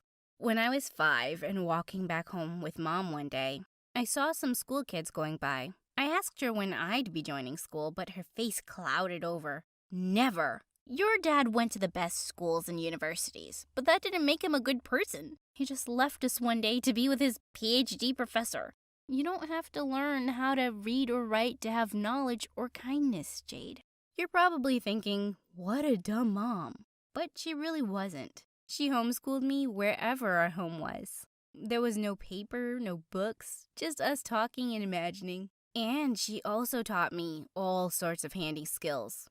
By the time I was 9, I could change a car tire by myself. One day, Mom and I were at the grocery store when suddenly a masked guy walked in holding a board with something written on it. Everyone looked terrified and stood quietly while the guy started robbing the cash register. I felt really scared and ran for the door screaming, "Help! Help! What are you doing, stupid girl? Can't you read? Stop that!" But my screaming had already caught someone's attention outside, and seconds later the police arrived and caught the robber. Everyone thought I was a hero, but Mom was terrified. "You could have been killed because you couldn't read. I'll have to send you to school." And that's how I joined school in the 9th grade. On my first day, the teacher asked me to read out loud in class. I can't read. Haha, nice one, kid. You picked the wrong teacher to mess with. Read now. I just said I can't read. Why do I have to repeat that? Gosh, you are so rude. I swear on my grandma's grave, I can't read. What are you doing in the 9th grade then? Go back to kindergarten. Fine.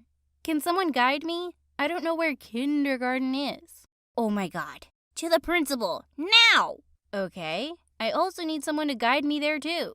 She looked furious and was about to drag me off to the principal, but she was already standing in the doorway. I think she made it clear that she can't read, didn't she? Or do you just enjoy bullying students? The teacher's face turned tomato red. She's really dumb, and I don't want her in my class. Are you sure about that? Go on, ask her something from the textbook. Fine. Can you explain what gravity is? Of course. If you'd only let me before. Gravity is an invisible force that pulls objects towards each other. The teacher looked shocked, and so did everyone else. The principal said that when she'd interviewed me, she realized I was a genius. But Jade, you do have to learn how to read. Come by my office every day after school and I'll help. And you'll stay in the 9th grade. As I took my seat, I tried to keep the grin off my face, while the teacher glared at me like a fire-breathing dragon. While I was eating lunch in the cafeteria that day, a girl called Paige walked up to me, grabbed my notebook, and wrote fat letters on it. When I looked up at her confused, she'd burst out laughing. Wow, the loser doesn't even know how to read her own name. Oh, are you a bully? Like one of those people who are insecure and try to hide it by being mean to others? My mom told me about people like you. Well, you can't mess with someone like me. I'm the daughter of the jungle, babe. The daughter of what? What are you talking about? I'm just here to tell you that I'm impressed by how you embarrassed that grumpy teacher. So, whatever, you can be my friend. You just call me a loser, and I don't want to be your friend. Gosh, who do you think you are? No one talks to me this way. And then she slapped me. I stood on the table and jumped on her. The grumpy teacher saw us and took us both to the principal. And she told the principal that it was all my fault. I couldn't control my anger and I called her a liar. This time, the principal didn't tolerate my behavior and suspended me for 3 days. When I returned to school, Paige came over to me at recess looking annoyed. I really don't want to talk to you, but the principal sent me. She wants you to meet her in the back alley. That sounded weird, but I didn't want to make the principal mad at me again, so I went. When I entered the alley, I saw the wired gate was open, and I walked in. There was a yellow board that had something written on it, but I didn't understand, obviously. And suddenly, I fell, and I kept falling. I landed with a thud at the bottom of a deep ditch. Oh my God, how was I gonna get out of here? I screamed for help, and thankfully a janitor heard me soon and helped me out. Oh, that page was dead meat. I rushed off to the principal's office to tell her everything, but she saw me and spoke first. Please, sit down, Jade.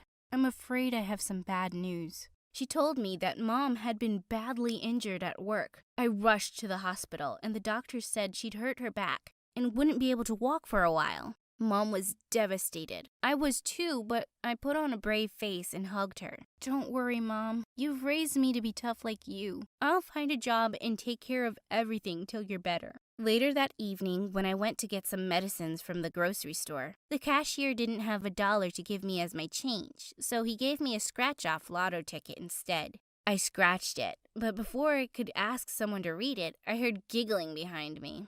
It was Paige and her gang of bimbos. Fancy running into you here. I thought you'd still be in that ditch. I was already having the worst day, and I snapped. Paige, just shut up. I can't deal with your stupid face right now. I'd give you the money to shut up, but I don't have any. Here, take this. I flung the lotto ticket at her and started walking away, when suddenly I heard screams behind me. OMG! This has a $30,000 prize, you idiot! Thanks a bunch. Wait, what? I ran at her and tried to snatch the ticket, but her friends fought me off. Give it back! I need the money! Yeah, who doesn't? I'm gonna buy me some shoes. And with that, they all pranced away.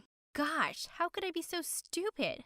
I was walking back home one day and saw a few people crowding near a poster on the way. I was not interested in looking over it at all. Still, I passed by close. I saw pictures of maids on the poster. I casually said, "Who wants to buy a maid's costume, by the way? And they're so ugly." Someone from the crowd yelled, "What nonsense are you talking about? We're just looking at this poster for a cleaning job. Are you dumb or blind?" Hey, don't yell at me. I just can't read. That's even worse. I ignored him and quickly noted the number on the poster. I need this job. And just like that, I started working as a maid. After school and my reading lessons with the principal, I'd go clean people's houses. I worked hard, and my clients were really happy with my service. One day, I was given a job to clean up after a party, and when I got to the address, I saw that it was a huge mansion. As I started picking up the trash, I suddenly heard an all too familiar voice. Oh my God, are you a maid? Paige, what does it look like? Leave me alone to do my job, please. I'd rather deal with your trash than talk to you anyway. Okay, Cinderella, I'll leave you alone. I don't know why I was so shocked, really. Of course, you can't read or write, so these are the only kind of jobs you'll get. And she threw a whole bottle of soda on the floor before she marched off. Ugh. After that, she made it her mission to make my life miserable. She told everyone at school that I was a maid, and her friends would dump rubbish on my desk and ask me to clean it up. She wrote "Trash Girl" all over my locker, and she always made an extra mess at home when I had to go there for cleaning. I really wanted to quit, but I needed the money. One evening, I was leaving Paige's place after work, and I'd just stepped off the porch when something landed hard on my head. It almost knocked me down, and I had sand all over my face. I spat it out and rubbed my eyes to see Paige standing on the balcony laughing her head off. Gosh, that was so funny. I wish I'd filmed it. Good night, Trash Girl. I hated her. I was going to pay her back for this. When I was back home, I was dusting off my clothes and my apron when something fell out of its pocket. It was a large, dirty stone. Mom asked me to give it to her, and when she looked at it closely, her eyes went wide. Where did you find this? That horrible Paige threw a bag of sand at me. I guess it fell out of there and went into my apron pocket. Just some garbage. Jade, I don't think this is garbage. I think it's an unpolished pink diamond. Wait, what? I went to a jewelry store the next day and had it checked. The old man behind the counter took forever to examine it. and then turned to me slowly. This is a rare pink diamond from a royal tribe in Sierra Leone. It's a treasure that belongs in a museum. What happened next was crazy. Now I had money to get the best treatment for her, and enough to cover all our expenses for a long time. The story of how a schoolgirl found a rare treasure in the trash spread far and wide, and I was even on the local news. The exciting events of my life had kept me away from school for a few days, but when I returned, of course, Paige was waiting for me. Wow, the trash girl really got lucky. Guess sometimes in life, going through other people's garbage can really pay off. I walked up to her calmly and whispered in her ear, "You know where I found that diamond, Paige? It was in that sandbox you threw at me. Crazy, isn't it? Thanks a bunch." Paige just stared at me with manic eyes, let out an ear-splitting scream, and stormed off. Thankfully, I didn't have to deal with her drama for too long. I moved to another city with Mom where she could get better treatment. I worked really hard on my reading skills and graduated high school at the top of my class. But the best part of graduation day was the surprise Mom had for me. She got up from her wheelchair and walked slowly towards me. I couldn't believe my eyes as I ran to her and hugged her tight. "My physiotherapist says I'll be able to walk completely fine in no time. And it's all because of you, Jade. Your dad was right. You brought good fortune with you. And I wanted to say, I'm so sorry I've kept you away from school for so long. It really wasn't fair to you. Please forgive me. Please forgive your mama." "Oh, Mom, please, I do forgive you. We all make mistakes." "No, my mistake is unforgivable. I have forbidden you from reading and writing. Only stupid, insane people do that. Forgive me, please." "Mom, learning to read and write is really important. But you taught me so much too, and I'm grateful for that. Please stop crying. I love you so much." A few months later, Mom recovered completely, and she went back to working as a car mechanic. I'm studying mechanical engineering at university now on full scholarship, and I hope to open a workshop with Mom one day. But the biggest lesson I've learned is that if you have a thirst for knowledge, you can learn new things anytime, anywhere. And the most valuable thing you can ever learn or have is kindness.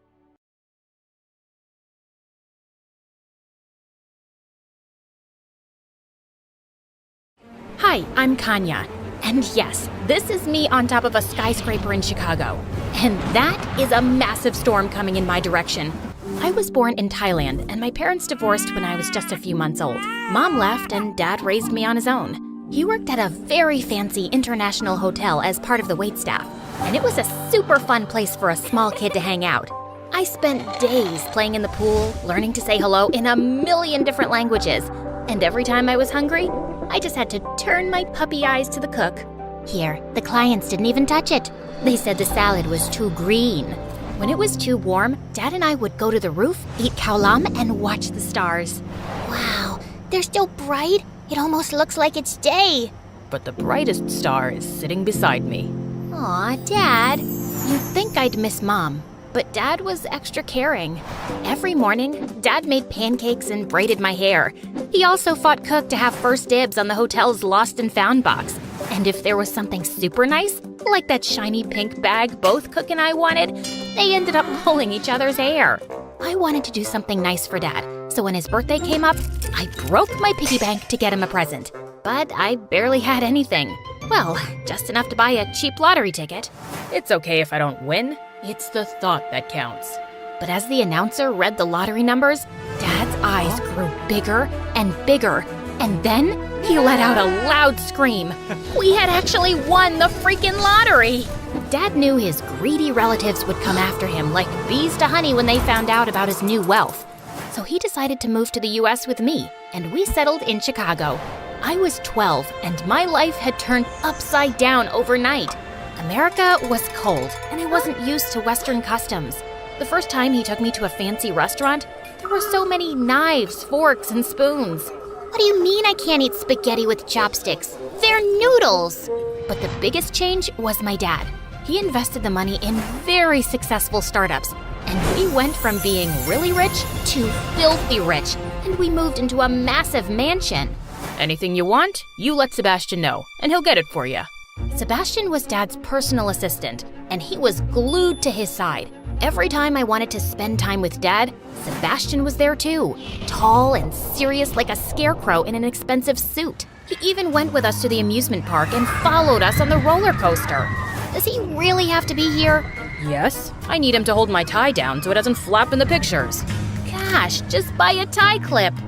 I wanted Sebastian gone. I started giving him impossible tasks, so when he failed, Dad would get rid of him. Sebastian, I want a copy of the next BTS album, the unpublished one. Sebastian, I want croissants every morning, fresh from Paris. But Sebastian always delivered. One day, I was stuffing down a box of fried chicken and plotting my next request, when suddenly I started choking on a chicken bone.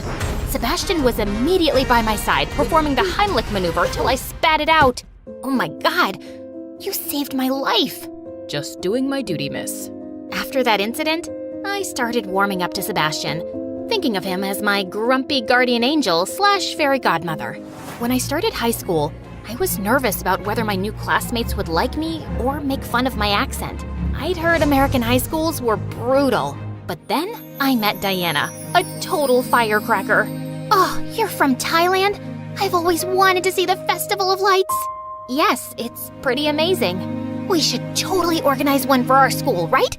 Everyone loved the idea. And while building lanterns with my classmates, I also got to make new friends quickly. As we watched the lanterns float into the sky, I was so happy to bring a piece of my culture to my new home. Diana became my partner in crime. She introduced me to a world of karaoke nights, greasy hamburgers, baseball games, and sleepovers. We spilled secrets about our crushes and talked about my upcoming 16th birthday. You know your dad is planning a massive Sweet 16 party, right? To be honest, I don't really care about a big party. I'd rather do something meaningful, you know? Sebastian helped me organize a day of volunteering with my friends at the local animal shelter. Dad, however, couldn't help going overboard.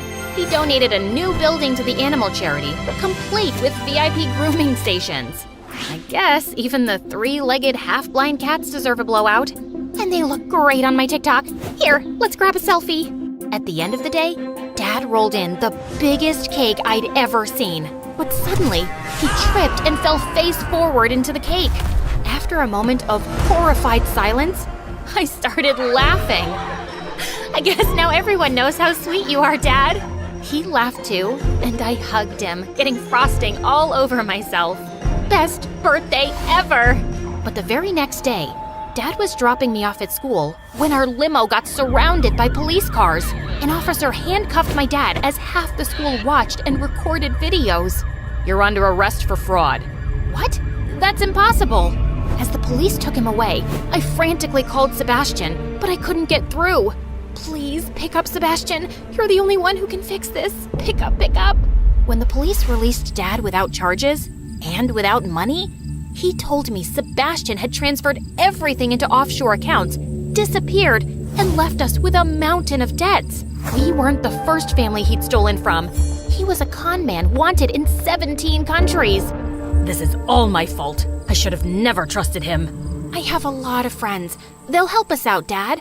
But I was so wrong. And I discovered that at Diana's doorstep. Wow, you really have some nerve showing up here. What? Oh, you thought we could still be friends? Your dad's a criminal. And who knows what you've been up to? Before, you were rich and exotic. Now, you're poor and toxic. So scram. She tried to slam the door shut, but I pushed her in so hard that she fell on her butt. My dad's not a criminal. Then he's an idiot who got scammed by a butler. I left before I ended up punching her stupid face. I couldn't believe I ever thought of that snake as a friend.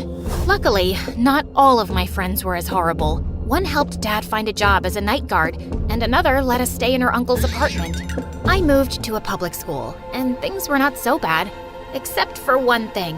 The debt collectors. They hounded Dad and even followed me everywhere. One even pretended to be a teacher to get into the school and took my bag. Hey, give me back my bag. You mean my bag? Where's the money, girl? Are you stupid enough to think I carry it around in my school bag? Sebastian took everything, and we're broke, you moron! I don't believe you. Tell your dad to return our money soon, or things are gonna get a lot worse. Of course, I didn't tell Dad. He was already crushed and looked worried all the time. The only time I saw him smiling was when I sent him a selfie I'd taken of us on our old hotel roof.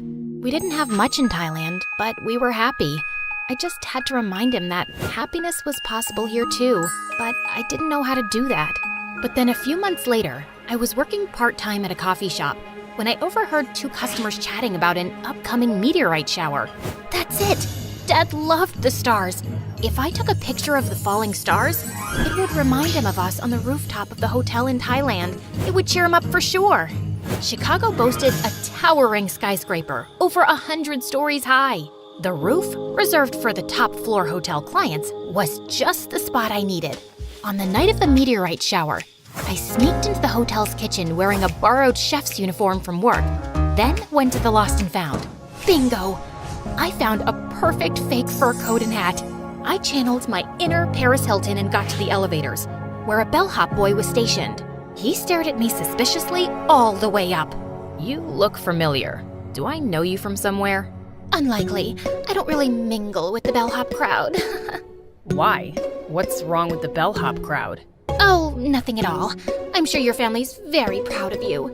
Your mother must have dreamed of a future for you where you press buttons for a living. He turned away silently, and I hopped out of the elevator as we reached the top. I felt bad that I'd offended him, but I was just selling my rich brat role. The view from the top was amazing, but the wind was incredibly strong. As time passed, it intensified, and a thunderstorm loomed on the horizon. Just as I was about to give up, a multitude of shooting stars lit up the sky. I took countless pictures before running back home, and I burst through the front door. Dad, look! Dad! I stopped short when I saw the whole place had been trashed. I ran into the kitchen where I found a strange woman looking anxious. Who are you? What happened here? And where's my dad? Oh, thank God you're here. Kanya, I'm your mother. What the what now? I didn't even know she was American. I know you don't remember me, but your dad asked me if I could take care of you, so here I am. Excuse me? You're about 16 years too late. I'm sorry. I was so young when you were born, and your dad and I didn't really work out, so I thought leaving was the best solution. I knew he'd take good care of you. You're right. He did a great job, and I want him back. I ran out and called my dad crying. I'm sorry it has to be this way, sweetie. The debt collectors are getting too dangerous, and I need to draw them away from you, so I'm leaving for good. I love you, and I'll miss you terribly. You have to leave this house immediately and go stay with your mom. And you have to do what she tells you. I may not be able to call or text you again. No, Dad, wait! But he had already hung up. Dad was gone. And now I had to leave my house and my school and go live with this stranger at the other end of the city. And she forced me to wear a wig and contact lenses to make myself unrecognizable. I did what she said, but I just wasn't ready to accept her as my parent. I made it my life's mission to find Sebastian and make him return our money so Dad could pay off his debts and come home. I started visiting police stations every day, but no officer wanted to help me until I bumped into... Hey, it's you. Bellhop boy? You recognize me? Yeah, your disguise isn't that great. Also, my name's Enzo, and you owe me a tip. I'm so sorry about that encounter. How about I buy you an apology coffee? Better make it an extra large. It turned out that Enzo had started a new job at the police station as an IT assistant, and he recognized me from the viral video about my dad's arrest. So now you want to catch this Sebastian guy? Yeah, but I don't know how or where to start. Let me see if I can dig up some info. You'll really help me? Let's say I'm tired of asking. Have you tried switching it off and on again every time something doesn't work around here? Like a couple of Sherlock Holmes, we started tracking famous rich people's social media accounts because such people were usually Sebastian's targets. He's like a tick, looking for the fattest victim to suck on. But Sebastian was also sly, and he knew the police were on his tracks, so no matter how many pictures we looked at, we couldn't find him. Until one day, Wait, isn't that him on the yacht with Siley Myrus? OMG! Yes, even with the mustache, I'd recognize that sleazebag anywhere! Okay, let's zoom in on the boat name and... Found him! He's in Greece, posing as a pet masseuse for TikTok canine stars? The next day, I bought a flight to Greece with the last of my savings while Enzo alerted the local police. Together, we descended on Sebastian. Drop the poodle. You're under arrest. Give me back my money. Your disguise is dumb, and I've already gambled all the money away, stupid. I kicked him in the shin as the police carried him off. I was happy he was caught, but the money was gone. With no chance to pay off our debts, Dad would be on the run forever. That night, I went walking on the beach, and I saw the sky was filled with stars. I took a picture of it and sent it to Dad, but he didn't reply. After I returned to the States, I decided to start mending things with Mom. It wasn't easy, but she was the parent I had now, and I could see how hard she was trying. She even had a box with my baby clothes and pictures that she'd kept all these years. Slowly, we started to get to know each other, and she was really cool. As for Dad, I would send him a new sky picture every night, even though he never replied. He did make me realize I loved taking pictures of the night sky. Enzo, who was still looking for his dream career, was now working at an electronics store. So I asked him if he could find me a good deal on a camera. Sure, but it'll cost you. Name your price, Scrooge. How about a date? Really? But what if you grow tired of me and dump me? I mean, you change jobs every 2 seconds. Yeah, but I'm sure dating you won't feel like work. For our first date, we went back to the skyscraper roof, and I took more night sky pictures. Enzo loved them and suggested I start an astrophotography vlog. And when I won a super fancy prize in a competition, I realized I'd become a professional. I sent Dad the picture of the prize announcement, but like always, he never replied, and I finally accepted that he was never going to. I invited Mom and Enzo to the award ceremony, and I caught her beaming with pride as she admired one of my pictures in the gallery. I'm so sorry I missed your childhood, Kanya. If I could go back, I'd do everything differently. We're together now, Mom, and that's all that matters. I love you. The presenter announced I was the winner, and Enzo walked me to the podium. I dedicate this award to my father, who made me discover my love for the stars. All the pictures I take for you. I miss you. As I stepped off the stage and hugged Mom, I let out a tiny gasp.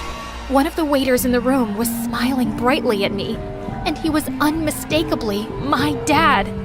He had tears in his eyes as he blew me a kiss and then quietly left. And for the first time in years, I felt truly at peace, knowing Dad was okay and always watching over me.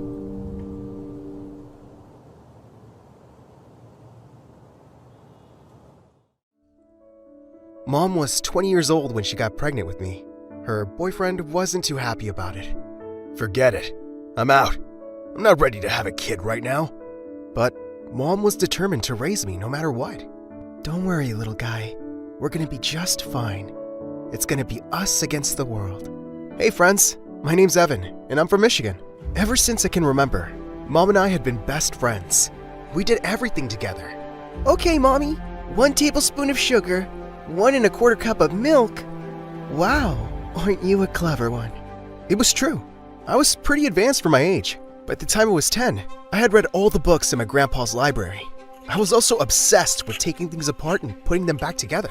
Mom and I did all sorts of building projects together. On the count of 3, are you ready? I was born ready. 1, 2, 3. Mom, look! Aerodynamics are amazing! Okay, genius. You should say your mom is amazing. One day when I was in 8th grade, I was picking up groceries for Mom when I heard yelling. Right by the street, a big guy was shouting at some girl around my age, and following her too. Hey, quit ignoring me! Leave me alone, you jerk! I wasn't going to let anyone bully that girl on my watch. Without thinking, I walked over and punched that guy right in the nose. He covered his face and started to cry in pain. The girl grabbed my arm. Run! I ran with the girl 2 blocks straight. We were super out of breath. Who was that guy? Just a bully in the neighborhood.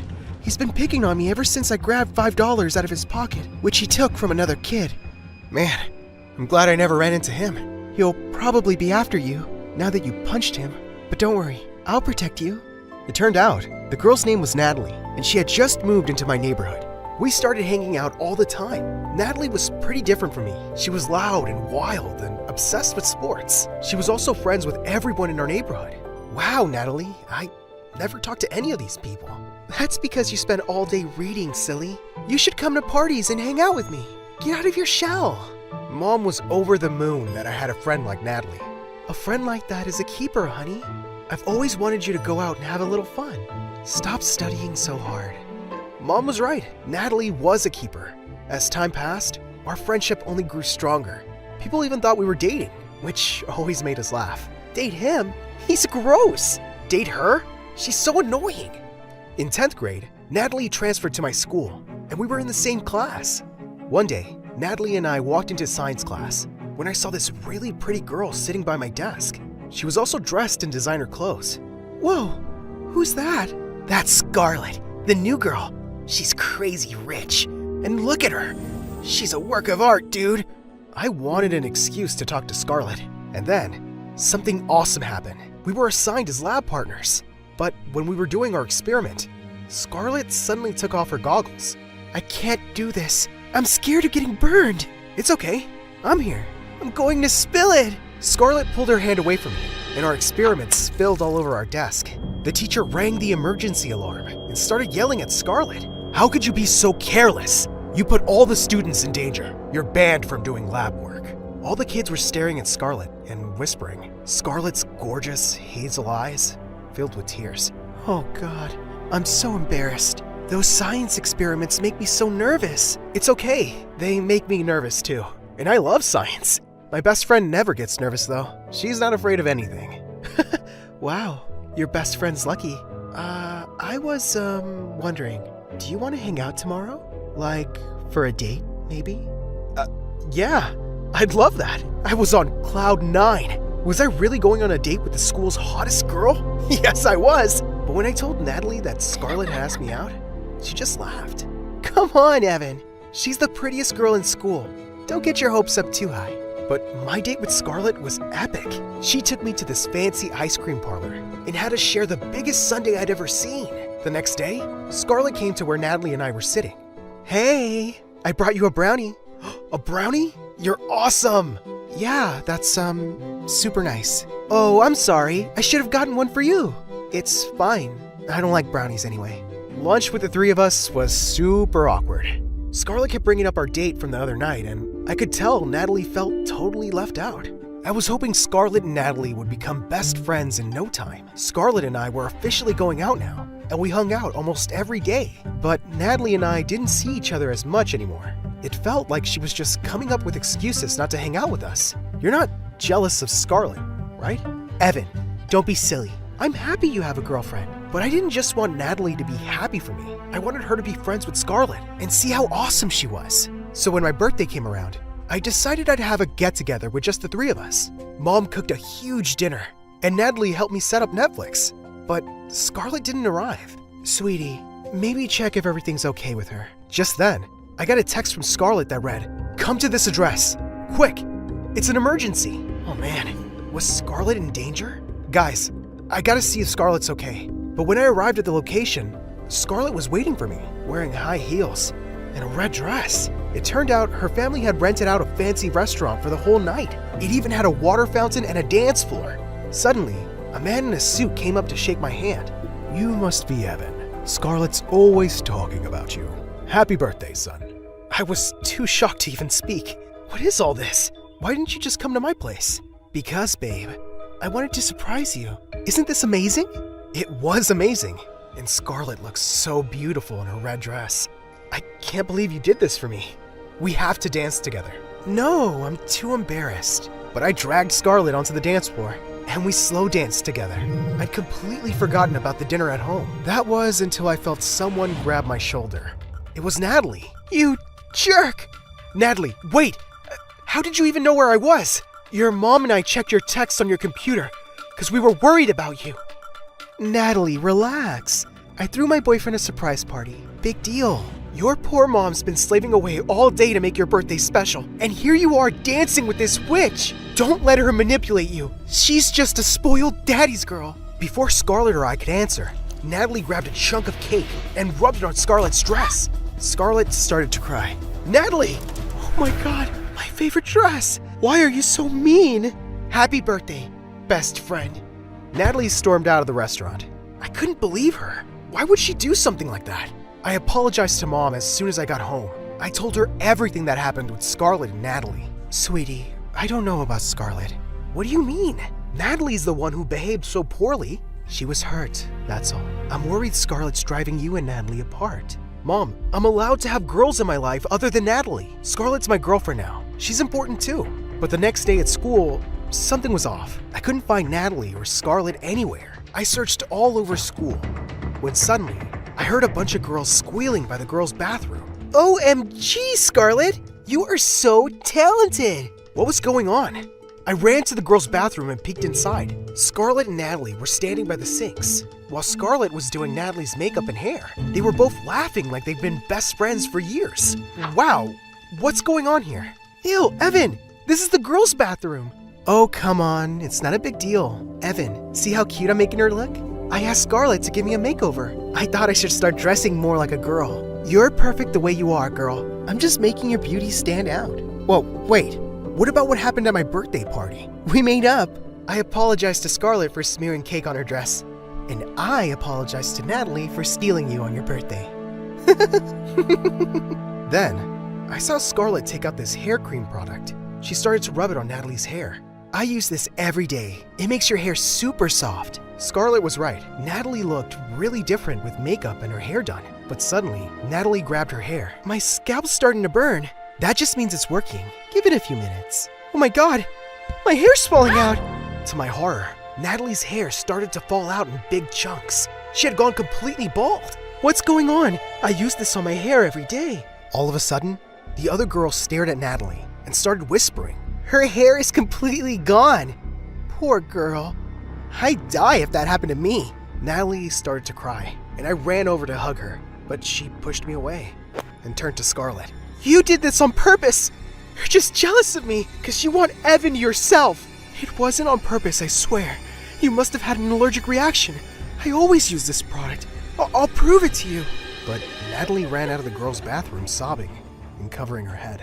Scarlet, I gotta go talk to her. Of course, and tell her I'm sorry, Evan. It really was an accident. I didn't end up finding Natalie after that.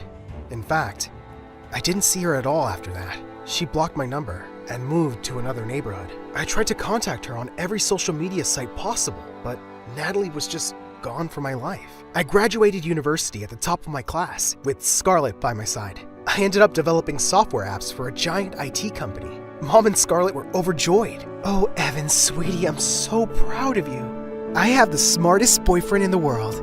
I married Scarlet a year later. I finally saved up the money to buy us a gorgeous house. We gave Mom a full tour. I know exactly how I want to decorate this. I'm thinking bold colors, maybe gold and red. That's great, honey. I actually wanted to ask you two something. I see you have a big space and an extra room. I was wondering if I could live with you.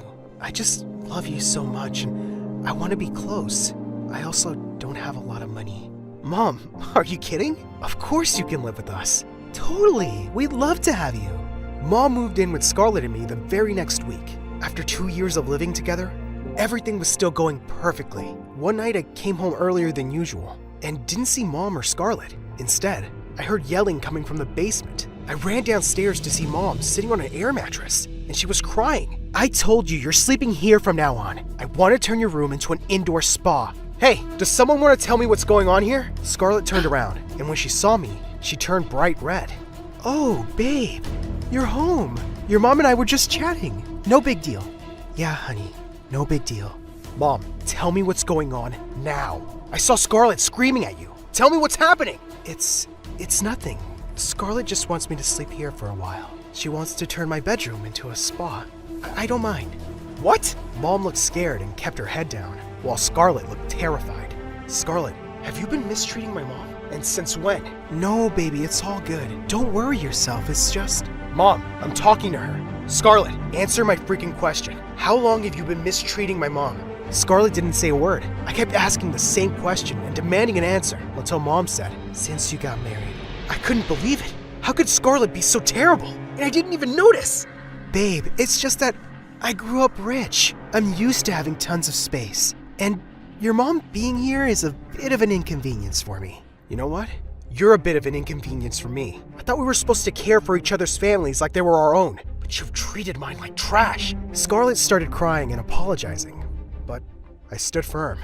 Mom and I will be staying in a hotel for a few days. I don't even want to be near you. But Mom and I ended up staying in a hotel for more than a few days. 2 weeks went by, and I still didn't talk to Scarlett. One day, I came home from work. When I heard whispering from my mom's room, I opened her door to see her sleeping in bed. A nurse was next to her, saying, "You just need to rest, Auntie. And you should tell Evan about your condition. He should know. He's your son." I recognized that voice immediately. It was Natalie. Natalie, what are you doing here? And what's going on with Mom? I'm your mom's nurse, Evan. She's really sick. I'm gonna be here every day to take care of her. Without another word, Natalie left. I rushed to my mom's bedside. Mom, how long has this been going on? And how long has Natalie been your nurse? I hired a nurse, and it turned out to be Natalie, purely by chance. Honey, I've had this condition since you were in high school. It's gotten worse. I didn't want to worry you. I hugged Mom and started to cry.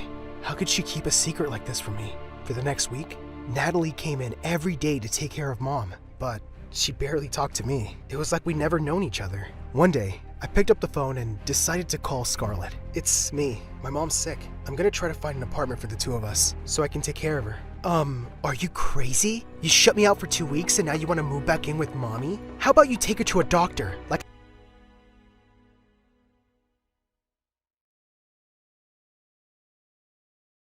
Hi everyone, my name is Salish Matter from California. You probably know me from my dad's channel, Jordan Matter.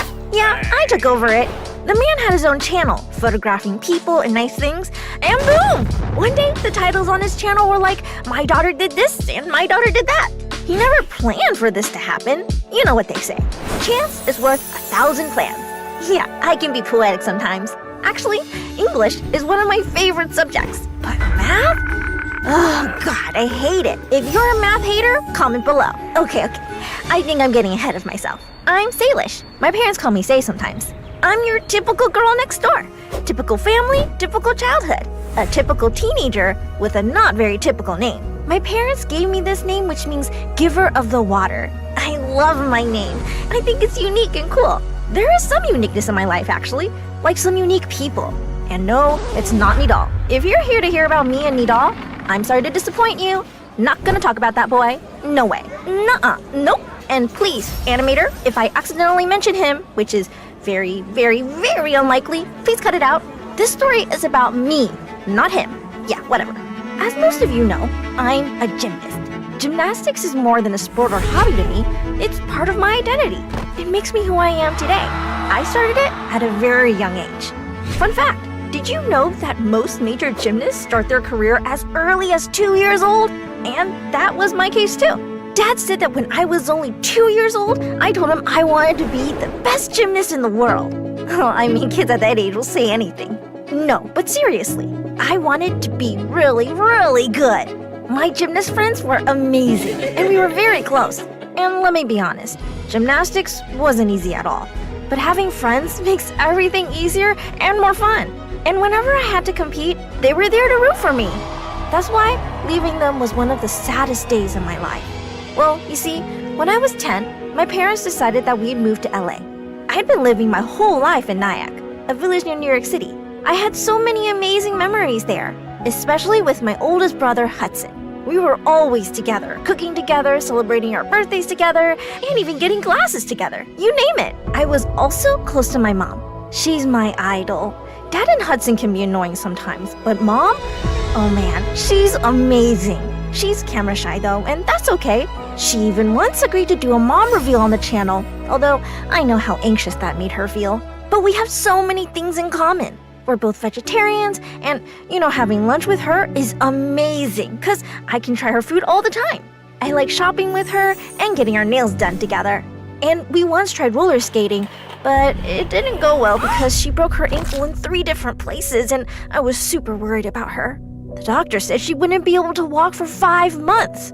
She wasn't able to come to my gymnastics meet that we had been waiting for 2 years, which made me really sad. I'm not gonna deny that. I won 4 medals that day to make my mama proud.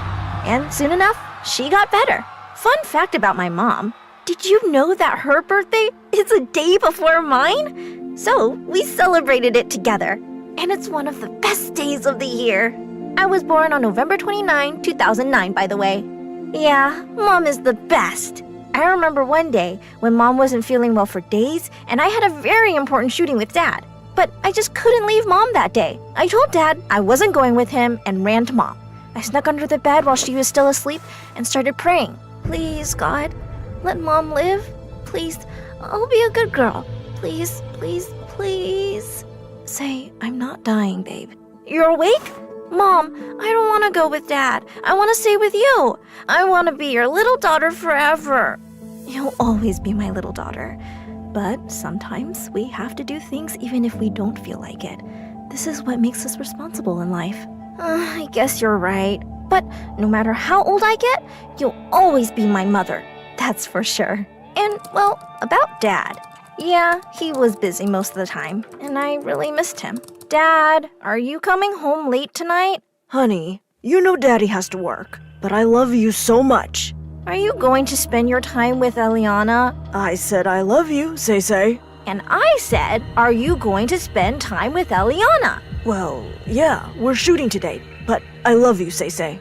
I love you too, Daddy. I'm your only little girl. Always remember that. It's only me who's going to take care of you when you're old and wrinkly, and bald and gray, and fat and... Yes, I get your point. You're my only princess. I love you, Say. I love you too, Daddy. I thought Dad would be super happy about moving to LA, unlike the rest of my family. But one night, we were going for a ride in Dad's car, and Dad looked super occupied and worried. He didn't say much during the ride, and I just felt something was wrong. The moment he pulled over, I hugged him. Don't worry, Dad. Everything is going to be okay. And he hugged me back.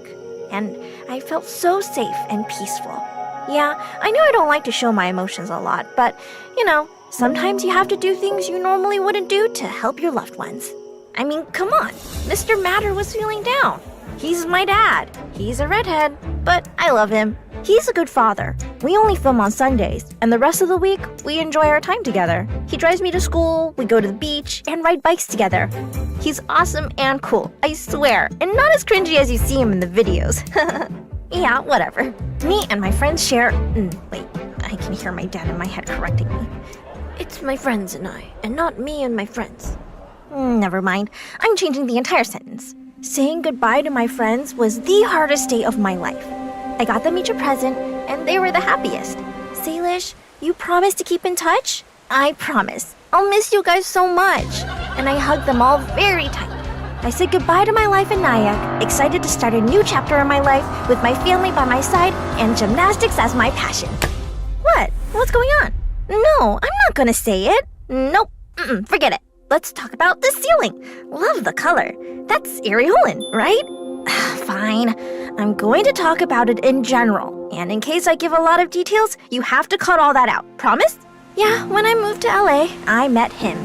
We were shooting a video together, then we went to Starbucks. I still remember what we got. 2 vanilla frappuccinos, no whipped cream. And just like that, we became friends. It's like we had the same energy. We would run around and play, trying to hurt each other. But of course, I always end up hurting him. I'm way stronger. He's only a big baby. Now I have to say his name, I know. He's Nidal Wonder, a self-taught freestyle flipper prodigy, born in 2010. Yeah, he's too young. He has been making videos with my dad since he was 8. Yeah, I have to admit, he's cool. But did you notice? Yes, he's only 13 years old. But did you see his arm muscles? Oh boy. The first time I tried to wrestle with him, like always, I touched his arm. And man, you can tell this boy is going to be such a tough, good-looking man. I mean, he can look good in anything, even when he wears my white dress. Yeah. Oh shoot. We're cutting that out, yeah? I mean, ew! I've been homeschooled since we moved to LA, and having Nidal around made everything easier. When we made the first challenging video, I was sure I was going to win over him. But I gotta say, competing with him was formidable. I'm just using a difficult word so Nidal won't understand it. People loved us together, and they even started shipping us, and Dad was not super happy about it. There was even a hashtag Nailish. People were using it. I mean, me and Nidal have chemistry. Like, you can easily tell. He has the biggest crush on me, and he sees me in his dreams. Poor thing. I never had a crush on him. Ew. Yeah, whatever. Like, maybe a little? You know, having a boy best friend is cool because it's different from having a girl best friend. You know, you can get physical with a boy, hitting and hurting him. It was like a new friendship I never experienced before, and I'm enjoying it. Yeah, of course you're enjoying it. I'm way cooler than you, and prettier, and smarter, and more talented. I always get the prizes in our challenges. Your poor dad has spent a lot of money on me because his daughter is a loser. Did you hear anything? That was just an annoying mosquito, but I got rid of it. MSA, please don't animate him. I'm way cooler. What was I saying? Oh yeah, the Wonder Boy is really my best friend. We had sleepovers, we celebrated Halloween, and even recorded a music video together. He's funny, and he doesn't care about what people think. He's honest and a daredevil, and I really like his personality. You know what these honest friends are like? Hey, you look ugly in that dress, like a bald monkey. Take it off now. Yeah, that's him. And also, he's kinda cute. Cute. Fine, he's cute. I hope Dad doesn't notice this part. But also, we do have a lot of differences. I mean, he eats meat and uses plastic straws. And also likes weird boy stuff like, yeah, I agree. I like weird stuff. Including you. And after 6 amazing months of friendship and affection, Nidal had to leave for Texas. And it made me very sad, having to say goodbye to another close friend. We promised we'd talk every day, FaceTime and message each other. But, you know, it's not like the same thing having him around and seeing him in person, and I was a bit upset about it. At least I had Boomer around. Boomy is my dog, and one of the best things in my life. I took him for a walk every day before school, and it cheered me up every time. But I still always felt empty because I missed my best friend. And I think my parents noticed it, because one day, Dad took me to Universal Studios, and he told me we were making a video. But suddenly, while we were walking, someone held me from the back, and I immediately knew it was Nidal. He hugged me, and I wrapped my arms around him, and it was an amazing moment. Actually, this was one of the many surprises we have for each other. We've been surprising each other in the last year, and it made missing him less painful. And you know what's even cooler? Nidal spent his summer vacation here in LA, and we made so many videos together. Speaking of surprises, my dad always came up with cool ideas to shoot. But one of the best things I enjoy doing is skincare and get ready with me videos. Yes, I wake up at 5:45 and spend 2 hours getting ready. But beauty has a price, you know. No, seriously. Boomy takes about 30 minutes in the bathroom, so it's only an hour and a half. Not a lot. And also, I'm the first stop for the school bus, and I have to be the earliest, which is not fair, by the way. I was a bit worried that I wouldn't fit into my new school, especially that I was the only new 8th grader in the school. It's insane. But thank God, it's been going pretty well so far. And I have made some new friends. And I love that we don't have a dress code at our school, and I can choose nice clothes every day. Man, I'm so happy. Actually, all this YouTube content is amazing. Making videos with my dad, doing challenges with talented people, having collaborations with cool people and YouTubers like Britt Rivera and Darman, and many other amazing people. And now, I even have my own channel. Please go subscribe now. Life is good.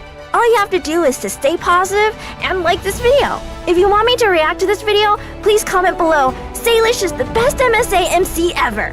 You're not cutting that out, yeah? You know what? Don't cut anything out. I don't care. Yeah, whatever. Love ya. Bye.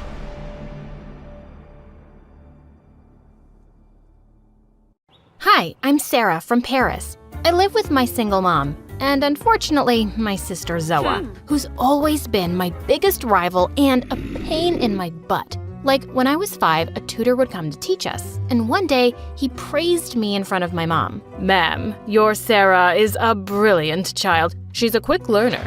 She can understand a concept in just an hour. But for the same thing, Zoa takes 3 days. Zoa couldn't tolerate this and hit me hard on my head with the notebook. Before I could react, Mom yelled at her and grounded her for a week. I never really understood why she was jealous of me for being smarter. I wasn't jealous of her for being prettier. Whenever we went out together, people noticed her first and gave her compliments, but she was still so insecure. But maybe the reason why she really hated me was because I was fearless. Once when I was 10, the three of us were out on a picnic when I noticed a man snatch a woman's purse and run away. I immediately stuck out my leg and he tripped and fell down hard. The thief was taken away by the police and everyone there clapped for me, except for Zoa. Mom was pretty freaked out too. Sarah, the thief could have had a weapon. He could have hurt you. Don't do that again. You're just a child. Yeah, dummy cow. This is not some movie where you pretend to be an action hero.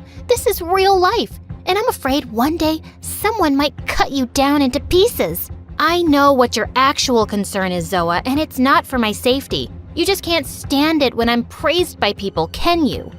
Oh, please. I get plenty of praise because I'm so pretty. Have you ever heard someone use that word for you? I bet you can't even spell it. It's P-R-E-T-Y. You forgot a T, dinosaur brains. And you forgot my hand, dinosaur face. And suddenly she slapped me and we broke into a huge fight right in the middle of the park. As we grew up, she became prettier and more popular in school. All the time, boys would roam around her, while her minions cracked jokes about how I must be adopted. But I never let Zoa or any of those bullies get to me. I was smarter and stronger than those idiots any day. Once in 9th grade, I was looking for a book in the library when I noticed a boy staring at me from a gap in the shelf. I just went back to my seat and started reading my book, but he sat down in front of me. Hey, what's your name? You're very pretty. No way. This was definitely a prank. If I was really pretty, why was he the first boy to say so? I just walked off without a reply. I was in no mood to be made fun of. But the next day when I was walking through the hallway, I suddenly tripped over something and went flying straight into someone's arms. It was the boy from the library. Oh, thank you so much. If you want to thank me, just tell me your name, please. I did, and it turned out his name was Henry and he was my senior.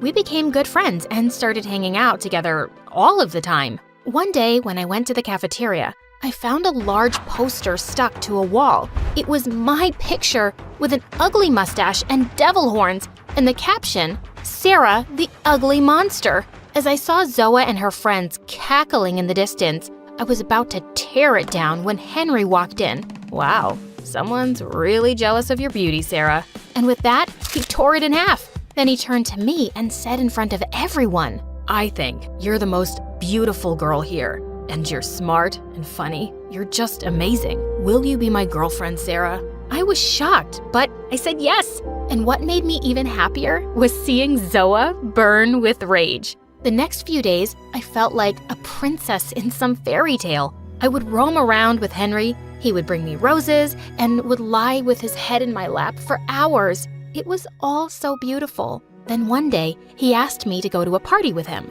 That evening, I was getting ready when Zoa came running into my room, all breathless. Sarah, my sister, I need to tell you something. Please, stay away from Henry because he is a cheater. He is dating 3 girls, including me and you. He just kissed me today, out of the blue. What? You're such a psycho liar. Get out of my room, Zoa. But then she showed me something that left me stunned. It was a picture where she and Henry were kissing. I couldn't believe it. I ran to the washroom and Zoa followed me. Sarah, why are you crying? So what if he found me more attractive than you and kissed me? At least now we know his true colors. Don't cry, sis. This is for the best. I angrily pushed her aside. I'm not crying. Something just went into my eye. And I don't care if he kissed you. He's still my boyfriend. Get out, now! I left home pretending to see Henry, but of course, I wasn't gonna meet that jerk. I went to a park and sat alone and kept rejecting his phone calls.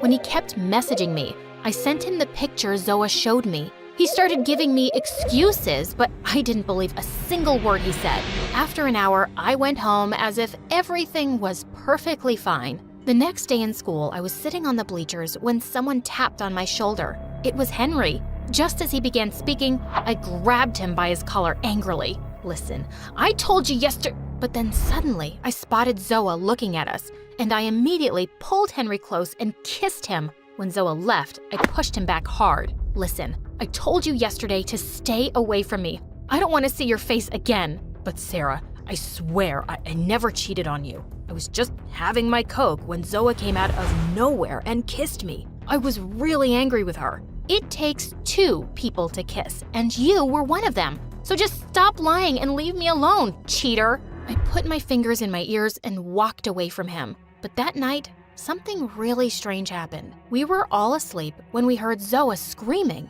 We ran to her room to find a boy in Zoa's room, and she was beating his butt with a stick. The boy was from our school. Mom! I caught this thief. I caught him. Call the police. Call the media. I'm so brave. I'm a hero. I'm not a thief. I'm Zoa's freaking boyfriend. I just came to see her and she went bonkers on me. Crazy girl. Oh, also, Sarah, she kissed your boyfriend and told me to take pictures of her doing that. He was so mad at her. In case you didn't know, your sister's a psycho. Oh God, Henry was telling the truth and I hadn't believed him. The boy broke up with Zoa and jumped out the window while I turned around and pounced on her. I pulled her hair as hard as I could till Mom pulled me away. The next morning, I literally ran to school and found Henry and apologized to him. He opened his arms and we hugged each other really tight. Time passed and we graduated from school. Henry went abroad for his higher education and Zoe and I started college. Then one day, Mom suddenly felt some pain in her chest, and after the doctor's examination, it turned out that she needed a really expensive heart surgery. This was the first time in my life that I felt scared. We didn't have enough money, so I took up a part-time job to start saving. I asked Zoa too, but she flatly refused. Sorry, but a princess like me can't work. Look at my hands, so soft and delicate. I'm not spoiling them. No, you're the Tarzan of the family, the strong one. You got this, girl. And just like that, she walked off. Just a few days later, I heard Mom screaming. I ran to her room and she was standing in front of some empty drawers, asking me where all her jewelry had gone. I had no idea, and we marched straight to Zoa's room. She wasn't there, but a note was lying on her bed. Mom, Sarah, my journey with you people ends here. I can't live with poor, depressed people like you anymore. Mom, please make Sarah the heir of this damaged house because I like mansions only. I'm taking all the jewelry as memories of you, Mom. Love ya, but don't look for me. Mom was completely devastated. I took her to her room and put her to sleep, but I was in despair. We were left with nothing. My salary wasn't enough for the treatment. I left home to contact some charity organization, and on my way, it started raining. Just then, I saw a huge crowd gathered around on a bridge. I looked down and saw a small kitten hanging onto a log in the strong river current, and people were just standing around making videos and doing nothing. Luckily, I found a piece of rope tied to the bridge. Without another thought, I climbed down the rope and reached out for the kitten. Some people started helping me then by pulling us up, and we both landed safely. I was completely drenched in the rain, so I decided to go back home. That evening, someone rang our doorbell, and when I opened the door, I found a bunch of people with cameras and mics standing outside. You saved a little kitten today without caring about your own life. What would you like to say? This girl, people, she's a hero. She makes us believe that good people truly exist. She's restored my faith in humanity. Wait, what? What was going on? And I soon found out that people had been making videos of me saving the cat, and they'd gone viral. And before I knew it, I had become quite famous. I was in newspapers and giving interviews on news channels. I was honored by the government with a bravery award and also given $30,000. And of course, the first thing I did was get my mom's heart surgery. It was successful and she recovered fully in a few months. Soon after, I got an offer to participate in a really famous reality stunt show, and I accepted. Within no time, I'd become a celebrity. And now, Mom and I were rich. We were living a great life until one day, someone knocked on the door. When I opened it, I was shocked to see Zoa. As she tried to step inside, I blocked her path. Where's Mom? I need her help. My boyfriend cheated on me. He made me pregnant and ran away with all my money and jewelry. I've got nothing to eat. Are you so fat because you're pregnant again? Oh, no. Luckily, I had a miscarriage, but I had lots of cravings while I was pregnant, so I gained some weight. It's nothing. I'll be back to my old shape in no time, you'll see. Are you sure you're not pregnant? Of course, I said so already. Then I kicked her so hard she fell back on her butt. How dare you call her mom? You left her when she was fighting for her life. No, you robbed her first and then left her. You're just a blood-sucking leech, Zoa, and you deserve whatever bad things come your way. Now get lost and don't show up here again. And I slammed the door on her face. Half an hour later, the bell rang again. Oh, God, this Zoa. Maybe I needed to kick her harder this time. But when I opened the door, I was shocked. It was Henry. He opened his arms and I jumped to hug him. Oh, I can't believe it's you, Henry.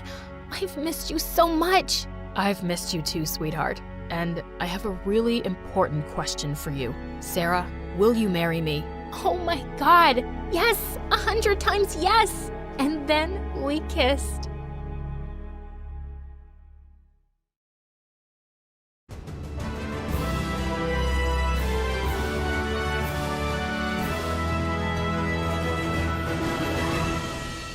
It was Mom's birthday. She hadn't been home for so many days, but I'd heard her come home last night. So as soon as it was 9, I rushed to her room with a special breakfast in bed and a card I'd made. I hoped she'd like it and stay longer this time. I pushed open the door of her room and yelled, "Surprise!" But Mom was nowhere to be seen. I checked everywhere, but nothing. I ran to Dad and he said, "She's not coming back. Forget her." Forget her? Forget my mom? Daddy, take me to her. I want Mom. Dad just walked away, leaving me with the nanny, but I stomped my feet and yelled, "If you don't take me to Mom, I'm gonna have the police sue you." Oh, all right, fine. You want to go? I'll take you there. I'm moving to London anyway. With that, he put me in the car and drove me to her new house. As soon as I got out, he drove away. I rang the bell and waited excitedly for Mom to open the door. As soon as she saw me, her eyes welled up with tears. "Mommy, I missed you." But the next minute, she slammed the door in my face. I stood in shock as the door reopened, but this time, it was a man. He was tall and wore glasses and smiled at me kindly. "You must be Alexis. I'm Brian, your stepfather." He took me inside saying it was all okay and that Mom was just so happy to see me. Then he left me and went to the other room. A minute later, I heard her yelling, "Send her back, Brian." "She's just a kid. I'm not sending her anywhere." I knew I had to do something to change her mind, so I opened the door and went inside. "Mom, Dad left yesterday, so I think you should raise me now or I will end up in the streets. Not that I mind, but because I have to go to school, I need a home." She looked me dead in the eye. "Do you think I care? I hate kids. I hate you." And with that, she marched away. As I realized for the first time, my mom hated me. I burst into tears and tried to follow her. "Mommy, no. Take me with you." But Brian pulled me into a hug and said, "It's okay, kiddo. If your dad's gone to London, I'll take care of you. Want to see something really cool you can do on this computer I just got?" "Hi, my name is Alexis, and after my mom left me, my stepdad became my mom. He spent all his time teaching me 2 things. First is the coolest thing in the world, computer programming. And the second is how to be a tough girl and get back on all the jerks in my life. But before I tell you exactly how, please like and subscribe. Anywho, by the time I was 16, I'd forgotten Mom and even my real dad. In fact, life was as perfect as it could be, until one day when everything came crashing down. I was at school when suddenly all the computers in the computer lab crashed. My teacher was going crazy trying to fix them, but I could tell she was doing it all wrong. Do you want help with it? I think I can fix it. How could you? I'm the teacher here. I have a degree from Princeton. But you're doing it wrong. It's obviously malicious software. You think you can do better? Fine, baby genius. If you mess anything up,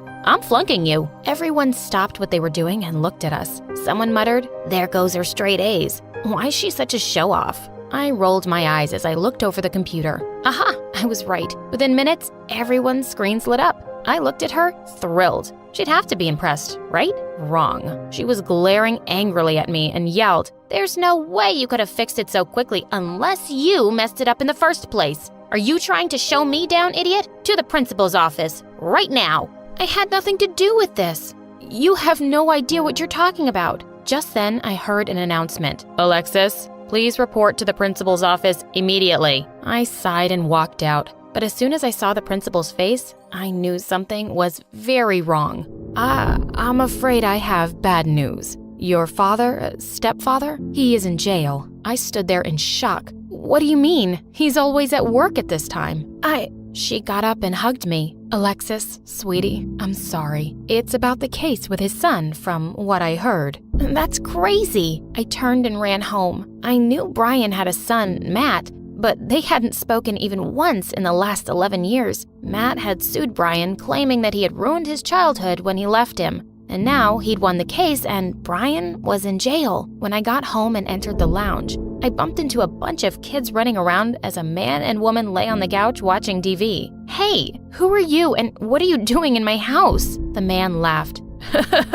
Your house? This is my dad's house, and now that he's gone, it's mine. You're welcome to stay if you want as a charity case, but don't get your hopes up. What kind of people are you? Suing your own dad and sending him to jail? You have no mercy. You have no idea what I've gone through, so shut up or else. Show me some respect or I'll throw you out. Yeah, of course you'd do that. Why am I not surprised? I mean, you threw out your dad. Get lost. Now. The next few months were horrible. Matt and his family were like a pack of wild, idiotic animals. He made me do all the chores just so I could earn my keep. You can't do this, you jerk. Well, I'm the man of the house now. You'll do whatever I ask you to do, you useless girl. In your dreams. I went to my room and spent time there working on my computer. And all of this wasn't enough for Matt. He also never allowed my boyfriend Josh to come visit, saying our relationship was a bad influence on his kids. But I let Josh sneak into my room through the window and we spent nights there.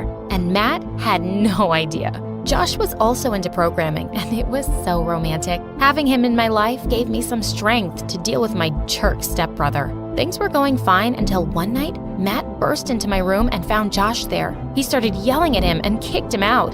Then he looked at me and said, "That's it. I'm taking this stupid laptop from you. You should be taking care of my kids and not partying with guys. And God knows what else you were doing in my house." Who do you think you are? You can't control me, you moron. Watch me. He snatched away my laptop and left. That was it. He'd just messed with the wrong girl. I gave one of his daughters a candy and told her to go to Matt's room and get me back my laptop. Later that night, as he was working in his study, I snuck into his room and used my laptop to hack into his. I sent all of his rude messages, gossiping about his boss during a Zoom meeting in front of everyone from his work. Then, just to add insult to injury, I shared a video of him making fun of his boss show up on his screen. Ah, sweet revenge. He barged into my room and stomped on my laptop and smashed it to bits. How dare you? You got me fired. Maybe this'll keep you in place. I started throwing pillows and books and whatever I could get my hands on at him. Leave my room, right now. That jerk.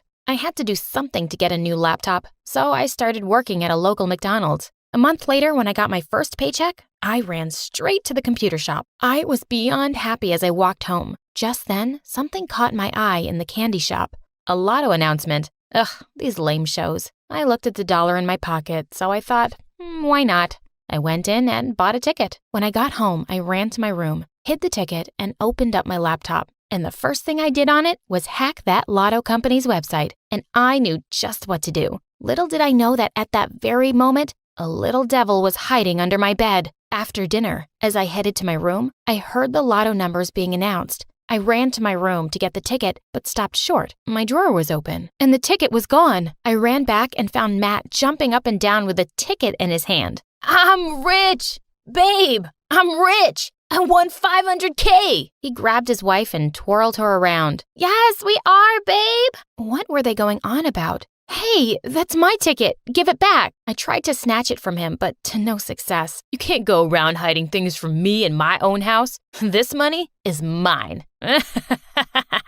I'm your legal guardian, remember? I will make sure you regret this. I stormed off to my room. I had to think of something. And then it came to me. I created a website and named it Jerk Brothers, where anyone could order a hairspray for their jerk brothers, but it was a paint spray that needed days to go away. I told people it was a joke and nothing would be sent because, of course, I didn't have the money to do that. But people went crazy about this website. and I received hundreds of orders in the first week. The website got so popular because of its simple creative idea. One company offered to buy it for $75,000. I agreed and got the money. Soon after, some companies offered me a job, and I started working with one from home. My brother didn't interfere. He was too busy spending the lotto money. One day, he barged into my room and was being way too sweet to me. Hey, my lovely, lovely stepsister. You make my life fun like a game of Twister. Make more money and make me happier. If not, I promise,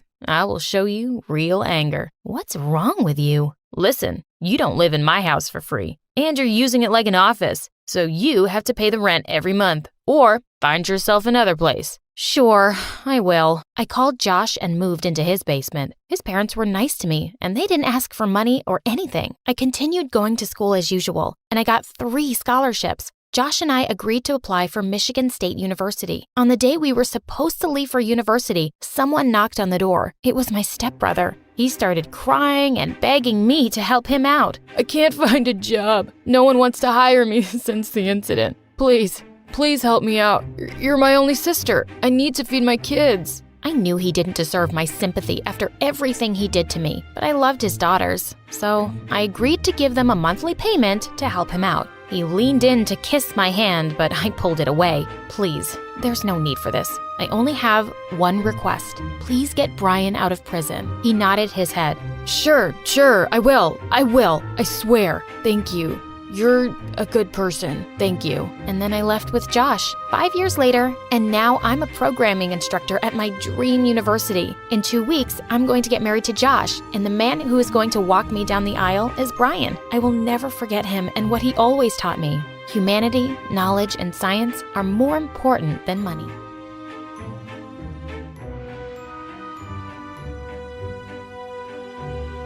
Listen up, ladies. Tighten your ponytails because you have 15 minutes to run a mile around this field. Oh, Miss Cooper, these extensions cost $1,000. We had to sacrifice a horse's hair in the process. And Tia has like Satan-level cramps. Why don't you end class early today?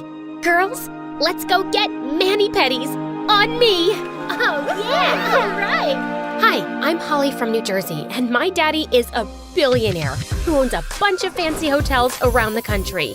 And when you're the daughter of a billionaire, people will pretty much always give you what you want. That's why Miss Cooper let me treat everyone to mani-pedis. Before I continue, please like and subscribe. Being the richest girl in town may sound like a dream, but early on, I learned it was a huge responsibility.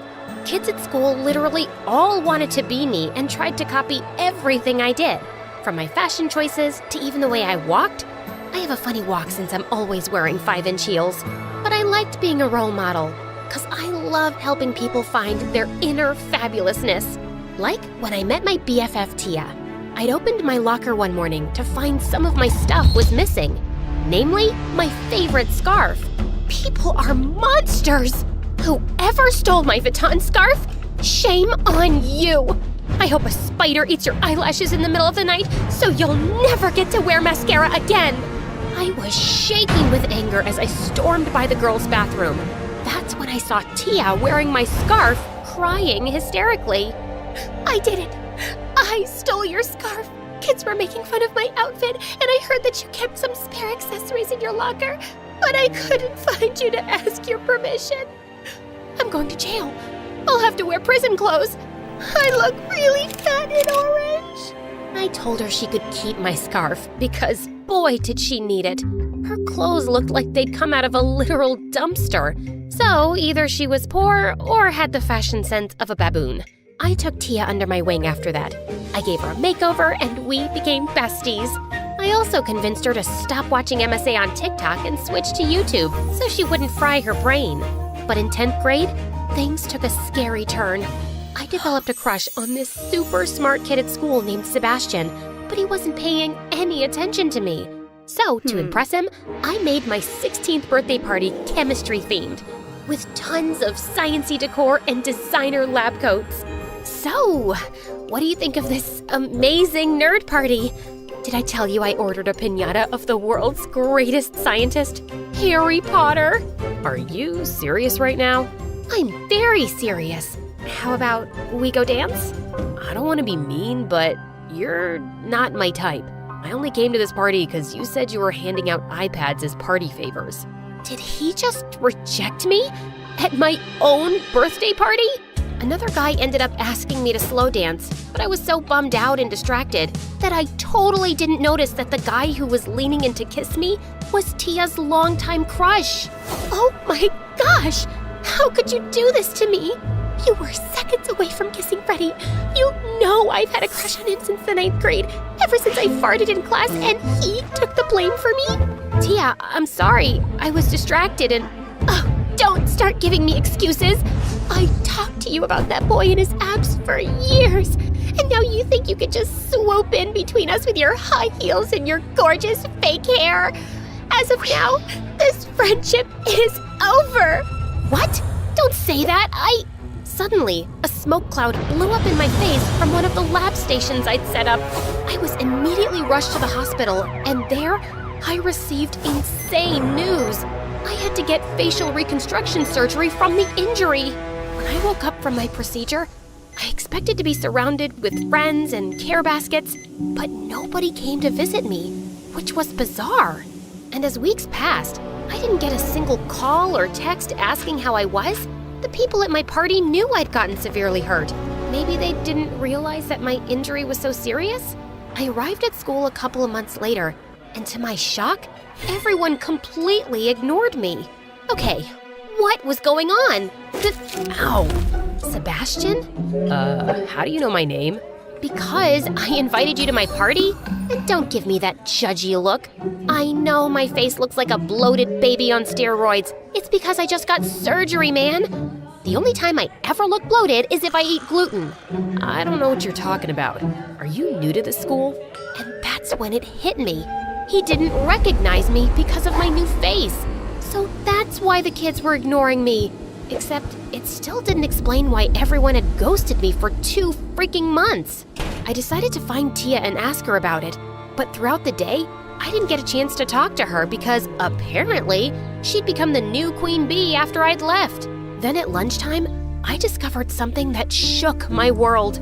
I was headed to the library when I overheard Tia talking with someone. So, do you think Holly will ever come back to school? Ew, I hope not. You know how everyone secretly hates her? I don't know if she's healed from her chemical injury or whatever, but we're all better off if that brat is out of our lives. Wait, what the sugar-free fudge? My BFF and all the girls at school secretly hated me? Since I was unrecognizable, I decided to get the scoop from some other girls. And when I did, I discovered what Tia said was true. Holly paid teachers to change her grades. Once, she gave our science teacher a pair of $10,000 boots. Holly wore peacock feathers to school. She supported peacock cruelty. Holly and I used to be best friends, but she never really cared about me. She just saw me as some charity case and told me I needed a makeover. And then she danced with my crush of 2 years. So, it was true. I was the most despised girl at school with no real friends. That was why nobody cared that I was in the hospital. And what's wrong with making your BFF your charity case? Was Tia against charity? I decided to get ice cream after school so I could eat my feelings. One fattening calorie overload of double chocolate fudge, nuts, and extra whipped cream that I'll probably pay for later. It's been a rough day. I'm sorry to hear that. Wait, didn't we meet earlier today? Sebastian, you work here? I randomly guessed your name from your tag. But you also go to my school, right? I was about to answer when suddenly I heard some party horns behind me, and in marched Tia with her minions who were blowing confetti. That's when she announced that she'd won the lottery, but wanted to donate some of the money to the ice cream parlor out of the goodness of her heart. Just because I'm a millionaire now doesn't mean I'm above any of you. So many people in my place would just spend our government's dollars on diamonds and handbags, but I care about the poor. You know we're a successful business, right? Just tell my viewers how grateful you are. She was publicly donating to charity to appear like a saint, but she was also wearing real leather boots and talking to all her friends about how she'd pay the principal to change all her grades. She thought I was a monster for being rich, but she was just like me. That night, I decided to take on a new identity and filed some fake documents under the name Juniper, which was the name of my favorite perfume. That way, I could enroll as a new student, become friends with Tia, and expose her as a fake. Then, she'd know what it's like to be in my shoes. The first step in my plan was to get in with Tia and her minions. One morning at school, I overheard Tia bragging about how she donated thousands of dollars to an alopecia awareness foundation. So that night, I chopped off all my hair and then put it in a bag, which I took to Tia the next day. Ew, what is this? It's hair. My hair. I want to donate it. Oh my gosh, is that why you have that ugly haircut? Well, if I'm helping someone in need, I'm happy to look ugly, as long as it's temporary. Everyone gathered around us, and I could tell they were impressed. After that, I became somewhat popular, which got me in with Tia and her friends. Jackpot! The next step was figuring out how to expose that hypocritical witch. I was about to head to the mall one day with Tia and her friends when I saw Sebastian leaning against the wall looking really upset. I told Tia to go ahead without me so I could go check on Sebastian. Hey, are you okay? No, my dad hates me. I failed one stupid test because I was working long hours, and now Dad is pissed at me because I'm not a superhuman who can work full-time, do 1,000,000 extracurriculars, and get perfect grades. That's so unfair. You should either quit your job or one of your extracurriculars.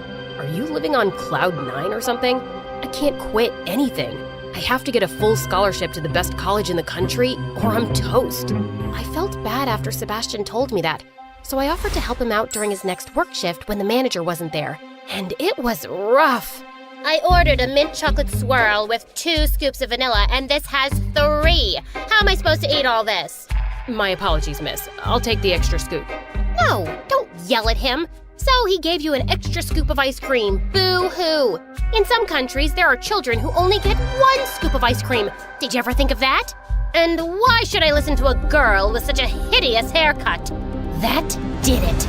I grabbed her ice cream and smashed it in her face. Sebastian almost got fired.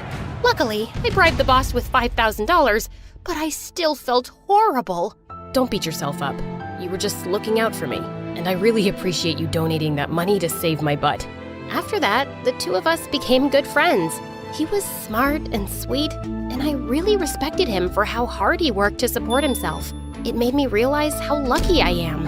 One day, I was doing homework in the courtyard when Tia invited me to this exclusive rooftop party. I'd sort of forgotten about my revenge plan ever since I started hanging out with Sebastian, but I didn't have anything going on that weekend. But when I arrived at the address, I realized it was one of Dad's hotels. What were we doing here? He had a 2-year waiting list, and only celebrities were allowed at the parties. All the girls at school sneak in here every weekend to go to celebrity parties. We wouldn't have been able to get in, but luckily, I used to be friends with the owner's daughter, Holly. You know, that rich brat everyone hated? I tricked Holly's daddy into giving her tons of hotel memberships. I would have ended that friendship ages ago, but I didn't want to lose the memberships. I felt like I'd been punched in the chest. It was one thing to have my BFF and all the girls at school hate me, but they'd all been secretly using me too?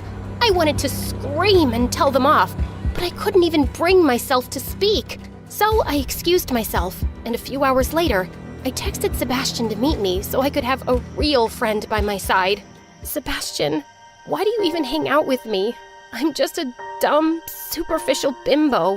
What are you talking about? Just because you're rich doesn't make you a bad person. You even gave yourself an interesting haircut so you could donate your hair. No, I didn't. I purchased a wig and cut off the wig's hair. I was too selfish to donate my real hair. I was too selfish to even chop off my extensions. Before Sebastian could answer, my phone rang and it was Dad, telling me to come to the hotel immediately. Sebastian accompanied me, and when I arrived, I couldn't believe my eyes. The hotel was burnt to ashes because Tia and the girls had blown up fireworks and started a wildfire. The police had arrived to take the girls to juvie, even though Tia begged me to bail her out. I've got news for you. As you can see by my hair, I'm not Juniper. I'm Holly, your ex-best friend who had to have reconstruction surgery? I know I've been a bad friend to you, and I know I can be selfish and spoiled, but what you guys did to me is unforgivable. We're done. Tia and the girls were taken away, but I didn't feel any better. Dad's hotel had burnt down, and I couldn't help feeling like it was my fault. If I'd been a better person, these girls wouldn't have hated me and wouldn't have done this. I stayed in my room for a few days when Sebastian came to visit me. I expected it because he wanted to end our friendship because I'd lied to him about my identity. But surprisingly, that wasn't it. Holly, I'm not gonna lie to you. You are kind of spoiled, and it's messed up that you lied to turn everyone against Tia. But it's nothing compared to what Tia did to you. And you're becoming a better person. I didn't fall for you because you're perfect. I'm in love with you because you're an amazing friend who's mature enough to learn from her mistakes. You're in love with me? You probably don't feel the same way, but okay, maybe you are. No, duh. Don't make me spell it out for you.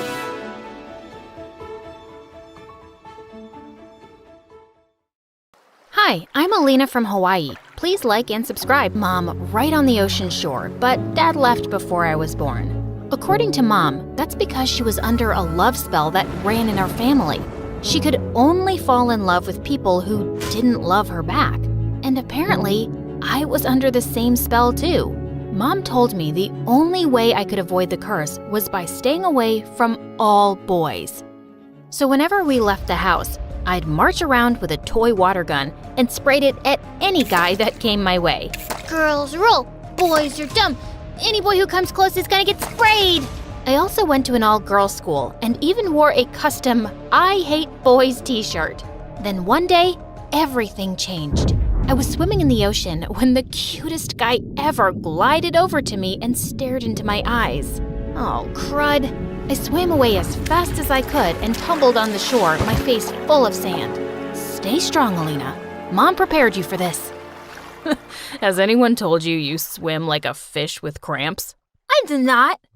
Also, any guy that tries to talk to me gets a face full of sand. How about you help me eat some pineapple cake instead? If you don't like it, you can go back to being mad. Pineapple cake was my weakness, so I agreed to sit with the guy for a picnic.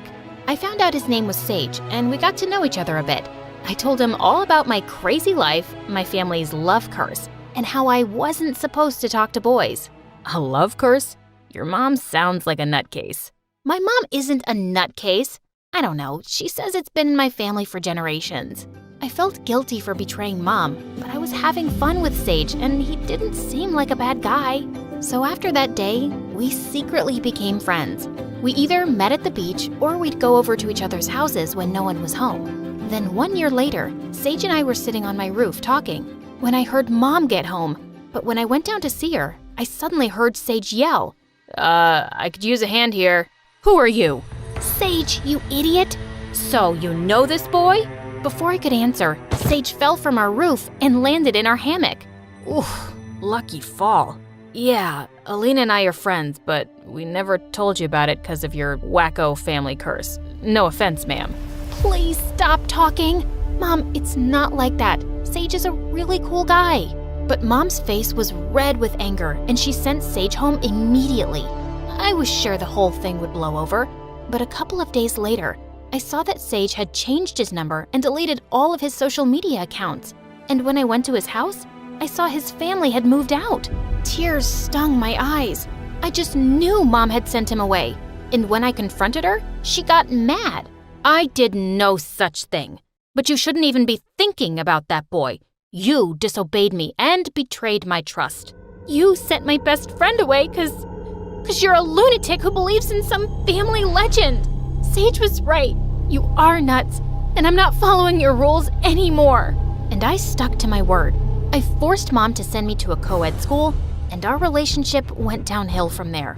I did everything I could to go against Mom's rules. I dated every boy I could get and made sure to rub it in Mom's face. Oh, Tommy, your lips are so soft. Grab a net and catch me. I must be dreaming. I knew I was making her crazy, but I just couldn't forgive her for sending Sage away. One night, I was at a high school party with my newest boyfriend, Connor, and we were dancing the night away. Then suddenly, a girl pointed to the door. Oh my god, it's the new guy from school. Who invited him? He's a criminal. At that second, I saw someone smoking a frickin' cigarette, and my heart dropped when I realized it was Sage. I hadn't seen him in over a year. What had happened to him? Oh, whoa, babe. Are you okay? Do you know that guy? Sage walked over to me and, to my horror, handed me his cigarette. Good to see you again, stranger. If you could throw this away from me, I'd really appreciate it. Ew, I don't want that. Sage, what is going on? This isn't who you are. You don't know who I am anymore, Alina. Good luck dating this weirdo, bro. Did you know she's under some love spell? Sage walked away and I was totally speechless. What a jerk. Later that night, I got more scoop on him from some kids. Sage went to juvie once because he smashed a lady's car with a bat. And one time, Sage stole a little girl's kitten and ran away with it. There had to be some kind of mistake.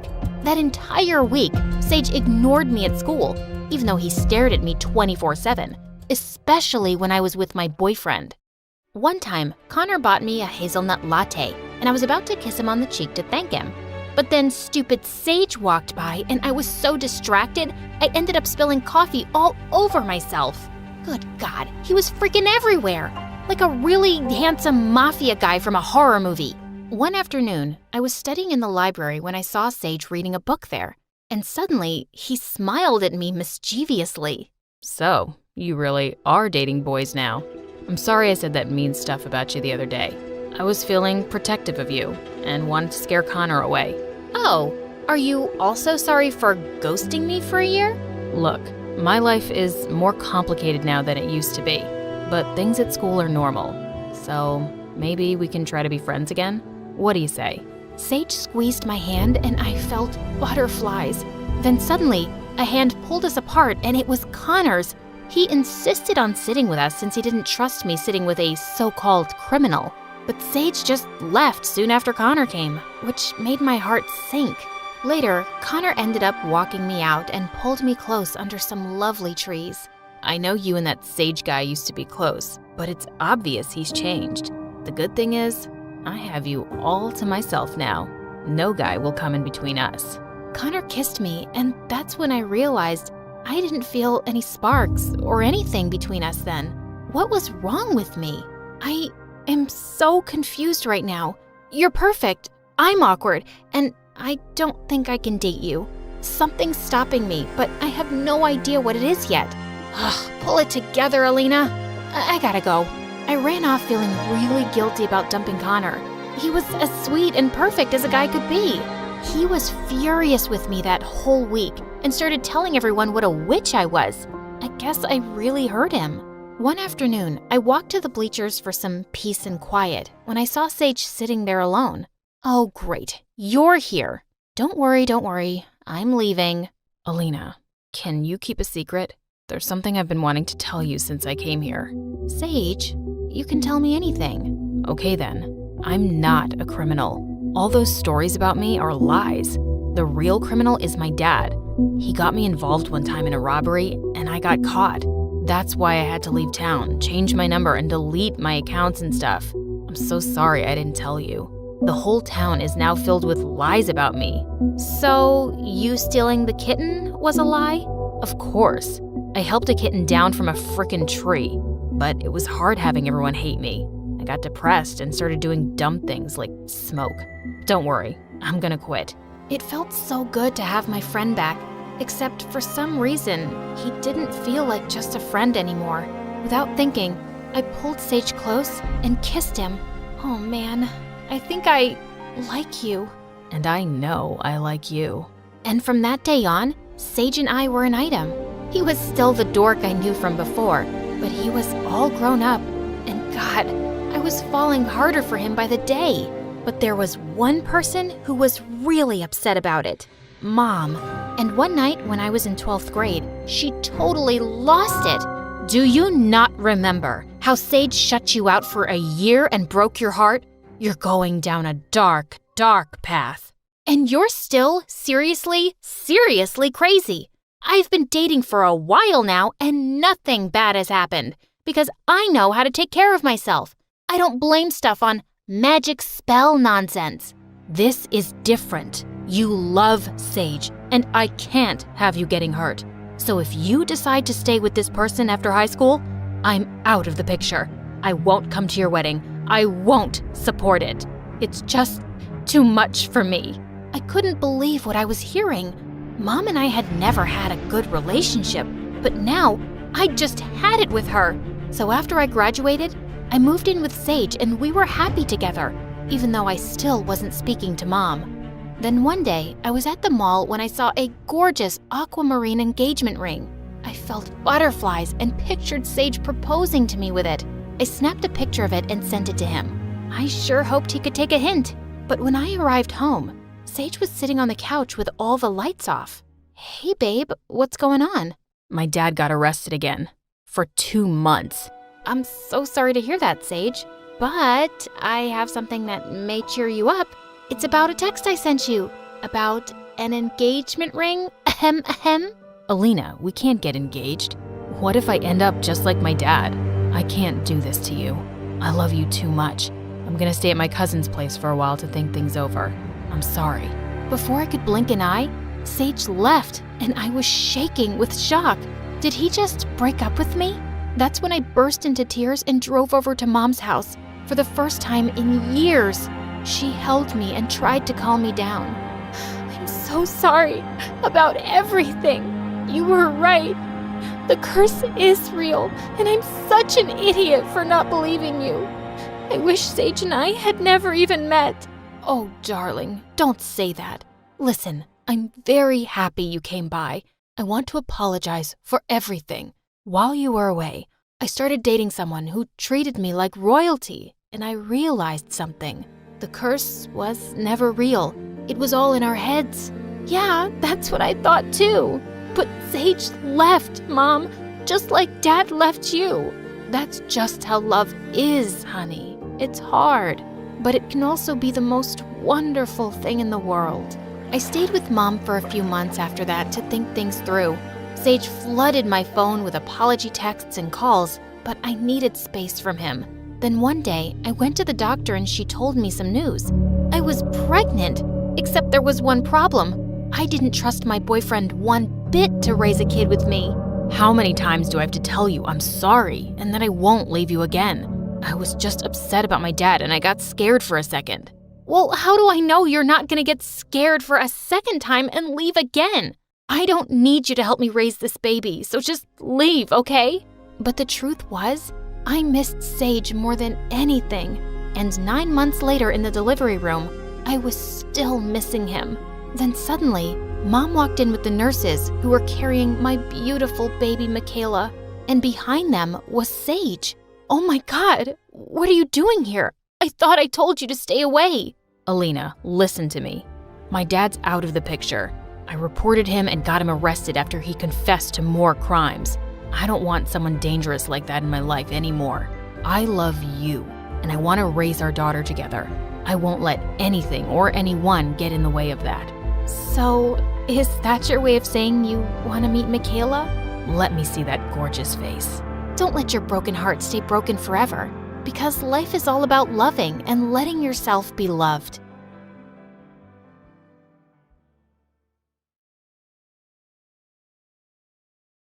Hi, my name is Irina, and I'm from Moldova. Please like and subscribe. I was born to poor parents. My dad worked as a janitor, and Mom was a maid in a rich family's house. And no matter how hard they worked, they always seemed to be struggling for money. Once when I was 4, our landlord barged in and threatened to throw us out for not paying rent on time. Please, just give me a week. Irina fell ill this month, and we had to spend money on her medicines. I promise, I'll pay the rent soon. Just then, the landlord's eyes fell on the silver chain Mom was wearing. Why don't you give me that chain till you arrange the money? Mom reluctantly took it off and gave it to him. It was the only jewelry she had, and I was so angry she had to give it away. Dad, I'll go to work with Mommy and we'll get some extra money. You can use that to pay the rent. Dad hugged me and kissed my forehead. I'm so sorry, my love. I promise, things will get better. But they never did. We kept living under the curse of poverty. I hate poverty. Poverty is ugly. I often wondered why we were poor while other people were rich. In fact, as a child, I had a really inquisitive mind, and I always had a lot of questions about everything. Mom, why is a rose red but leaves green? How many stars are there in the sky? Who tells the sea to stop on the shore? Why are my eyes different from yours? I had really unique amber eyes, unlike anyone in my family or even our town. Sometimes complete strangers stopped by to give me compliments on my eye color and my thick brown hair that Mom oiled every week. But she never went to school, so obviously she didn't have answers for me. I was really excited when I turned 5 and joined the public school. It was my happy place. When I was in 8th grade, a cute boy named Thomas joined our school. He had long hair that kept falling into his eyes, and his smile was gorgeous. I had a huge crush on him. A few days later, it was his birthday, and he invited the whole class to the party. I was so excited that as soon as I reached home, I told Mom I wanted a new dress. But honey, it's the end of the month. I don't think we have enough. Mom, please. You didn't get me anything for my birthday. Think of it as my birthday present. Mom finally agreed, and we went to a nearby thrift store where I got myself a pretty dress. Then I spent the entire evening making a cool bow tie for Thomas. I was sure he'd look dashing wearing it. The next day when I reached the party, I was shocked to see Thomas's mansion. I had no idea he was so rich. I went in and found him standing in a corner with some girls who weren't from our school. I walked over and handed him the present. Happy birthday, Thomas. The girls suddenly turned to me, looking at me like I was some gross bug. Who's she, Thomas? Your maid? Where'd you get that dress from? Your grandma's attic? I could feel myself turning red as they laughed. Just then, Thomas unwrapped my present. Seriously? You actually thought I'd wear this cheap thing? And he threw it on the ground and stepped on it as he walked away. Feeling humiliated, I ran away from the party as fast as my trembling legs could take me. That day, I swore to myself that I'd also be rich one day, no matter what. So I studied my butt off to get into university, and soon after I graduated, I landed my first job as a financial analyst in a big company. One day we had a meeting with the boss where I was supposed to make an important presentation. I was nervous because I'd heard that our boss was a no-nonsense man. I was in the elevator rehearsing my presentation when a man in his 30s walked in talking on his phone. He was tall, handsome, and he had kind eyes. He hardly looked my way, but suddenly the elevator came to a standstill and the lights went out, and I panicked. I'm claustrophobic. Please, call security quickly. I need to get out of here. Hey, relax. The power just went out. It should be back on soon. And when it turned on a few seconds later, I realized I was standing right next to the man, holding onto his arm for dear life. He also looked down into my eyes, and it felt as if time had stopped. Just then, the elevator doors opened, and we came out of our trance. I mumbled an apology and rushed to my meeting. Thankfully, the boss hadn't arrived yet. But when he did, my jaw dropped to the ground. It was the elevator guy. He looked a little startled when he saw me, but then he pretended as if we'd never met before. I began my presentation, and my ideas impressed everyone, except the boss. He kept shooting question after question at me. By the time he was done, I felt like I was some criminal coming out of interrogation. The next few weeks at the office, he'd just walk by me like I didn't exist. I found out his name was George, and he'd taken over the company from his father when he was just 25. I was sure he was very smart, but so was I, and I was here to prove myself. So when I was asked to present in a meeting again, I worked even harder to make sure everything was perfect. But I just kept finding faults with my figures and statistics, and finally said, I don't think this will work. I need a better plan by next week. I was fuming as he left. And a couple of hours later, I went to his office. Sir, I just rechecked the figures, and they're all correct. I don't know why, but I feel like you just have some problem with me. And what problem would that be? Maybe your work just isn't good enough? Well, I'm confident that it is. I checked your employee file. You didn't go to any top business school in the country. In fact, your university isn't even top 10. It's what I could afford with a scholarship. Not everyone is just born a millionaire. Sir, I regretted the words as soon as I said them, but I felt too proud to apologize. He got a phone call just then and ran out of there. I was certain I was going to be fired. As I left the office that evening, I was waiting to cross the road when suddenly it started raining. Just as I was about to dash for cover, someone held an umbrella over me, and I looked up to see that it was my boss. We never finished our conversation. I'm sorry that I offended you. So then, you're not gonna fire me? I want to, but not for the reason you think. What? What do you mean? Suddenly, he took my hand and my heart-perfect first kiss in the rain. I told my parents about it, and they were beyond happy. Arena, this is a match sent from heaven. You'll never have to worry about money in your life again. Although I didn't know too much about George, everyone at the office always spoke highly of him. And yeah, there was an age gap between us, but it didn't bother me. I really liked him. So I said yes, and we got married a week later.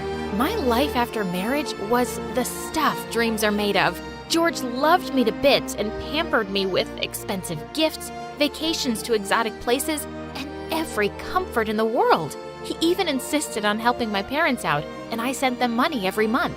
Over 5 happy years, we became parents of 2 beautiful girls, Sophia and Kira. Both of them had amber-colored eyes just like me and were super cute. But when Sophia was 3 and Kira was 1, my world came crashing down. George was coming back from a meeting in London when his plane crashed, and I lost him forever. I was absolutely devastated, but I knew I had to stay strong for my girls. A couple of weeks later, I had some unexpected visitors at my doorstep. It was a lady with teenage kids, and she looked mad at me. Who are you? And what are you doing in my house? Excuse me? This is my house. You wish. I'm George's ex-wife and the mother of his children, and now this house belongs to us. His what? She even went on to show me a copy of his will, and he had indeed left everything to his kids from his first marriage. I couldn't believe it. He'd never even told me about another family, and he hadn't left us anything. I had no choice but to pack my bags and leave with my kids. I moved back to my parents' house since I had nowhere else to go. But my parents had been living off my assistance, and I knew they couldn't feed 3 more mouths. I immediately started looking for work, which was hard because I'd been out of the job market for so long. In my desperation, I took up a job as a receptionist at a small hotel. Mom would take care of Sophia in my absence, but Kira was too clingy. She wouldn't leave me alone at all. So I decided to sneak her into work. The first few days went smoothly, but one day as I was checking in a couple, Kira crawled out from under my desk and went straight to their baby's stroller. Then she plucked the pacifier out of the sleeping baby's mouth and put it into hers. The sleeping baby started crying, and I had to admit the rogue baby was mine. Naturally, I was kicked out. I tried a few more jobs, but nothing worked because no one wanted an employee who came in with a baby. Then one night, I heard Mom crying to Dad. We don't even have money for tomorrow's milk. How are we going to feed the kids? That night, I made a decision that broke my heart into a million pieces. I was going to move out of my parents' house and give Kira up for adoption. As much as that killed me as a mother, I just couldn't see my baby struggling with poverty the way I did. With a heavy heart, I took Kira to an adoption home and kissed her goodbye. She was so little. She would probably forget me soon. I asked a colleague if I could stay at her place for a while. She agreed, so I decided to move in with her with Sophia. As I sat down in our new room and started to cry, Sophia came running and put her arms around me. Mom, don't worry. I'll take care of you. And we'll get Kira back too someday. A few months later, it was Kira's birthday, and I missed her terribly. So I went to the adoption home, hoping to see her. There, I got to know she'd been adopted by a rich family. I somehow got their address, and when I reached there, I saw they were celebrating her birthday. Kira looked like a little doll all dressed up, and her adoptive parents were gushing over her. I felt so relieved that my child was loved. I'd never be able to give her the life that she was leading here. So I quietly went back. I started doing odd jobs until I finally got hired as a junior accountant in a department store. The store's owner was super impressed with what a fast learner I was. I got quickly promoted as the senior accountant. Over time, I invested in some stocks whose prices shot up drastically in a few months. I used the money to start my own accounting firm, and in the next few years, my firm was one of the best in business. I was rich and successful, and I had Sophia who doted on me. Yet my life felt incomplete without Kira. And Sophia never forgot her either. Mom, we need to bring Kira back home. We have to find out where she is. Honey, the adoption center is not willing to tell me anything about Kira's adoptive family. You think I haven't asked already? But Sophia was determined to find her little sister. And one day, she succeeded too. She came to me looking super excited. Mom, I've got some great news. One of my friend's moms started volunteering at the adoption center where we left Kira. And guess what? She went through the records and gave me this today. I took the paper she was waving excitedly in front of me. Sure enough, it had Kira's picture and her birth date, along with the details of her adoptive parents. We finally get to see Kira. We'll be a family again. Let's go to this address and bring her back. Sophia, it's not that simple. We don't even know if Kira knows she's adopted. So what? We can tell her. And what about her adoptive parents? They cared for her all these years. And now we'll just go and ask them to give us our Kira back? Mom, I don't care. We've waited so long to find out where Kira is. And now we can't just sit and do nothing about it. Now I had no choice but to tell her that I knew where Kira was all along. You knew? I've been looking for my sister like a crazy person all this while, and you knew everything and still kept quiet? How could you do that, Mom? Sophia, please don't be mad at me. I'm already so scared that Kira must hate me for abandoning her. I won't be able to take it if you start hating me too. As my voice broke, Sophia immediately softened and hugged me. I could never hate you, Mom. I've seen everything you had to go through for me. I promise to give you all the happiness you deserve. It was my birthday a week later, and Sophia said she'd reserved a table at my favorite restaurant and asked me to meet her there for dinner. When I reached the restaurant, I spotted Sophia and walked over to her table, but my heart almost stopped when I saw another girl sitting there too. She was around 12, and she was beautiful, with her thick, long hair and amber eyes. Kira, is that you? Kira looked just as stunned to see me. Mom, I found Kira, and I told her everything. She doesn't hate you, okay? She really wanted to see you. And suddenly, all that pain I'd been carrying in my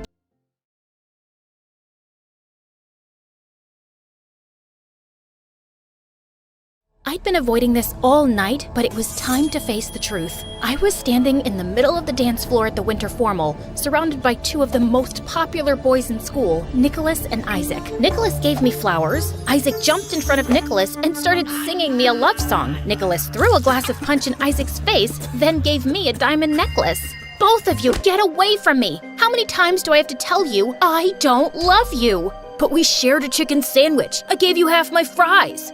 What about me? We walked on the beach under the moonlight and kissed under the stars. I liked all your Instagram posts, and I texted you 1,000 smiley face emojis with hearts in their eyes. The hearts were in all of their eyes, Ember. Do you know what that means? Leave her alone, you jerk. She's my girl. No, she's mine.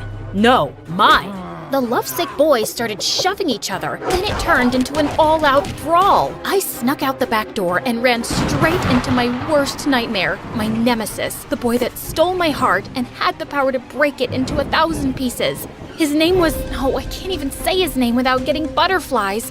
I feel like such an idiot. What's wrong with me? Things were never supposed to turn out this way. It's best if we start my crazy story from the beginning. Maybe that'll give me time to figure this out. I'm Ember, and I'm a professional heartbreaker. But before I continue, please like and subscribe. It all started with my best friend, Lisa. Lisa and I were inseparable since birth. We loved the same movies, music, and games. We'd finish each other's sentences and keep each other's secrets. But everything changed when Lisa discovered boys. When we were 9, Lisa ran up to me and my neighbor Wilson at the park. Do you see that boy over there? The one that's picking his nose? Of course not. The one that's eating sand? No, the one next to him with the dark hair and dreamy brown eyes. I think I'm in love with him. A day later, Lisa and the boy were a couple. A week after that, the boy broke Lisa's heart and she lost her mind. She cried for days. Wilson and I tried to cheer Lisa up, but nothing worked. Then one day, Lisa walked up to me and Wilson happy as a clam because she'd found another boy. Then he broke her heart and the whole cycle continued over and over and over again. Why do you keep crying over these stupid boys? The last one smelled like a stinky old sock. He didn't smell like a sock. He smelled like a man. But he was only 12. You guys don't get it because you're not as mature as I am. You're only 2 months older than we are. But you know nothing about the magic of love. It went on like that for years until we reached high school and Lisa fell in love with a football player named Nicholas. Yeah, the same guy from the beginning of my story. The one with the horrible singing voice and obsessed with heart emojis. Ember, he's the one. I just know it. You said that about the last boy. No, it's for real this time. I think I'm gonna marry him. A day later, she and Nicholas were Insta official. They dated for a year, but the whole time he was cheating on her and it broke Lisa's heart. The same thing happened with another boy at school named Isaac, a smooth-talking, rich model. Yep, he was the second jerk you met in the beginning of the story. Every time Lisa saw Nicholas or Isaac with another girl, she'd break down in tears. She couldn't pay attention in class. She started failing all her tests. Her grades dropped, she stopped coming to school, and eventually couldn't get out of bed. Lisa's parents got so worried about her that they moved away, and I lost my best friend forever. I was devastated. She even refused to contact us and changed her number and deactivated all her social media accounts. Her mom told us to respect her wishes. You still have me. It's not the same, Wilson. After Lisa left, I blamed myself. Nicholas and Isaac were heartbreakers, and all the girls loved them, even though they both had the IQ of a fly and were the most conceited boys on earth. They had a new girl every week and ripped the poor girl's heart to shreds. I should have protected Lisa from those jerks. She was my best friend in the world, but I wasn't there for her. I'm the reason she's gone. That's not true. Lisa made her own decisions. She chose to date those guys. If it's not my fault, why does it hurt so much? A couple years later, in my senior year, I had a major glow-up. My dark olive skin and long curly hair got me so much attention, people thought I was a model or a movie star. Nicholas kept staring at me in gym class. I tried to ignore him, but he cornered me in the hallway. Hey, beautiful. I couldn't help but notice that you're almost as hot as me. I've never seen you around. Is this your first day? No, dummy. We've been in the same classes for 2 years. He looked at me like I was crazy. I'm Ember, Lisa's best friend. I don't know any Lisa. Your ex-girlfriend's Lisa? He shrugged his shoulders like he didn't even care. I wanted to slap him in his stupid jerk face. I'm captain of the football team, you know, and I've got 2% body fat. He lifted up his shirt to show me his washboard abs. Am I supposed to care? You're funny. Let's go out this weekend. I was pissed. First, Nicholas broke Lisa's heart, and now he wanted to go out with me? Suddenly, I had an idea. I could make him pay for what he did to Lisa. So, I said yes. Later that day, Wilson and I were sitting together at lunch. I was helping him fix his battle robot for the robotics club when Isaac walked up. Hey babe, is your dad a genie? Because you're my wish come true. We should get together. You're not her type. No one asked you, nerd. Wilson's battle robot charged at Isaac. Isaac grabbed the robot and spiked it like a football. Wiper butt, no! Next time, mind your own business. Avenge me. Wilson jumped up to confront Isaac, and I slid between them. I'd love to go out with you, Isaac. I gave Isaac my number, then he walked away. Wilson was totally confused. Why would you go out with that jerk that broke Lisa's heart? I'm gonna go out with both jerks that broke Lisa's heart. I'm gonna make them pay for what they did to Lisa. After that, Wilson and I came up with a master plan. Nicholas was the first target. He was obsessed with sports and super competitive. He was on the basketball team, the football team, and the baseball team. But after a little investigation, Wilson and I discovered that Nicholas was terrified of heights. For our date, I invited Nicholas to a rock climbing gym. As we were walking inside, Nicholas saw a beggar on the street and yelled at him for asking for food. Get your own food, loser. Ugh, can't understand why these poor people choose to live on the sidewalk. There's an apartment building right across the street. I couldn't believe how insensitive and stupid Nicholas was, but I had to stay focused on my mission. Good question, but tonight's about us. Let's go have some fun. I took his hand and pulled him inside. Nicholas took one look at the rock wall and broke into a sweat. I don't know about this, Ember. Can't we just go to the movies? Are you scared? I didn't know you were a chicken. I'm no chicken. I'm not afraid of anything. I'll climb to the top twice as fast as you. You're on. I raced to the top, and Nicholas struggled to keep up. Come on, Nicholas. You can do it. Just don't look down. Nicholas looked down and freaked out. He started crying like a baby. It took 20 minutes for the instructors to pry him off the wall. Wilson recorded the whole thing on his phone and posted it online. The video went viral in minutes, and Nicholas was the biggest joke. The next day, I went out with Isaac. He got us concert tickets to see a famous pop star. He met me at my door with a huge bouquet of flowers, but when he wasn't looking, I slipped a couple doggy treats in his pocket. As we were walking to his car, my neighbor's huge dog charged towards him. Isaac got so scared, he turned to run, but slipped and fell face first in the mud. His clothes were ruined, and so was his perfect hair. I'm so sorry. It's okay. It was an accident. Too bad we'll miss the concert. We don't have to miss it. Come with me. I dragged Isaac inside my house and told him he could take a shower. I gave him a special bottle of shampoo to wash his hair and some of my dad's old clothes. 10 minutes later, I heard Isaac scream, "My hair!"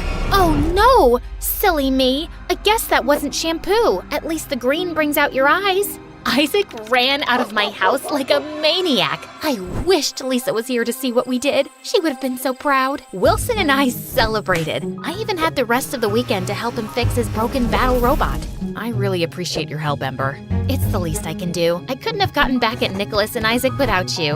I was worried that you'd fall for those guys like all those other girls at school. Give me some credit. Those guys are the worst. I like guys that are smart and kind. Then Wilson gave me a strange look. I think I like you. I mean, like you, ever since we were kids. I was wondering if maybe we could go out on a real date. I was shocked. I never saw Wilson as anything more than a friend, but as I thought about dating him, I suddenly started to blush. Sorry, I guess that was a dumb idea. I'll leave now. Before I knew it, Wilson was walking out the door. Wait! I grabbed Wilson's hand. He turned to me, and when we looked into each other's eyes, I swear that sparks started flying. Or it could have been the porch lamp shorting out again. It had been doing that for weeks. The next day, spring break started, and Wilson and I spent every minute together. We grew closer by the day, and after we shared our first kiss, I finally understood what Lisa meant about the magic of love. Being with Wilson made me feel like I was walking on a cloud, though it was bittersweet because I still missed Lisa so much. But when school started, everything changed. My first day back, Nicholas ran up to me with a huge smile on his face. Ember, it's so good to see you. It took me a while to realize it, but you're the best thing that's ever happened to me. You changed my life. Wait, what? I was totally shocked. I thought Nicholas hated me. You gave me the courage to face my fear of heights, clowns, and strawberries. You're afraid of strawberries? It's the seeds and their pointy ends. They could take an eye out, but that doesn't matter anymore. I've conquered all my fears, and now I'm unstoppable. I'm a new man, and I think I like you. Then Nicholas kissed me on the cheek and waltzed down the hall. After school, Isaac ran up to me in the parking lot with his bright green hair. He hugged me and spun me around. Babe, you're amazing. My hair is a hit. I booked 10 modeling jobs over the break. I wanted to call and tell you, but I was so busy. You're my good luck charm. Before I could say anything, Isaac kissed me. Then out of nowhere, Wilson and Nicholas appeared. Wilson stared at me and Isaac in total disbelief. Nicholas got so mad, he grabbed Isaac and punched him in the nose. Get your hands off my girl. She's not your girl. She's the love of my life. Then I saw an amazing opportunity. My mission wasn't complete. That night, I told Wilson about my new plan. Our mission isn't over. I'll go on a few more dates with Nicholas and Isaac. I'll make them compete for my love, and when I know I've got them hooked, I'll rip their hearts to shreds. I'll just need you to... What about us? We'll keep our relationship a secret until after I break Nicholas and Isaac's hearts. You're not making any sense. I'm your boyfriend. I can't just sit back and watch you date other guys. We have to complete the mission. I don't care about the stupid mission. What are you saying? It's me or them.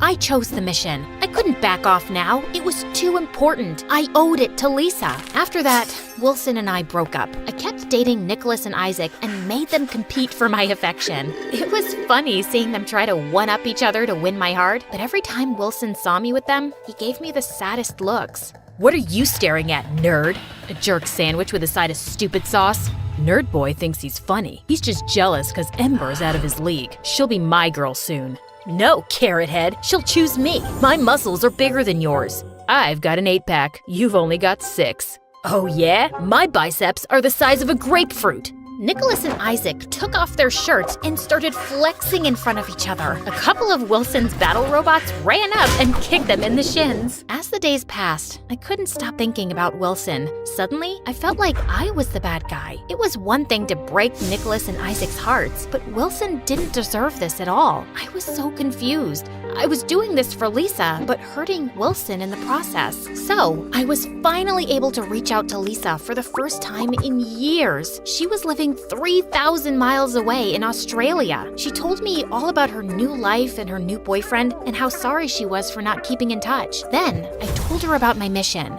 Oh, Ember, you didn't have to do that for me. Love's a risk, and sometimes it hurts, but it's worth it. I was trying to break those heartbreakers' hearts and broke Wilson's along the way. I feel like a hypocrite trying to teach those guys not to play with a person's emotions while I was doing the same thing.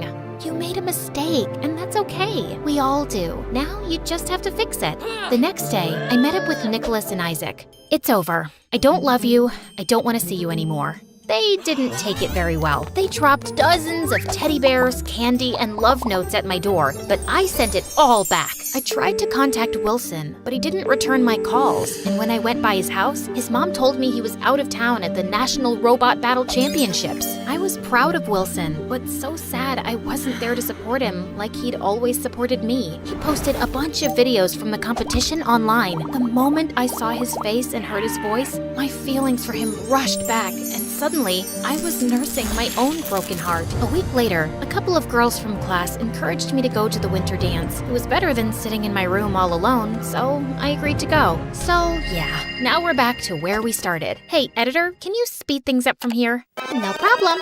Okay, here it is, the moment of truth, when I ran out the back door and right into the love of my life. If you haven't guessed it by now, the mystery guy is Wilson, and he looked so different that night. He was confident and happier than I'd ever seen him before. Wilson looked up at me with his big brown eyes, and all my feelings for him were stronger than ever. I'm sorry I hurt you. I was so obsessed with getting revenge for Lisa that I became a colossal jerk. I hope you can forgive me. Maybe someday we can be friends again. I don't know. You did some really dumb stuff. I get it. I ruined our friendship and broke your heart. I understand why you don't want to be friends anymore. I guess this is goodbye. I turned to leave, then Wilson grabbed my hand and smiled. This doesn't have to be the end. Maybe we can fix this. I think it's worth a try. Another mission? Something like that.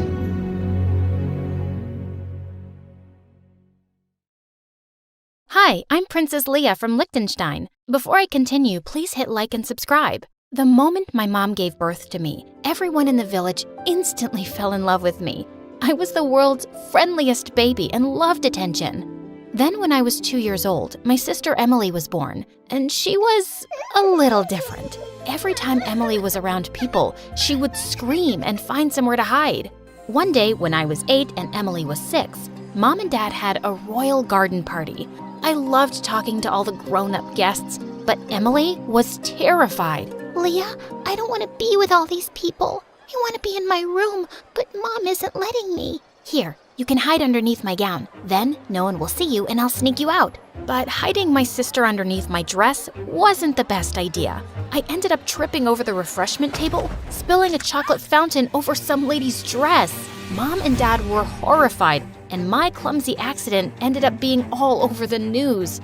But my parents didn't blame me for what happened. They were just worried and confused. Why is Emily so anxious and afraid of everyone? Was it something we did? It just doesn't make any sense. Emily's anxiety only got worse over the years. By the time she was 8, she refused to even leave our bedroom. Everyone in the village still adored me, but they were convinced something was seriously wrong with Emily. I hear she just stares out her window all day. It's a shame she's not more like her sister Leia. Worst of all, Emily wanted me to stay with her in our room all the time. I couldn't even go downstairs for dinner without Emily crying.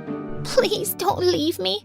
I'm so lonely, and you're the only person that I actually like. It was so hard saying no to her. My parents tried enrolling her in therapy, but nothing seemed to work.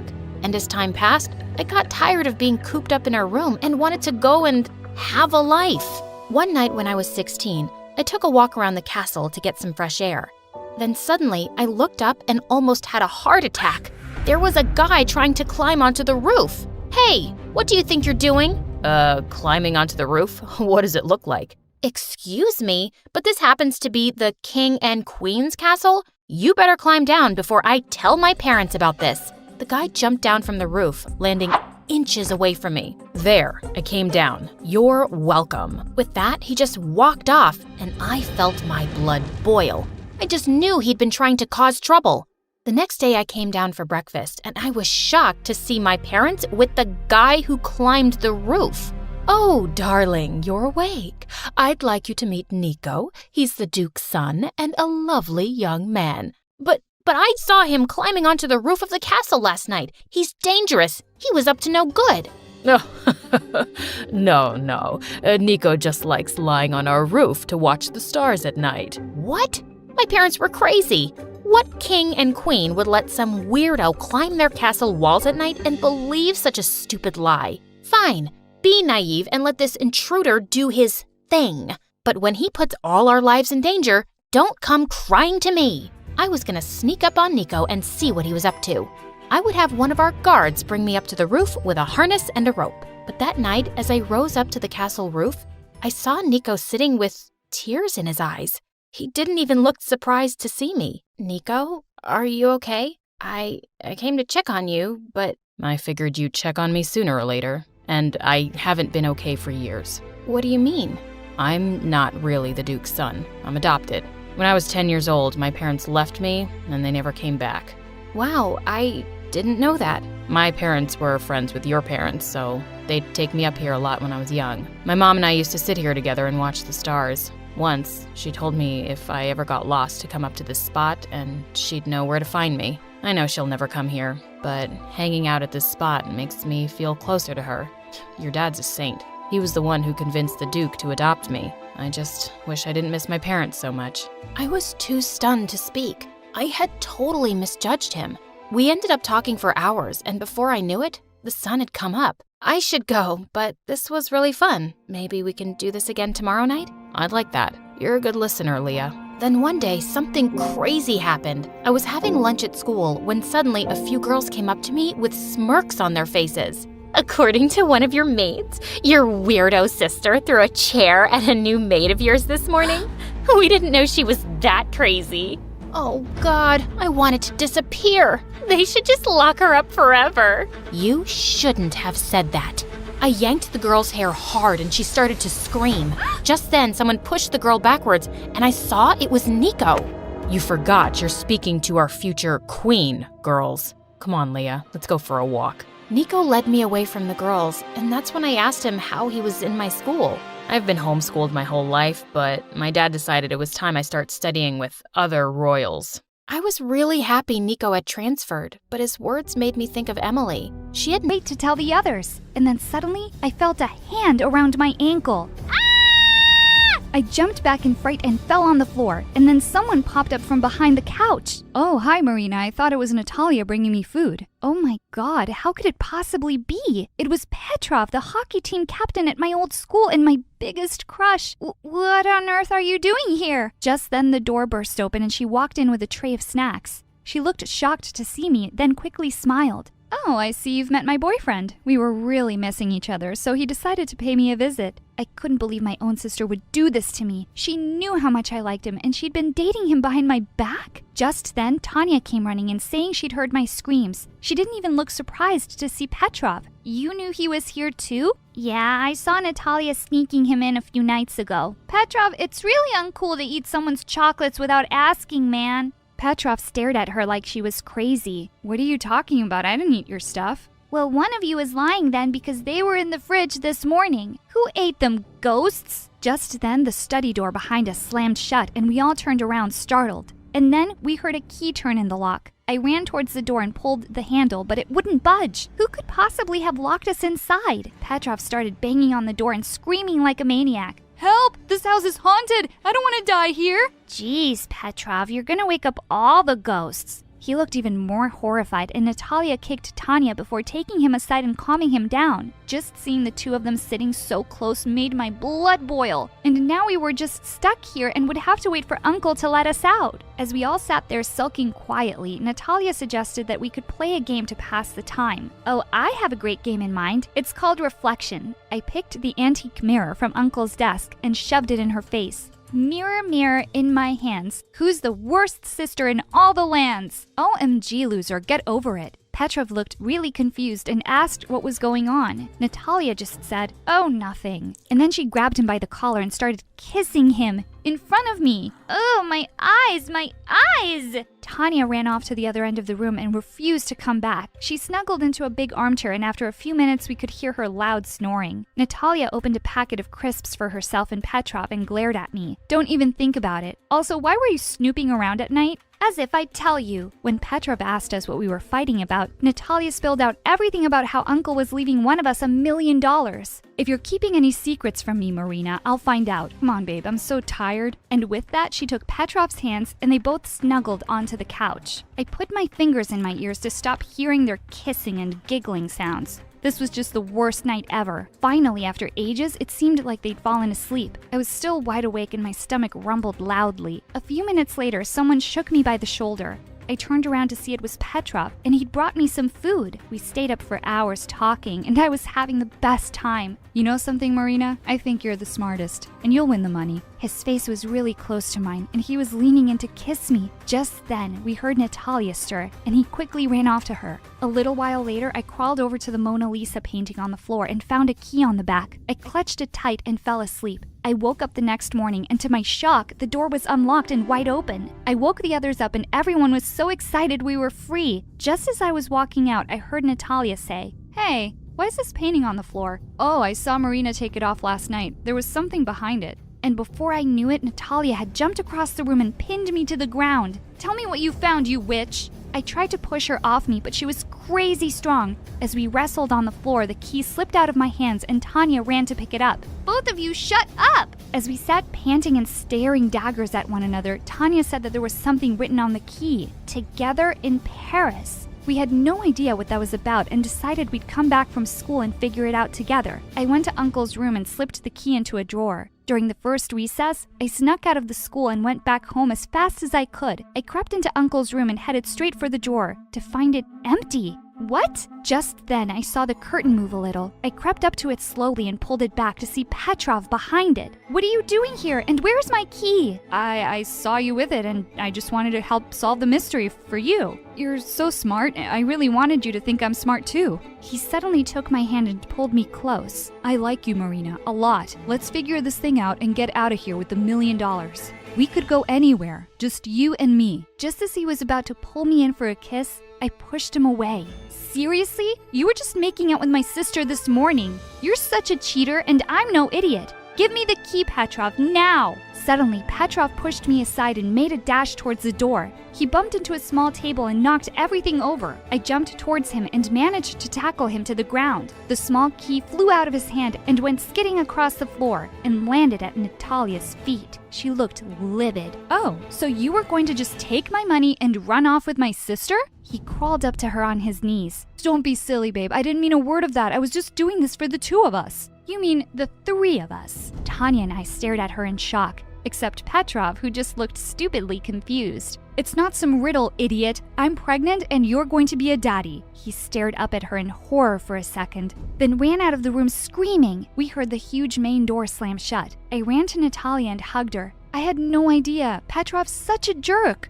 But don't worry, we will be really good aunts, and She pushed me off. "Ew, I'm not dumb enough to get pregnant. That was just to get rid of him." Just then, Tanya, who was picking up the things Petrov had knocked over, suddenly screamed, "Look, girls, look what this says!" She was holding a beautiful little music box in her hands, and there was a small carving on the lid, "Together in Paris." I placed the box on the table and we all gathered around as I turned the key. The lid slowly opened and we gasped in delight as we saw two figurines dancing to the tinkly music. There was a tiny compartment underneath and a small note tucked away, 271287. For a moment we just stared at the paper when Natalia suddenly gasped, "These numbers! This is Mom's birthday!" She was right. But what could Uncle possibly mean by this? I have no idea, girls, but Uncle said we only had 3 days, so we have to put our heads together and figure it out soon. Later that night, as I tossed around in bed, I suddenly heard a loud thump from downstairs. I froze for a minute, then quickly crept out of bed and tiptoed down with a baseball bat. I couldn't see anyone around, and just as I was about to turn away, something on the floor caught my eye. Muddy shoe prints. We definitely had an intruder in the house. I followed the shoe prints down the corridors that led to the eastern wing of the house.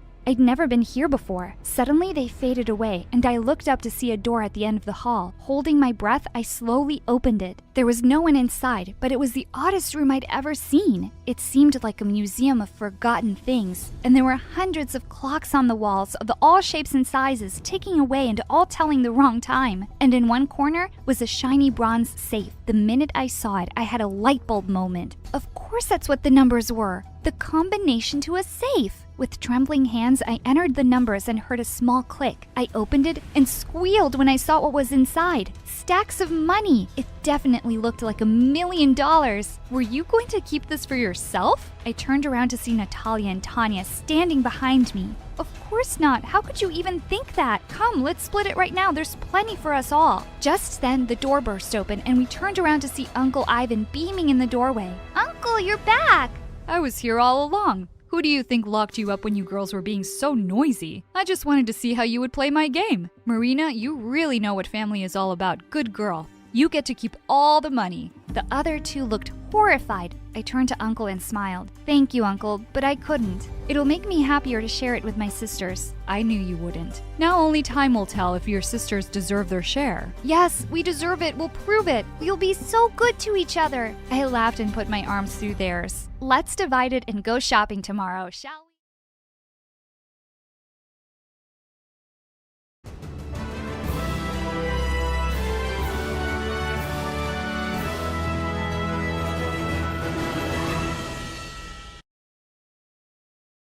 Hi, I'm Lena from Poland. I grew up in a family of models. My mom and my 3 sisters were always spending time wearing makeup, but that made me nothing close to being a girly girl. They used to call me tomboy because I cared about cars and mechanics more than stupid makeup. But that's because my dad's a mechanic and I didn't care about their stupid opinions. One day when I was 5, on Christmas, my parents brought us some gifts. When it was my turn to open mine, it was a boy's underwear. Ew, Mommy, what is this? She and my sisters laughed like maniacs, and Mom said, "Oh, aren't you happy about it? It's boys' clothes since you're a boy, you know." I found tears flooding down my face, and I said, But Mommy, I'm a girl." I wish. Just then, my dad held my hand and gave me another present. "Don't cry, sweetie. Take this." I opened up the box and felt thrilled. It was a toy car and a mechanic's toolkit. Oh, Daddy, you're the best. But does this make me a boy? No, of course not. You're you. Don't be embarrassed to be yourself. And my sisters laughed even harder. "Yeah, that suits you better, tomboy." I looked at my dad to say something, but he simply patted my head and smiled. Well, the truth is my mom and sisters thought they were models, but they only worked as waitresses and kept applying for modeling jobs for as long as I could remember. Mom believed that people were coming to the cafe only to see her and her daughters. One day, when I was in the 4th grade, Mom barged into my room screaming because her skirt that she used to wear 10 years ago was too tight. We're such beautiful ladies. I was prettier and more attractive, but getting pregnant with you ruined my body. I don't know why I wanted a kid after an 8-year gap. Maybe because I wanted a boy. Well, God listened and here you are. Mom, I have no idea what you're talking about because, honestly, you're not even that pretty yourself. Mom got red in the face and yelled, "Go to your room, and I hope you never come out." Is that meant to be a punishment? Because I enjoy my time there. And just like that, from that day, I started to spend my time in my room learning about mechanics, reading books about it, or helping Dad around the garage. But there was one major perk of living with 3 mean sisters who cared about fashion and makeup. I met a lot of cute guys coming and leaving our house because my sisters dated half of the guys in town. And to be honest, I started to wonder how it would feel to kiss a boy. So when I was in the 7th grade and my aunt visited us with her son, I took him aside to show him my mechanic toys. Then I cornered him and blocked his way. "Kiss me if you want me to let you go." My cousin started yelling until his mom and mine came running to us. He said, "Ew, I don't kiss boys." But instead of being angry, Mom looked pleased. "Oh, Lena, I never thought you'd like boys. I thought you were into girls. I can't believe I'm saying this, but you just made me so proud. Not all is lost." Ugh, like I cared to make her proud. I just wanted a kiss, and I was determined to get one. So I turned to my only other option, school. At school, I had the same reputation at home, but there, at least, I could kick anyone's butt if they tried to mess with me. Anyone except Monica, the school queen. Once when I was in the 10th grade, she came to me and said, "Hey, Robin,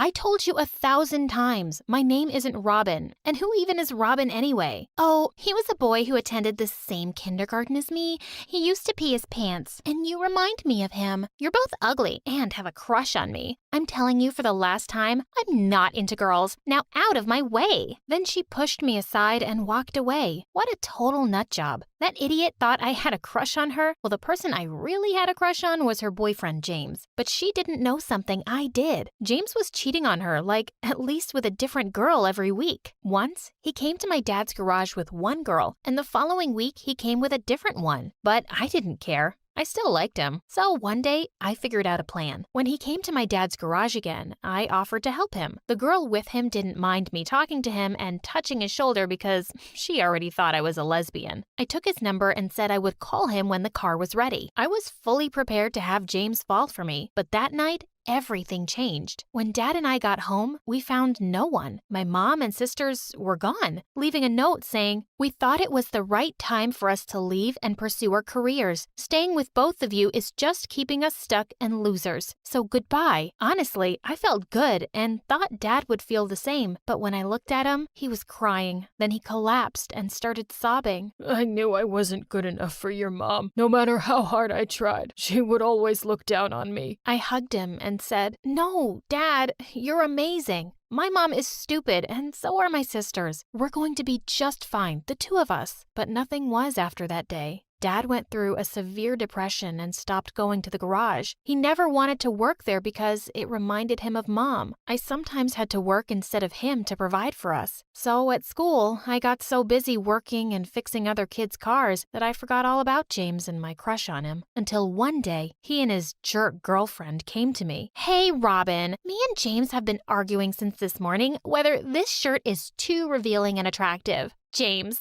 the little cutie, is so jealous because a lot of guys were staring. But I keep telling him that I'm wearing too many clothes here. It's not my problem the guys are crazy about me. So, since you have a crush on me, I thought you can give an honest answer here. Do you think this is too attractive? I looked at her. Why did she even exist? She had gotten me on one of my worst days. So I said, "I think it's not attractive enough for your boyfriend because he's cheating on you with half of the girls in school, and they are wearing way less clothes than you." Monica looked at me with her mouth open and said, "Ugh, I didn't know you were this helpless. Trying to make me break up with my lovely James so you can have me? That's so lame." I would have punched her face, but then behind her back, I saw the new janitor, and I almost passed out. It was my dad. He smiled shyly at me, and before I could warn him, he introduced himself to Monica as my dad. She grinned at me, and without replying to him, walked away. I couldn't help but groan. To be honest, I wasn't ashamed of my dad or anything, but having him as my school's janitor added more misery to my life, and that witch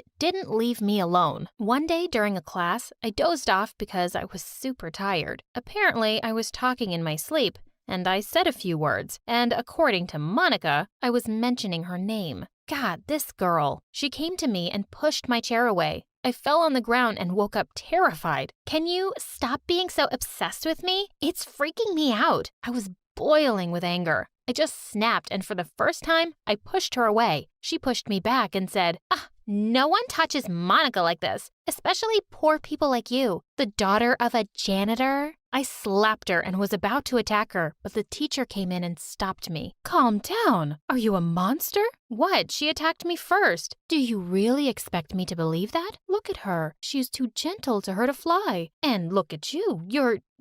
I'm what? Plus, you were sleeping in my class. Yeah, because you're the most boring teacher in the world. And you're the rudest girl in my class. Nuh-uh. Monica is, and you know that, but you're all afraid of her. But not me. Not anymore. I'm not an idiot coward like you. What did you just say? You heard me. To the principal's office. Right now. I walked out of the room without a backward glance. When I got there, the blonde, rude secretary followed me and pulled me back. Hey, what do you want now? I half expected her to yell something, but she said ever so sweetly, Can I please talk to you, kiddo? I narrowed my eyes. Why? So your dad, he's hot. Ew, he's Dad. Yeah, but he is. And since you're my favorite student in this school, I am your favorite student? Since when? Don't be silly. Since, forever. Just listen. Let's get to the point. I don't know why you're here, but if you can get me a chance with your dad, I promise you won't face any problems with anyone here, especially Monica.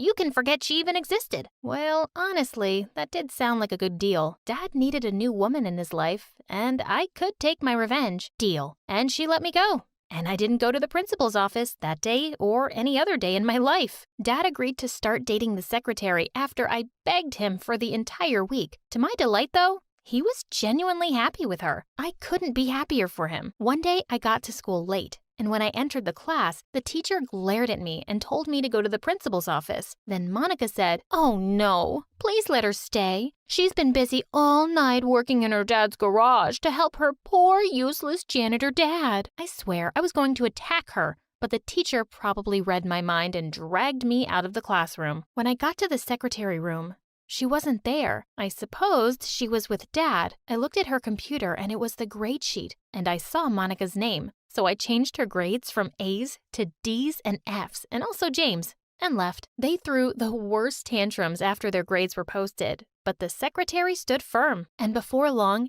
everyone in the school knew about my power. Of course, some students tried to tell the principal, but since he liked and trusted his rude, suck-up secretary, he didn't do anything. And she didn't have an idea I was behind all of this, and I really felt like the godfather. Suddenly, boys were into me and wanted to hang out with me, and honestly, I enjoyed the attention and hung out with a couple of boys. But my eyes were only on one boy, James. I mean, the heart wants what it wants. So one day, while he and Monica were having lunch together, I went to him and said, Hey, you gotta date me or kiss your dream college goodbye. He looked at me and pushed Monica away. Of course, babe. Come sit next to me. Monica looked furious, but she knew her time as the school queen was over. She never faced me again. Dating James was nice at first, but soon enough, I found out he was a jerk. And I even felt sorry for Monica that she had to deal with him. He was embarrassed to be seen with me, and I was certain he was cheating on me. Once, he sent me a message by mistake that said, Hey, babe.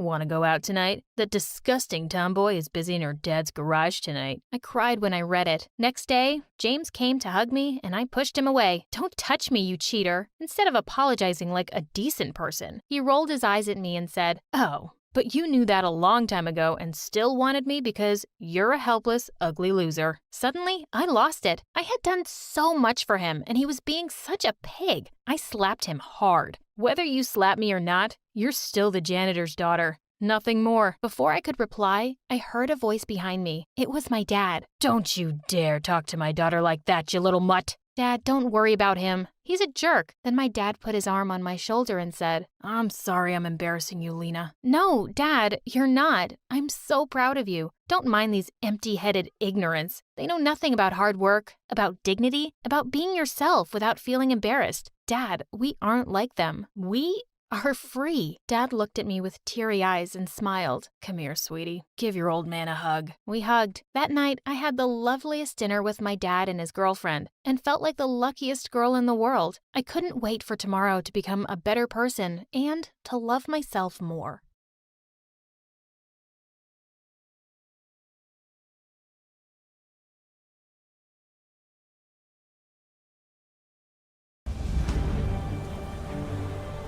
Before I tell you my name, let me tell you the story behind it. I was born in the Shoshone tribe. My father was the chief. The day I was born, a big eagle flew by near my mom. She had thought the eagle would hurt her, but it didn't. The people of the tribe saw it as an omen of me being special and gave me a name that meant bird woman. But in my tribe, I was called Sacagawea. Since I was born a little before I was meant to, the entire tribe was pretty disappointed seeing how small and fragile I was. Your child, she is destined to reach great heights, go places, be invincible. You really think so? But she is small and weak. Don't underestimate her, for when she is older, she will move mountains. Well, she was right.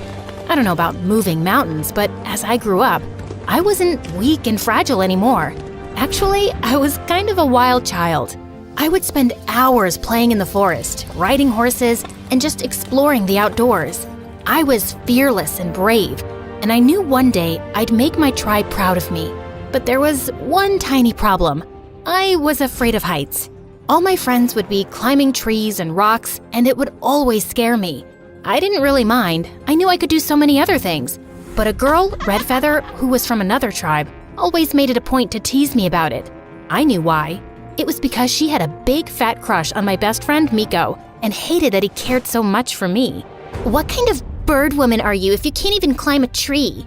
Look, Miko, I can climb so high. So what? Sacagawea can ride a horse, backwards.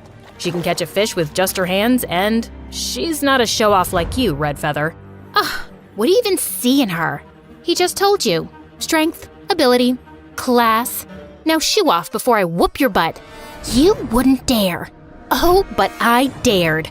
In seconds, Red Feather and I were tangled like two wrestlers, but I instantly let her go when I saw my dad coming. He had told me so many times not to argue with Red Feather. Her tribe was always looking to get into a fight with ours. Once I was home, I got the lecture of a lifetime. And even though I tried to tell Dad how that witch had started it, he just wouldn't listen. Frustrated, I left the tent and sat near the river. Angry at Dad? No, not at all. I'm angry at myself for not being brave enough to climb a tree. If I could, I would have proved, hey, you don't need to prove anything to anyone. Got it? And who said you aren't brave? My love, you are the bravest girl I know. You can definitely do anything you set your mind to. Here, it's time for you to have this. Mom, why are you giving this to me? It's the most precious thing you have.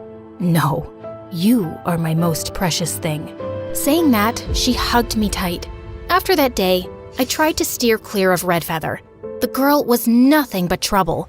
But one day, as Miko and I were hanging out near the big waterfall, the witch came and yanked my necklace. Give it back, now. Red Feather, I swear I'll... But before I could even finish my sentence, the witch gave me a smirk and dropped Mom's necklace down into the waterfall. I felt my blood run cold, and even though I was scared of heights, I did the unthinkable. I jumped. I felt like I was flying, and in the water, I managed to reach the necklace. When I got back up, Red Feather, Miko, and everyone else were in awe. Red Feather's dad came and made her apologize to me. From that day forward, I was known as the brave bird woman who could do anything. I had made my mark, and I was so proud of myself. A few years later, my dad announced Miko and my wedding, and I couldn't be happier. Our wedding was going to be the biggest event in the tribe, and everyone was preparing for it. Even Red Feather, who had been surprisingly friendly since the necklace incident, was helping out with the decorations.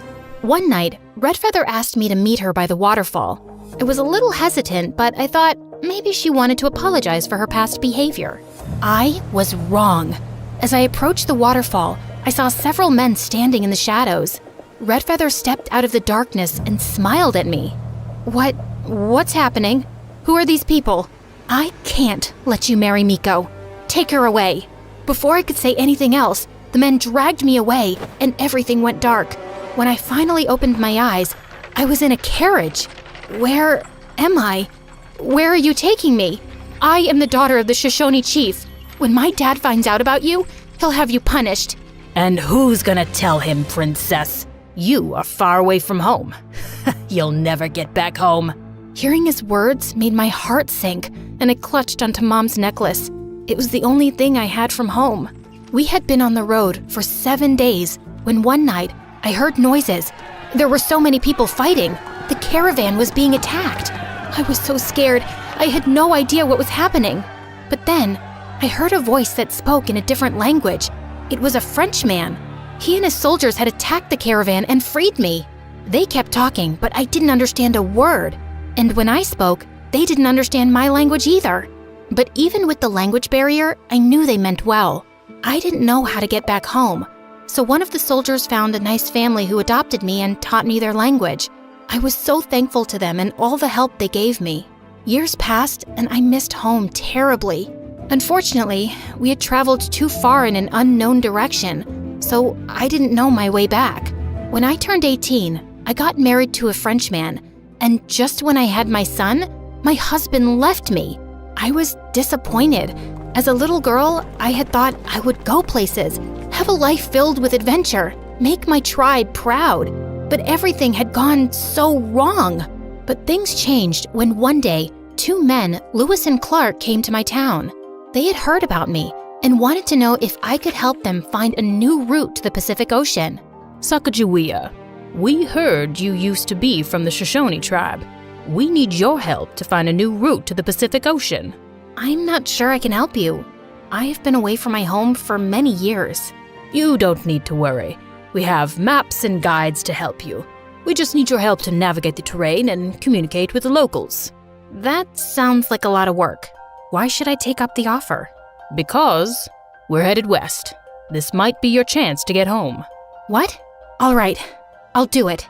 I was so excited to be joining the expedition in April of 1805 with my newborn son tied to my back on a sling, ready to set off on the adventure of a lifetime. As we made our way along the river, I helped out in any way I could. I showed the men how to find edible roots and plants, and how to identify which ones were not safe to eat. Everyone was amazed at how much I knew, and some even joked about me being the team's official hunter. It was everything my mom had taught me. We had been traveling for months, and Lewis and Clark were always friendly to me.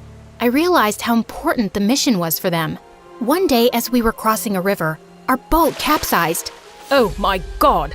Our documents and supplies! All our hard work will be gone! Quickly, I jumped into action and was able to save most of the supplies and important documents. Sacagawea, that was amazing. Oh, thank you so much for saving these. I owe you for life. It's no big deal. I'm here to help, aren't I? That you are. But your bravery needs a reward. I had thought they'd give me some coins as a reward, but when they named the river after me, I was speechless. Wow, I am so honored. Just promise us you're gonna stick around with us till the end, because I know for sure we can't finish this journey without you. I promise, I will. Our journey continued for months, and when it was summer, we stepped into a land that was familiar. I ran into the forest, and when I saw the waterfall at the end, I felt like my heart stopped. I was home. It was the land of the Shoshones. I was ecstatic. When I walked into the chief's teepee with Lewis and Clark, I was stunned to see the new chief. It was Miko. Sacagawea, is it really you? Yes, it's me. But how is this possible? We thought you were lost forever. I was taken away by some men and adopted by a nice family. Miko was filled with joy, and tears of happiness rolled down his face. He then asked Lewis and Clark to give us some alone time. He called my mom and dad, and the moment they saw me, they hugged me tight. Sacagawea, I can't believe my eyes. I am so happy to see you here. Me too. I missed my family and my tribe so much. We never knew what happened to you. We searched for you for months and months. It was then the hatred I had for Redfeather came back, and I told Miko, Mom, and Dad everything. Miko had his guards bring in Redfeather from her tribe along with her father. The moment Redfeather saw me, her face went pale and she fell on her knees in front of me. You witch! I knew you were jealous of me, but how could you stoop so low? Sacagawea, I am so sorry for all the wrong I have done to you. I am sorry. Please forgive me. I wanted to tell her no, and how could she even ask for me to forgive her? But just then, Miko declared that Redfeather would be kicked out of her tribe, or else the peace pact between our tribe and hers would be broken. To my surprise, Redfeather's father didn't hesitate a bit and agreed. I apologize for what my daughter did to you. I'm ashamed of her. It was her doing. You don't have to apologize for her. Once Redfeather left, Miko and my parents asked me to stay in the tribe, but I just couldn't. I had made a promise to Lewis and Clark. While my parents agreed to let me go, Miko was making it hard. You just came back. You can't leave now. Please, Sacagawea, stay. I will, Miko. I give you my word. Once the journey is finished, I'll come back here, to the tribe, to you. Reluctantly, Miko let me go, and I accompanied Lewis and Clark on the rest of their journey. We continued on our travels, but one day, something horrible happened. As we were passing through a thick forest, an arrow hit a tree just inches from Lewis. I was so scared and desperately wanted to help my group. I quickly grabbed my bow and arrow and ran towards the attackers. I was determined to protect Lewis and Clark, and I started shooting arrows at the attackers. One of the attackers stopped, and seeing a native woman protecting the European men, he called off the attack. You are with them? Yes, I am. They come in peace. Please, let us pass. Everything has a price. Give us something. Perhaps the necklace around your neck. Will you let us pass if I give it to you? Yes. With a heavy heart, I took off my mom's necklace and handed it to the man, and the attackers left, and I ran to Lewis and Clark. I was so relieved that no one got seriously hurt. Sacagawea, why did you give your necklace? I know what it means to you. It was precious to you. For me, my friends are more precious. Your safety means everything to me. I just did what I had to do. No, you did more than that. You saved us all. I felt so proud of myself. Finally, I had done something that my parents and the tribe could be proud of. We continued our journey and finally made it. After months of traveling, here I was, standing by the Pacific Ocean. I felt like I was in a dream. The sound of the waves crashing against the shore, the smell of the salt in the air, and the feeling of sand between my toes. It was breathtaking. I couldn't believe I was here. I had been on this journey for so long, and now I was standing at the edge of the world. I realized in that moment how much I had grown. I had gone from a scared little girl who was afraid of heights to a brave and fearless woman who had gone on an amazing journey. We stayed for a month, and when it was time to return, Lewis and Clark asked me to come with them on another expedition. I really wanted to because I loved adventure, but I had other plans.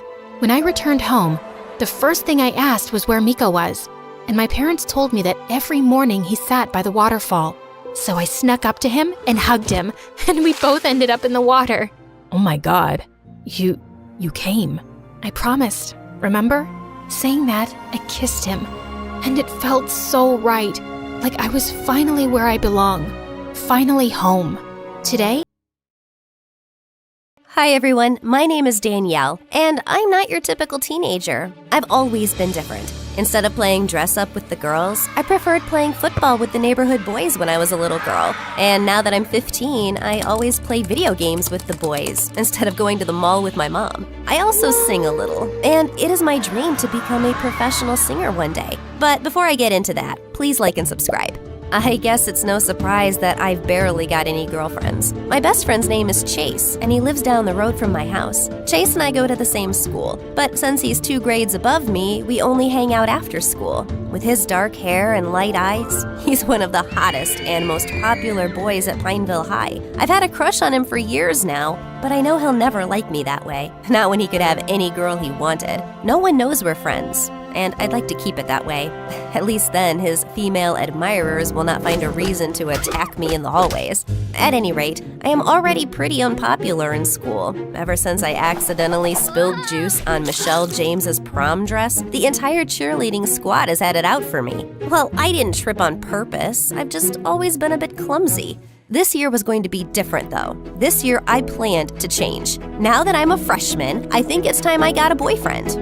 Believe it or not, I've never even had my first kiss. So I straightened my auburn hair until it was long and shiny and picked out a super cute back-to-school outfit. I even applied makeup. In fact, with my pink lips and long eyelashes, not to mention my super cute mini skirt, I looked unrecognizable. Well, that was the plan. The first person who saw me was Chase, as he was picking me up from school, but his reaction was not what I expected. Whoa, what are you up to? Nothing. Is it obvious that I was a bit nervous? Chase gave me an angry look that had me squirming, then looked ahead and continued driving. He refused to say one more word to me during the entire journey. But apart from the disappointment with Chase, the rest of the day was perfect. Nearly every girl wanted to know where I bought my yellow crop top and blue miniskirt, and nearly every boy wanted my number. Yes, even the ones who were already in relationships. And by the end of the day, I had a date with Hugh Lautner. Hugh was a quarterback on the soccer team and super cute. He promised to pick me up from school tomorrow, even though he lived an hour away in a much posher part of town. I told Chase this on our ride back from school. I could tell that he was struggling to say something. Do you really like him? I don't know. I could if I tried, I guess. I just really want to become cool now. I've been an awkward klutz for too long. And what if I told you that you're perfect the way you are? You know that's not true, Chase. Because if that's the case, why am I invisible to you in school? Chase was silent. He did not even say goodbye when he dropped me off. That evening, Hugh and I went out for pizza. You're different from the girls I know. They always order a salad and say they're dieting or something. It's so much more fun to go out with a girl who eats. Soon, Hugh started dropping me off and picking me up from school. Unlike Chase, he never pretended not to know me in school. Apart from the awkward glances, Chase and I stopped being friends. I'm not going to lie, I missed his friendship. I missed playing video games with him and chatting with him until we fell asleep. But maybe I had never meant anything to him because he let our friendship end so easily. It hurt, but I kept my feelings to myself. Soon, Hugh asked me to prom. Of course I said yes. I spent a long time getting ready and spent all my money on a beautiful silver gown. Everyone oohed and ahed when we made our entrance as a couple. But even though I was with Hugh, I kept looking around for a glimpse of Chase. I wanted him to see me all dressed up. My heart sank when I could not see him anywhere. Finally, it was time to announce the prom king and queen. It was no surprise that Hugh won prom king. His queen, though, was head cheerleader Michelle. Michelle gave me a smug look before she grabbed Hugh for the official dance. Soon, she started getting close to him. I thought he would stop her, but he seemed to enjoy it. Then suddenly, she kissed him, and he started kissing her back. Shocked, I ran out of the hall and continued running. By the time I reached home, my beautiful dress was torn at the bottom and my cheeks were stained with tears. Suddenly, a familiar figure stopped in my path. Chase. He was wearing a tight-fitted jacket and looked, so handsome. What happened? I told him everything, and he took me into his arms. Let me go beat him up. No! Will you please stay with me, though? I missed you. But you chose him. What? What do you mean? You threw away our friendship. You completely changed yourself just to be with him. I liked you just as you were, in your pajamas, with your love for video games. But I liked you too. I was invisible to you only in school, so I had no hope. I'm sorry about that. I guess I didn't know my own feelings till I saw you gush over someone else. It's why I couldn't stand seeing you with Hugh. Suddenly, he took my hand. The question is, do you still like me?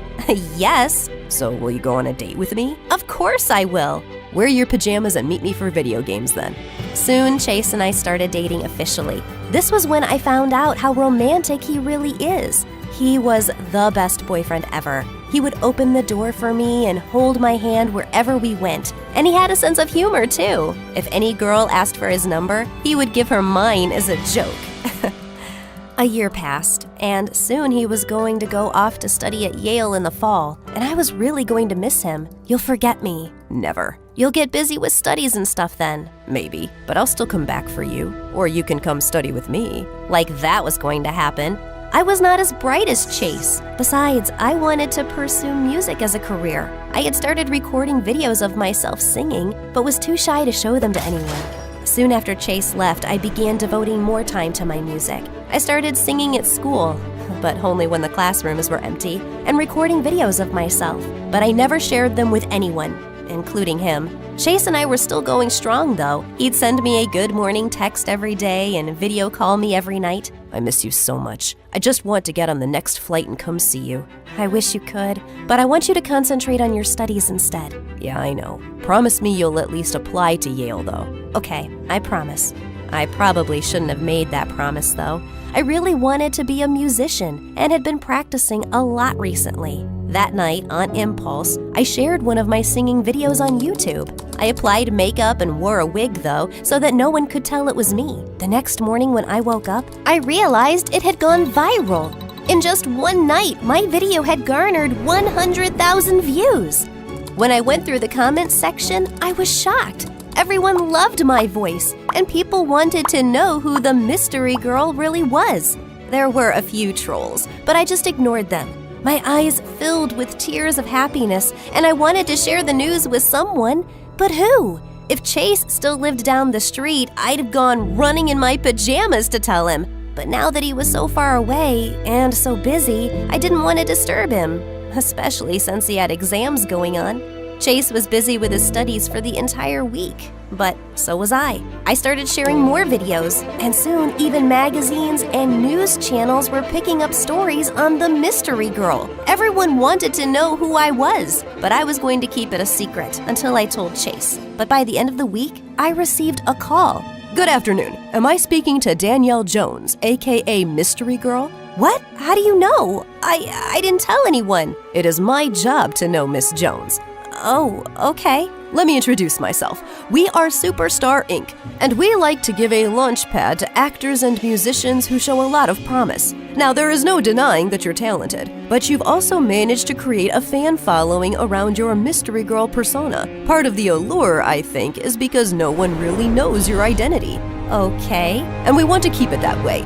We are offering $1 million for your talent and your silence. This means that you need to keep your double life absolutely secret. And clearly you haven't been doing it well enough because it wasn't that difficult for us to figure out who you were." "Does that mean I can't even tell my boyfriend?" "Of course not. He may be trustworthy now, but what happens if you two break up? You think you'll keep your secret then?" I was silent. I knew it was wrong not to tell Chase my secret, but I also didn't want to jeopardize my only chance at fame. So I agreed to the conditions set by Superstar Inc. Within days, I was whisked off to LA. They gave me the swankiest car and the fanciest apartment, and suddenly I was making more money than I had ever dreamt of. The best fashion labels wanted me to sign as their models walked the ramp, so I was soon flying all over the world, from Milan to Paris to Zurich. Unfortunately, this meant that I was growing distant from Chase. I kept missing his calls and texts because I was always so busy with some concert or tour. I couldn't tell him the truth, so I would just send lame excuses. I slept off early last night, but I could see you were online till 1 a.m. I guess I was sleep texting then. Finally, one day, Chase sent me still broke. I spent many nights crying and poured all my pain into my music. The audience still loved my songs, even though they were sadder now. Male singers and actors would keep asking me out on dates, but I was still nursing a broken heart. I no longer had any ties to my old life, though. Mom and Dad had stopped trying to call me home for a visit, and we only exchanged the occasional text. I guess they still wanted to know that their daughter was doing all right. As time passed by, my heart began to mend. I began dating Hollywood stars, but I could never forget Chase. Even 3 years after he ended things with me, I was still not completely over him. One day I was doing a live show with Aaron, an up-and-coming Hollywood actor. "Everyone told me that you're a cutie, but I had no idea you were this cute." Thanks, I guess. "I could marry you right now." "On live TV?" "Yes. Will you marry me?" Aaron got on one knee and pulled out a ring. "Oh my God! No, I'm sorry, I can't." "Why not?" "Because I don't love you. My heart is with someone else." "But you're not dating anyone. Trust me, I've been having you followed." "That's illegal, I'm sure. And he left me years ago. His name was Chase, and he was the best boyfriend ever." I started crying. Suddenly, I was sick of this job. It may have brought me fame and money, but it cost me my relationship with my parents and boyfriend. It was time to tell the truth about who I was, whether Superstar Inc. allowed it or not. Suddenly, I took off my wig and wiped off my makeup on live TV. "My name is Danielle Jones, and I am the mystery girl. Only I don't want to remain a mystery anymore. I am real, and I want to live my truth for myself and my fans." My confession sent Superstar Inc. and the rest of the country into a tizzy. By the next day, I was the top trending topic on all the news sites. Superstar Inc. fired me and took back my apartment, but I didn't care. I had made so much money that I could live anywhere. The only place I wanted to go, though, was home. After 4 long years, I landed on my parents' doorstep to apologize. They had seen the news and cried tears of happiness while hugging me. There was still one more apology I needed to make, though. I texted Chase, "Hey, it's Danielle. I know this comes really late, but I'm sorry for everything." I waited a few hours for a response, but none came. Suddenly, the doorbell rang. It was Chase. "Chase, what are you doing here?" "Answering your text. Can I come in? I'm a bit tired. I just flew in." "Of course. Where are my manners? Will you have something to drink?" "Oh, wait, why are another perfect kiss?"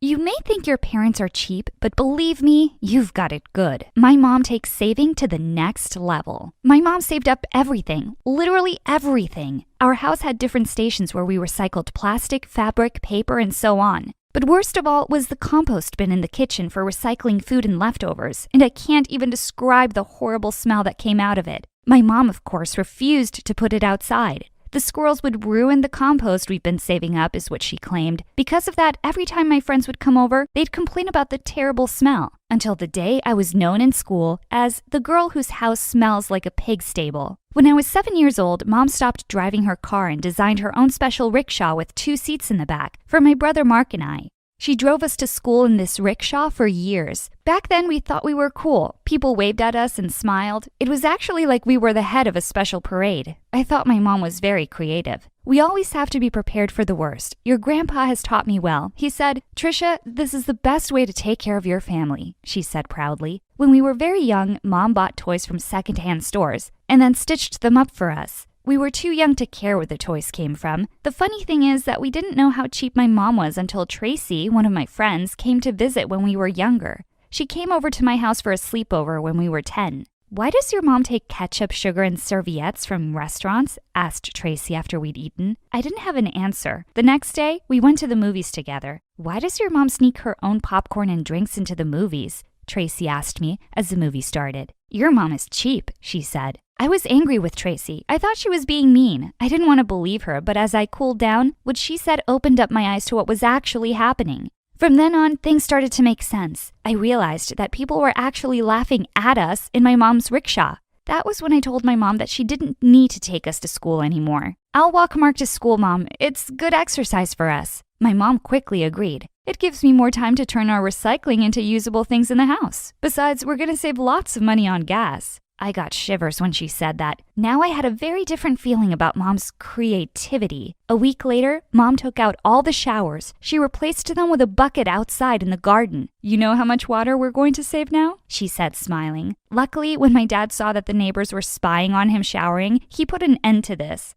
My dad had a lot of patience for my mom. He loved her despite her crazy cheapness. My dad had a great job, and we had money to spend, but my mom didn't want to hear any of that. "We have enough money until the government freezes our accounts," said my mom. "That's when you'll thank me for all that I do for you and your brother." The older we got, the less we saw our dad. His business trips went from being a few days long to a few weeks at a time. Soon it was months before we would see him. I should have known that something was up, but I'll admit that I was too wrapped up in my own problems. When I first got my period, I faced a problem I never expected. I knew at the time that I should start using pads and tampons, but instead, I was shocked to see my mom holding a period cup and saying, "Here you go, sweetie. You will be using this every time you get your period from now on." Not only that, but she also gave me a weird piece of fabric and said, "Spoiled teen girls start wearing a bra as they grow up, but a special girl like you will wear this." She handed me the piece of fabric. I didn't understand what it was supposed to be for. You see, you only need to wrap it around your chest, and there you go, a comfy bra for free. I knew at that point that my mom had gone way too far. My brother Mark hated my mom's cheapness even more than I did.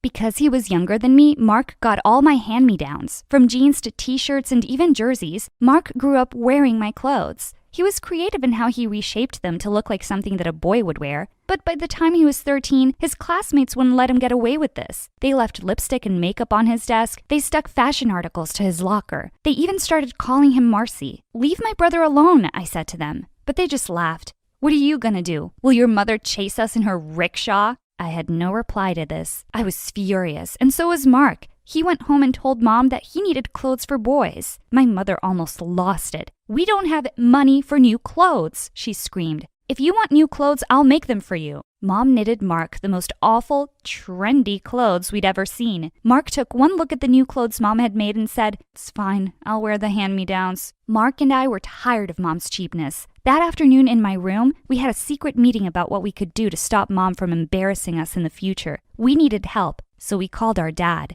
Dad didn't like to fight with Mom. He was a calm man who didn't like complications and fights. So whenever Mom went into one of her raging cheap spins, we made an arrangement with Dad. He sent us the money we needed, and in return, all he wanted us to do was keep these transactions from our mom. We agreed. Now we were able to buy all the clothes and items that we needed. The next part of our plan was pretty simple. My best friend Tracy lived down the road from us. We kept our secret stash of clothes at Tracy's house. Every morning we left home in Mom's clothes. Then we stopped at Tracy's house, changed, and then went to school in our new clothes. We did this for years, and there was peace in the house, but nothing lasts forever, especially when you've got a mom that has a PhD in cheapology. Summer vacation arrived, and I was excited. I'd just started dating a boy that I really liked. His name was Devin. He didn't judge me like the other kids did. I was looking forward to spending time with him and getting away from my bizarre life. That idea didn't last long. A week into the vacation, Mom arrived home with shovels, pickaxes, and other digging equipment. "Mom, what's going on?" I asked. Mom smiled. "We're going to build a bunker. I've borrowed all this equipment from our neighbors so that we can get it done quickly." "We're going to build a bunker? As in, not just you?" "Correct. My hands make light work, and we'd better get this done before your grandpa comes to visit. He's always said that every house must have a bunker." I was surprised to hear about this visit. Grandpa hadn't left his home in 20 years. My grandfather was in the Second World War. It left him paranoid about the future. He turned his home into a doomsday bunker and taught his family to save everything they could. Nothing useful was ever thrown away, and it had to be used at least 3 or 4 times before it was thrown out. Grandpa was the reason Mom was the way she was. Mark and I didn't have a choice in the matter. We were going to build a bunker. I had to cancel plans with Devin. I made as many excuses as I could, but he wouldn't believe any of them. "I'm coming over to see you," he said. Before I could stop him, he hung up. A few minutes later, he arrived at my house. Up until then, I'd managed to keep him outside. I greeted him at the front door, covered in dirt. "What's going on?" he asked. I knew that no excuses were going to make any sense now, so I told him the truth. To my surprise, he didn't run away or even laugh. "Cool, I've never seen a bunker before. Can I check it out?" I let Devin in. I introduced him to my mom. He held out his hand to greet her. She put a shovel in his hand. "If you're going to be here, then you're going to work," she said.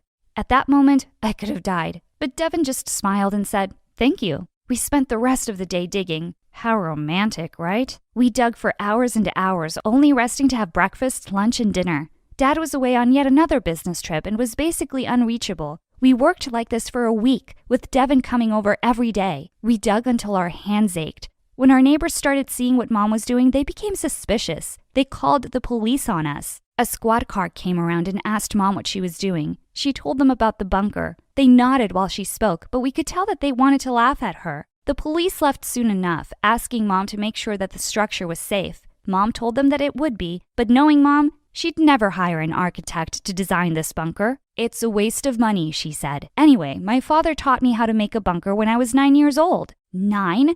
I couldn't believe it. I felt sorry for Mom. She'd had a pretty tough life. Mark and I got back to work. It was becoming easier now, and it would have been fine if the news reporters hadn't arrived. Someone must have contacted the newspapers telling them about what was going on in our backyard. A day later, we had reporters outside the house. Cameras popped over our wall. Some of our classmates came to watch and laugh, too. We live in a town where not much news happens, so when someone starts building a bunker, it gets onto the front page of the newspaper. Mark and I were totally embarrassed the following week when we saw Mom smiling on the front page of the paper. The headline read, "Doomsday Lady Builds a Bunker." I was so grateful that we were on vacation. I was so grateful for Devin. He stayed through the whole ordeal and held me when it became too much. I knew then that he loved me. I also knew that I couldn't live this way much longer. A few weeks later, the bunker was finished. Mom called Grandpa to tell him that she was ready for his visit. He canceled on her, saying that it wasn't safe to leave the house. Mom was upset, but I was furious. I couldn't do this anymore. The day I turned 18, I left home. Mom wasn't happy and neither was Mark, but I wouldn't let them stop me. Devin and I found jobs and made enough to rent a small apartment. A few years later, we got married. A few years after that, we had 2 beautiful children. Being a mother was tough, but I promised myself I'd be nothing like my mom. I kept in touch with Mom, but only through calls and messages. I kept my distance from her. Mark came to visit often. Dad, well, he was so busy with work that we barely heard from him. When my kids were about 5, Mom called me with news. Your grandpa is coming to visit, she said excitedly, and I'd like you to come and see him. I didn't want to go, but Devin talked me into it. Family is important, he said. So we went. The next day, we went to my mom's house. He'll probably come on the bus, said Mom. Back in the old days, he would have walked, but his hip is acting up now. Mark and I looked at each other. What kind of family had we grown up in? Go to the bus to pick up your grandfather, said Mom. Mark and I walked down the road to the bus stop. The first bus arrived, but Grandpa wasn't on it. He wasn't on the second or the third bus. An hour later, we walked back home. As we arrived back at the house, a brand new car pulled up to the house. Mark and I couldn't believe it. It was Grandpa. He looked nothing like we remembered him. The Grandpa we remembered wore old clothes, cut his own hair, and had a beard longer than Santa's. This Grandpa stepped out of the car looking different. He was dressed in sick clothes and looked like $1,000,000. Kiddos, so good to see you both. Come give Grandpa a hug. We hugged him and smelled his cologne. It was definitely something expensive. Then we helped him with his bags. If we were shocked by what we saw, Mom's reaction was even worse. She just about fell over when she saw Grandpa. He was different, calmer, friendlier, laid back, and full of jokes. Mom showed him around the house. She went through each room and explained how she had used everything that he had taught her when she was a girl. Grandpa smiled politely, but we could see that he was surprised and a little shocked by Mom's efforts. Finally, Mom showed Grandpa the bunker. We could tell how proud she was of her design. And we put it together in just over a month, she said, filled with everything we'll need for 10 years. Grandpa's face went white. That's great news. Why don't we get some fresh air? And I could use a glass of water. Mom said she'd get it for him. While Mom was away, Grandpa pulled us aside. What's happened to her? He asked. What do you mean? I said. She's always been like this? Always? Asked Grandpa. He paused a moment and then dropped his head. It's my fault. I raised her believing that the end of the world was always just around the corner, although I was rich. But after my wife was gone, I realized I was a lonely man and that I missed out on a lot in my life. I decided to change. I'm sorry, kiddos. But don't worry. I'm going to talk some sense into her. Mark and I could have cried at that point. We were so relieved. We hugged Grandpa and thanked him. That evening after a tinned food dinner, Grandpa sat Mom down and had a heart-to-heart with her. I sent Devin home with the kids. Mark and I listened from another room. You've done a great job of preparing for the end of the world, Trisha, but it's not going to happen anytime soon. Mom looked shocked. What do you mean? Grandpa stopped her. I know. When you were growing up, I thought that the world was in serious trouble. I filled your head with a lot of ideas that I now see are a bit extreme. After your mother was gone, I started to think about life differently. Trisha, it's important to save and be sensible with what we have, but it's also important to enjoy life. It was the toughest conversation that Mom had ever had. Everything that she had ever believed in had just been pulled out from under her. She was quiet for a long time. Dad, it's okay. I'm going to keep doing what you taught me. We need to be prepared for every disaster. Grandpa tried to reason with her, but she didn't want to hear it. Mark and I tried to. Enough of this, Mom, I said. This is the reason why I left. And it's the reason why Dad left too, said Mark. Mom shook her head. She looked completely confused. No, he's away on business. He's been away on business for 10 years now, Mom, said Mark. He told me that he's not coming back, and it's because of you, because of all of this. My mom burst into tears. So I just let go? Give up? My mom said quietly. You have this skill and it's so great, but you can't always be sacrificing the present for the future. The world is not going to end anytime soon. Grandpa chuckled. A long pause followed. Then her eyes became wet with tears.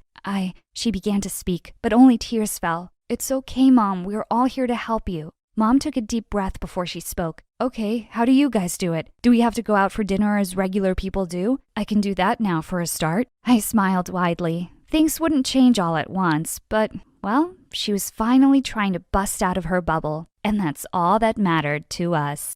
Hey guys, I'm Ashlyn, and I lived with my mom and 2 siblings in Atlanta. And I have superpowers. Hang on to see why. My mom was a famous businesswoman in the city. She was from a filthy rich family and considered herself royalty. She carried herself like a queen and made sure my siblings and I behaved that way too. From the way we spoke, dressed, or even our posture, everything needed to be perfect. But because of my superpower, I couldn't get anything right. Mom, I'm sorry. I was just squeezing the ketchup. I didn't know how it ended up in your face. It's not my fault. He threw the ball at me first. He ducked and it shattered the window. Yep, being the clumsiest person on earth was my superpower. Sometimes, I even felt if I was bubble wrapped and kept in a corner, I would still end up breaking things. My siblings used to bet on how many times I'd trip over myself or drop something. Like once at the dinner table, I got the hiccups and they started giggling. Just wait, she'll break the glass. No, I think she'll break the glass and the jug. And sure enough, my sister won. But in the process, Mom was drenched in water. It's okay, Mom. It's just water. Let me help you dry this. I'll bring a fan. Oh, the fan isn't here. Okay, that napkin will work. When I pulled the napkin, it dropped the candle stand on the table mat, and in seconds it started burning. I quickly put out the fire with the curry. Oh, phew. Hiccup's gone and the fire's out. All good now. Oh, gosh, I'm sorry.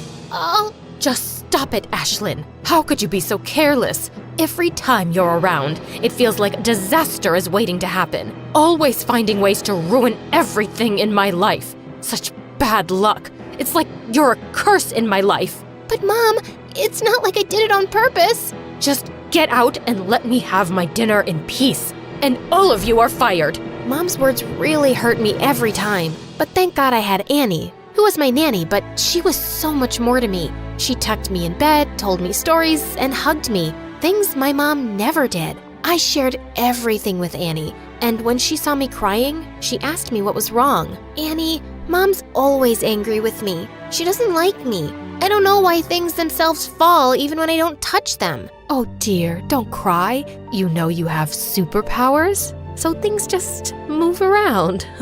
It's not your fault. And don't worry about your mom. She loves you. Just be a little more careful. Yeah, I know. Annie tried her best to make me happy and told me how Mom was just overworked, but actually loved me loads. But Annie didn't know that years ago, I had found out the reason Mom resented me so much. It was because Dad had left her for a maid working at our place, just 2 days after I was born. And since that day, Mom saw me as her bad luck. I tried not to let it get to me and focused on my studies, but I wasn't very good at that either. But still, I tried. I really wanted to win Mom's love because seeing her with my siblings made me feel like I wasn't even a part of the family. One time, when I was around 17 and on summer vacation, Mom had a launch party for her new business. Please, just spare me the embarrassment and stay in your room. Order pizza, watch MSA videos. Just don't ruin my party. Mom was always keeping me away from the fun things she did,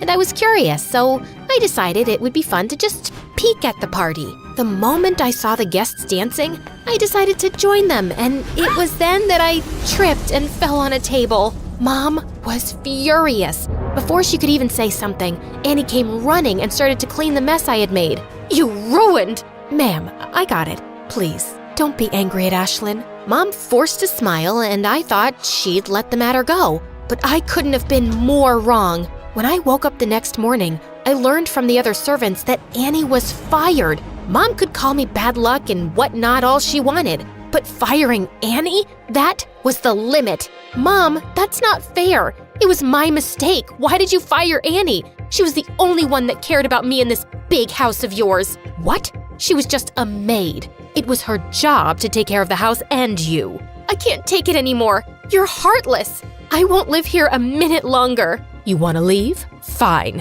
One day out in the real world, you'll realize how much you take for granted. I want to see you try. You're not serious. In fact, I am.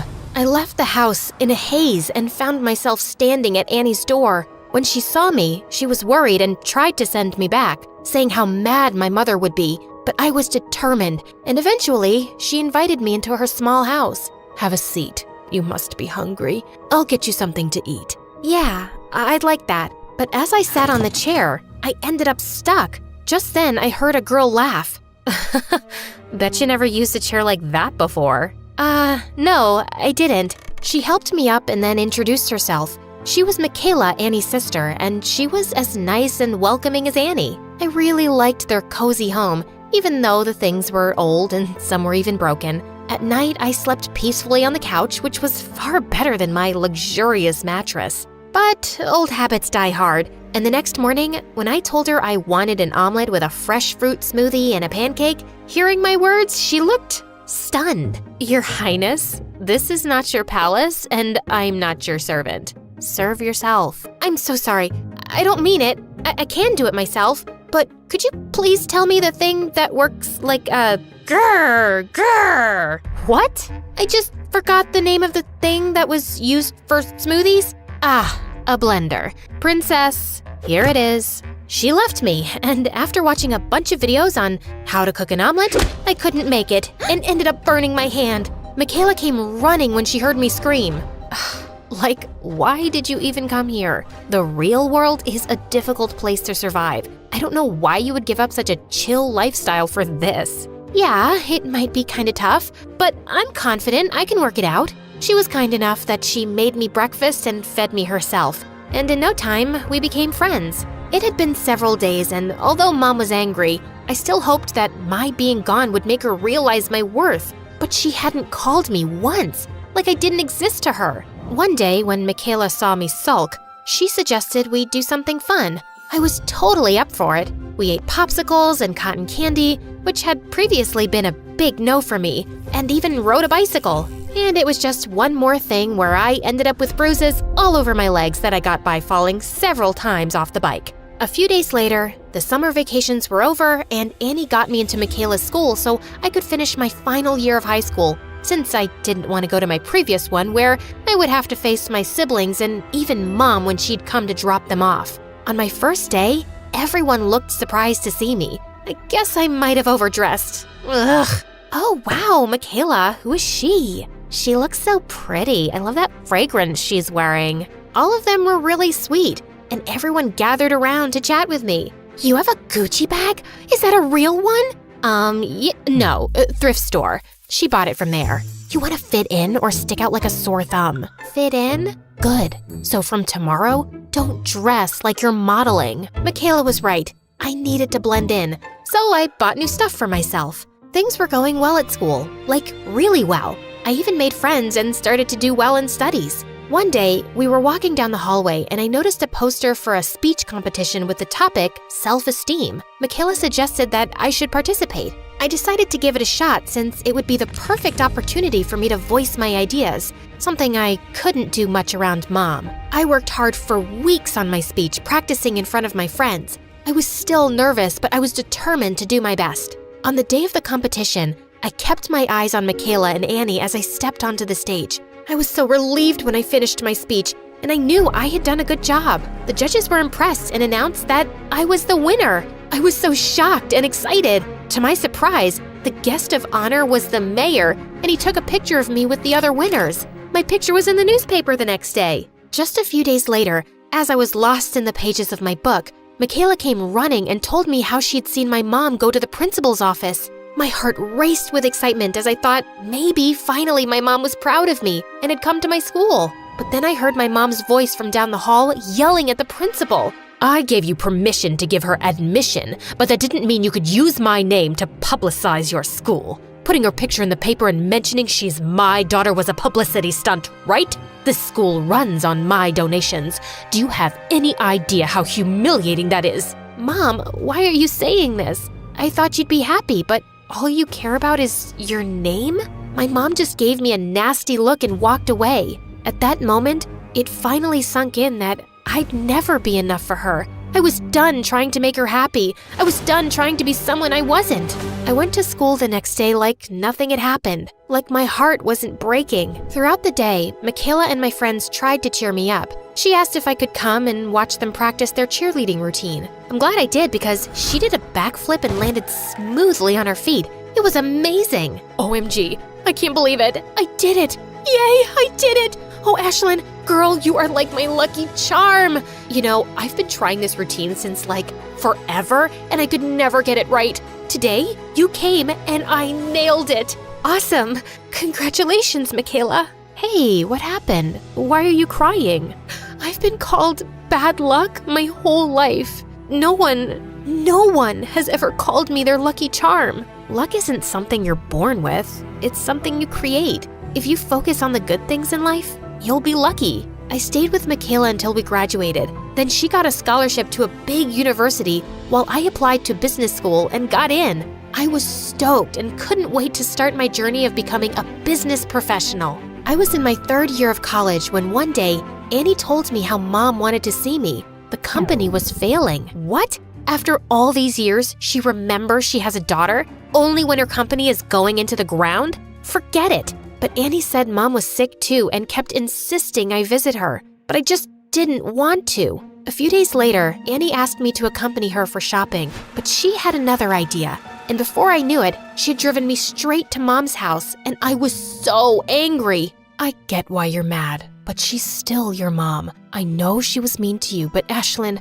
don't let the anger take over. You are better than her. Please do this. For me. Fine, I'm doing this just for you. When I stepped in the house, I couldn't believe my eyes. Mom was sitting in a chair and she looked so weak. The moment she saw me, she had tears in her eyes. It turned out that my brother and sister had both taken their shares of the company and left Mom. Ashlyn, is it you? I am so sorry. I was so wrong about you. I always treated you wrong, called you bad luck. Please, forgive me. I was such a bad mother to you. Mom, you don't have to say that. Please, let me. I was so wrong to blame everything on you. Can you forgive me? I don't know if I can right now, but I'll try, Mom. I'll really try. And I'll spend every day of my life trying to make it up for being like I was to you. Then Mom and I hugged. She apologized to Annie and thanked her for always supporting me. Mom told me everything about her business and I decided to help her. I spoke to her lawyer and got to know that to save the company, we would need a merger with some big company. I started working there day and night and bagged a meeting with a big company. On the day of the meeting, I was feeling confident and engaged in the discussion. Suddenly, I dropped the pen and it went rolling under the table. Why do I have to be so clumsy? Oops, I'm sorry. Silly me. It's like I have butterfingers. You know what? I'm gonna go. Come on. Happens to the best of us. We understand it's just part of being human. If it had been my mom, she would have screamed at me. After that, the meeting went awesome, and they told me they'd let me know about their decision. At home, I told Mom everything that had happened, including dropping the pen. She looked unhappy, but right when she was about to say something, the phone rang. Oh my God, we got it! We got the merger! I knew it. I knew you could do it. This calls for a party. Mom threw an awesome party by the poolside. Everyone was having fun until Mom got a call, and her face suddenly changed. I followed her inside the house and saw my brother and sister were there. What are you two doing? Get out now or I'll call security. You can't really own this house anymore, can you? It's impossible. You ruined the business. Oh God, did you trick Ashlyn into helping you? We'll tell her the truth. What truth could you possibly tell her? That you were never sick, Mom? That it was all an act to make me save your business? I knew all along. Mom's jaw dropped and my siblings were left speechless. You knew? But why did you still help? Because someone very important to me told me I'm a better person than you. I turned around with a newfound confidence and walked away, leaving Mom behind. Hi, I'm Bella from Colorado, USA. Please like and subscribe. My mom came from a line of amazing horse riders, and our ranch was filled with trophies collected over generations. It was her dream that my sister Nora and I follow in her footsteps. We both learned to ride horses as soon as we could walk. But Nora was 2 years older and got a head start in life. And well, I could never seem to catch up. She always had straight A's in school. She was naturally athletic, and with her auburn hair and blue eyes, she was beautiful. Even though Mom loved us both, it wasn't hard to guess who her favorite child was. When I was in the 3rd grade, Mom threw a big birthday party for me and invited all our relatives. But everyone's focus the whole time was on freaking Nora. Such a pretty girl. You already look like a celebrity, darling. I'd been so excited about my new dress, but now I was just feeling angrier by the second. It's like I was invisible with Nora in the same room. Suddenly, I let out an ear-splitting scream and fell to the ground. Oh my God, I'm in so much pain. My tummy hurts so bad. Everyone came running to me and Mom rushed me to the hospital. I was happy I'd ruined the party for everyone, and they would have all just left. But hours later, we got back home to find a mess. I'm so sad you missed your party, Bella, but I made sure the guests had a good time, and I thanked everyone for your presents. I'm glad you're feeling better now. All I could feel was an urge to slap Nora. She just had my birthday without me. As we grew older, I slipped more into the background. I loved horses and could ride well, but it was obvious who the star in the family was. By the time she was 13, Nora had started participating in competitions and was super popular in school. And I'd grown into an awkward kid who was into sci-fi novels and mostly preferred to eat lunch alone in the gym. Once when I was in 7th grade, I was reading under a tree on our ranch when I heard a noise above me. Suddenly, a boy fell down, and I managed to miss him by an inch. Gosh, you nearly killed me. Who are you and where'd you come from? Fell down straight from heaven. I'm gonna punch you in your face if you don't tell me. Okay. I'm Jeremy and I just moved in next door. I did something to my stepfather and he's really mad, so I'm hiding from him. What did you do? I may have given some important papers to our dog, and he may have ripped them up. But trust me, my stepdad deserves it. He's not a nice guy. Come on, I'll show you a better hiding place. You can hide anytime you want. I helped him up to his feet, but he yelled out in pain. It seemed like he twisted his ankle. Just then, Nora came galloping on her horse, and Jeremy looked awestruck. Whoa, who is that goddess? Ow! You trying to break my other ankle too? Oops, sorry. It was an accident. Nora stopped by to ask who he was, and I explained. You obviously can't walk. Hop on, I'll give you a ride. The two of them rode away, and he looked like a princess who had been rescued by a knight. Why did Nora have to be such a freaking hero?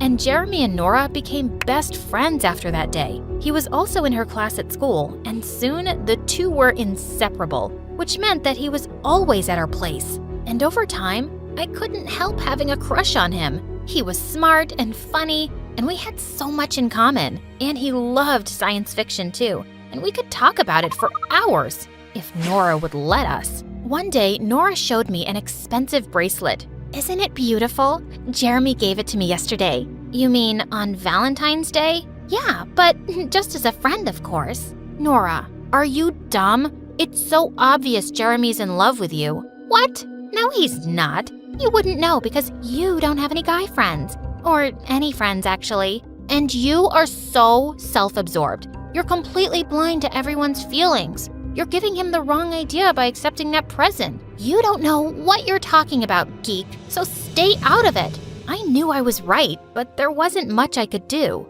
Soon after in 8th grade, I was so excited when I found out about a huge sci-fi convention happening in town. But as I was telling Jeremy about it, Nora spoke up and said they'd already bought the tickets. Oh, that's amazing. I can't wait.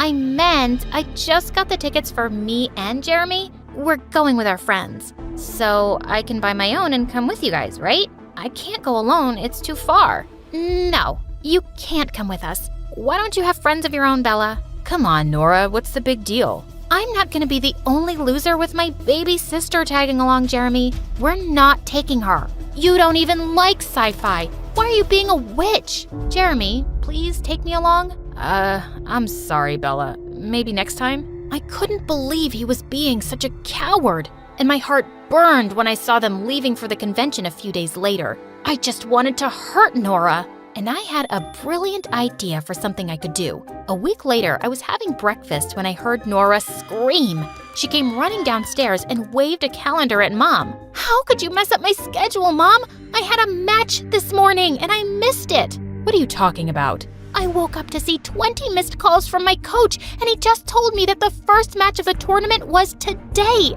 But you've written it here that it's next week. That's because I got a call from the organizers saying it was postponed. I don't understand. How could this have happened? Bella, did you have something to do with this? I don't know what you're talking about. Why don't I believe you? Oh, wait. Yes, I remember something now. Maybe I did pretend to be one of the organizers and called up Mom to tell her the wrong date. It doesn't feel good to miss out on something important, does it? The two stared at me in shock, and then Nora pounced on me. You horrible brat! How could you do this? You made me miss the convention. Who cares about that stupid thing? I'm disqualified for the whole season now. I cared. You shouldn't have been so awful to me. I hate you, Bella.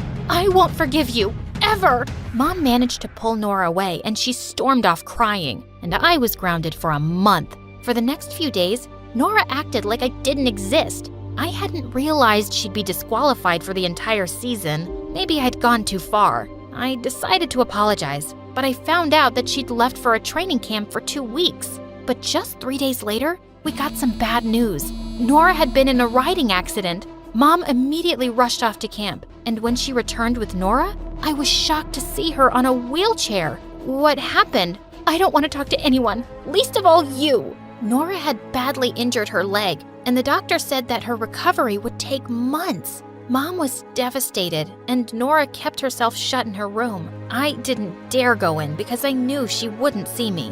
One evening, I just couldn't help crying in my room when suddenly I felt someone's arm around me. Hey, why are you crying? Because Nora hates me and she'll never forgive me. I wanted to hurt her, but I never wished for something bad to happen. Of course you didn't. No one thinks that. Nora's just upset about her injury, and once she's better, she'll be fine with you, I promise. But he was wrong. Just a few days later, Mom called me into Nora's room for a talk. Nora's recovery could take up to a year. We cannot miss all the tournaments during this time. She has some modeling contracts too, and we can't lose this money. Someone from our family has to represent us, and that can only be you, Bella. But Mom, I'm not half as good as Nora. She's right about that. You've been riding a horse since you were a child, Bella. We have 3 months to train before the next match, and I believe you can do it. You have to do it. Before I could protest more, Mom left the room.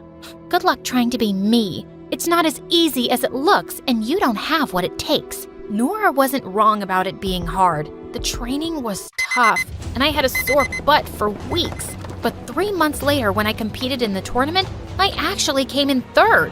And suddenly, I was the newcomer everyone was noticing. Sure, people just called me Nora's sister at first, but as I kept doing well in matches, more of them knew my name. But I really wasn't looking forward to Nora's modeling contracts. I was awkward, and I didn't have star quality like Nora. After her styling team worked on me, though, I was stunned at the results. I'd never felt so beautiful, and clearly others thought so too. I was receiving a lot of attention on social media, and at school, I was being treated like a completely different person. This is how people saw Nora, and I had to admit, it felt good. Wow, I'm gonna need an appointment soon to talk to you. Yeah, but I'll always make time for you.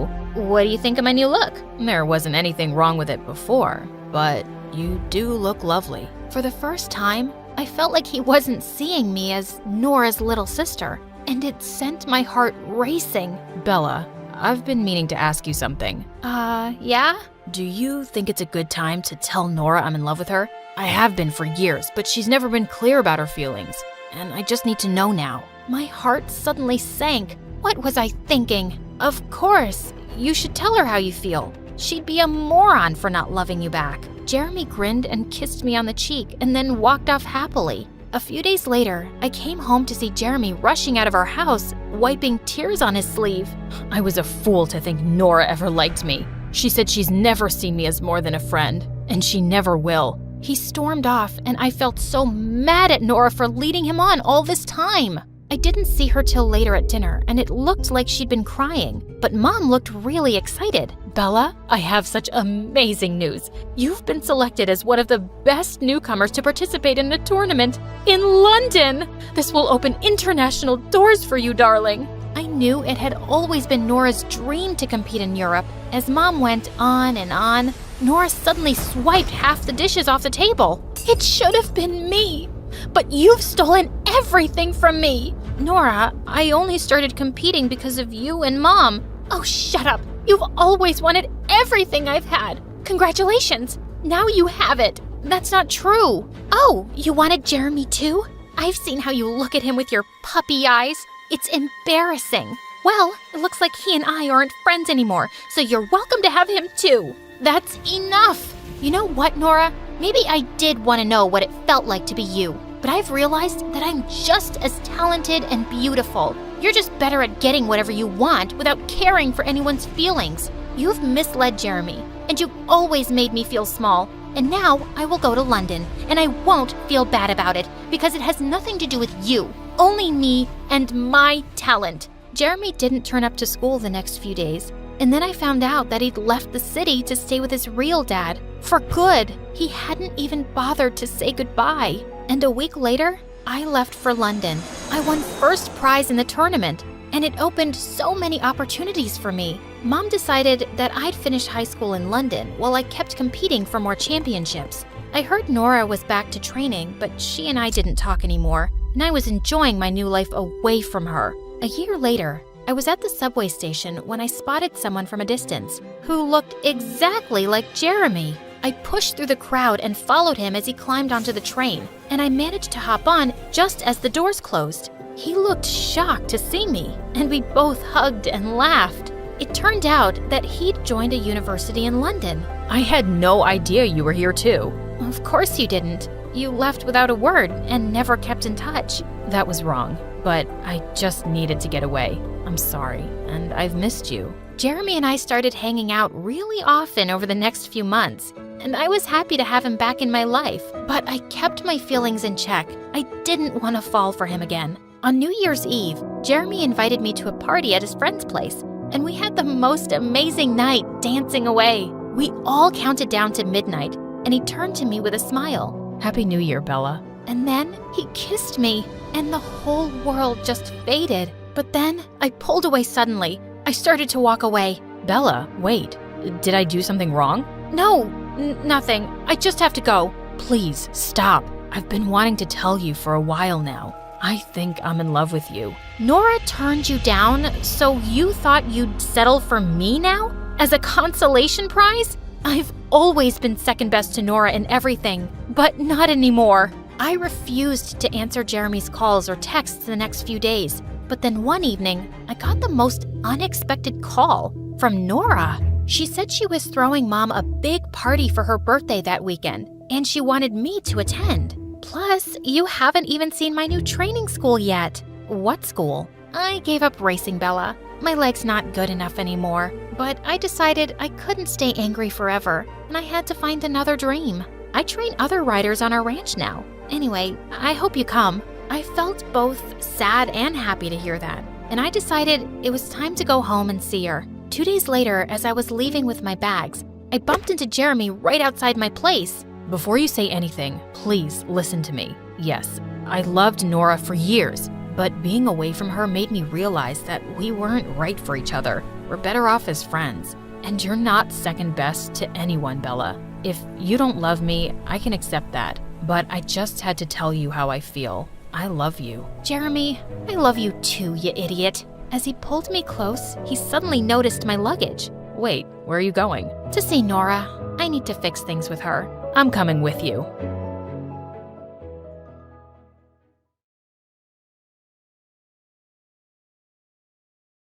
I hoped I looked confident because my insides felt like jello as the most popular girls sat opposite me at recess, their wolf-like stares fixed on me. Okay, so have you ever been to the super exclusive restaurant in Rome that only 1% of the world population knows about? Yes, who hasn't? I mean, other than the 99%. The poached snail pasta with volcano ash is pretty good, but honestly, I've had better. So when did you watch the new movie Spider-Man Across the Spider-Verse? October last year. Obviously, I wasn't gonna watch it with the general public. Ew. Daddy got a private viewing arranged for me. And who's your daddy?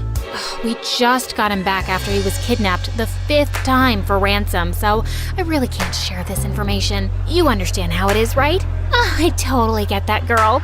Welcome to the gang, Sophia. Phew.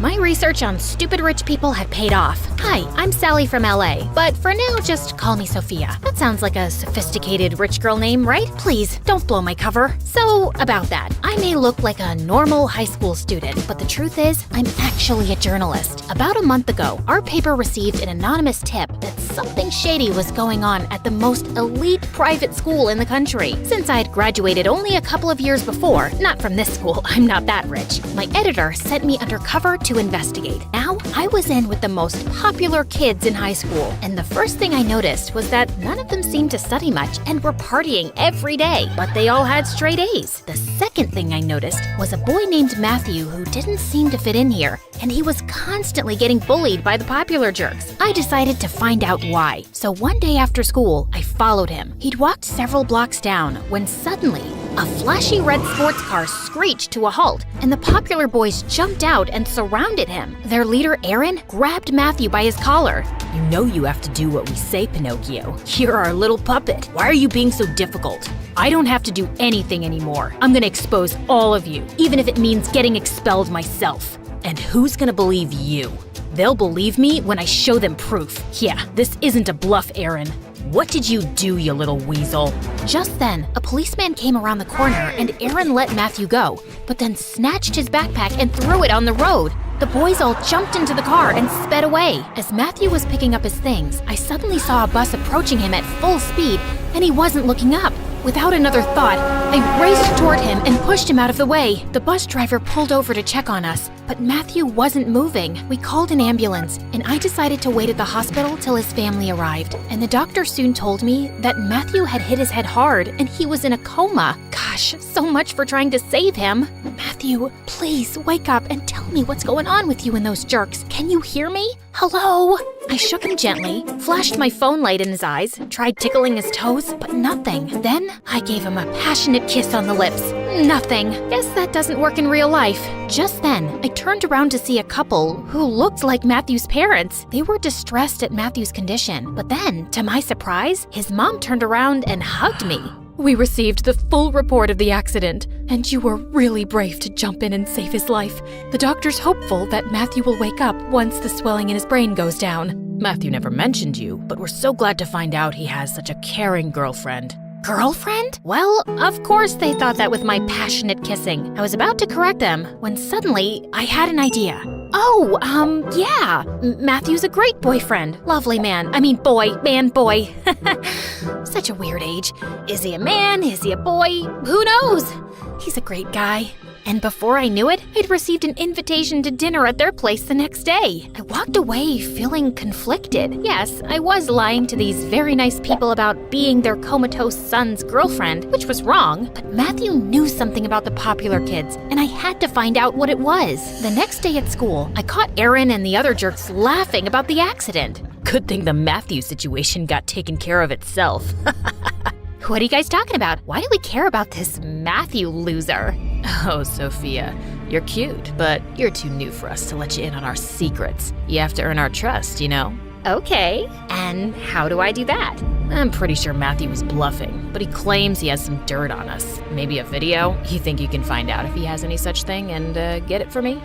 That should be easy. I can totally go to Matthew's place pretending to be his sad girlfriend, and I'll look through his things. If there's anything to find, I'll find it. I like your confidence, Sophia. Maybe you can come by my place one of these days and see a slideshow of my abs. Chicks dig that stuff. I gave him a forced smile as I tried not to barf. Later that evening, I arrived early at Matthew's place for dinner, and it was obvious that they weren't rich at all. His parents welcomed me in, and while they were still preparing dinner, I slipped upstairs. I walked through the first door to see tons of sports trophies displayed on the shelves, and a guitar on the wall. Clearly, I wasn't in Matthew's room. Just then, I spotted a photo frame with a picture of him next to a hunk who looked a few years older. Mamma mia, who are you?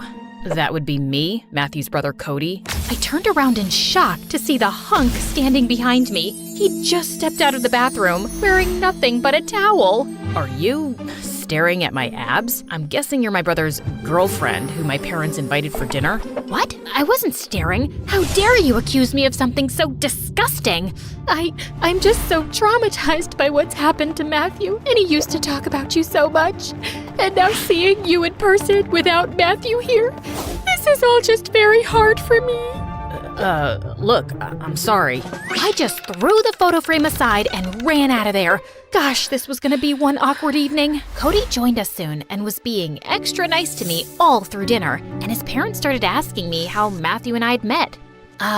It's actually a crazy story.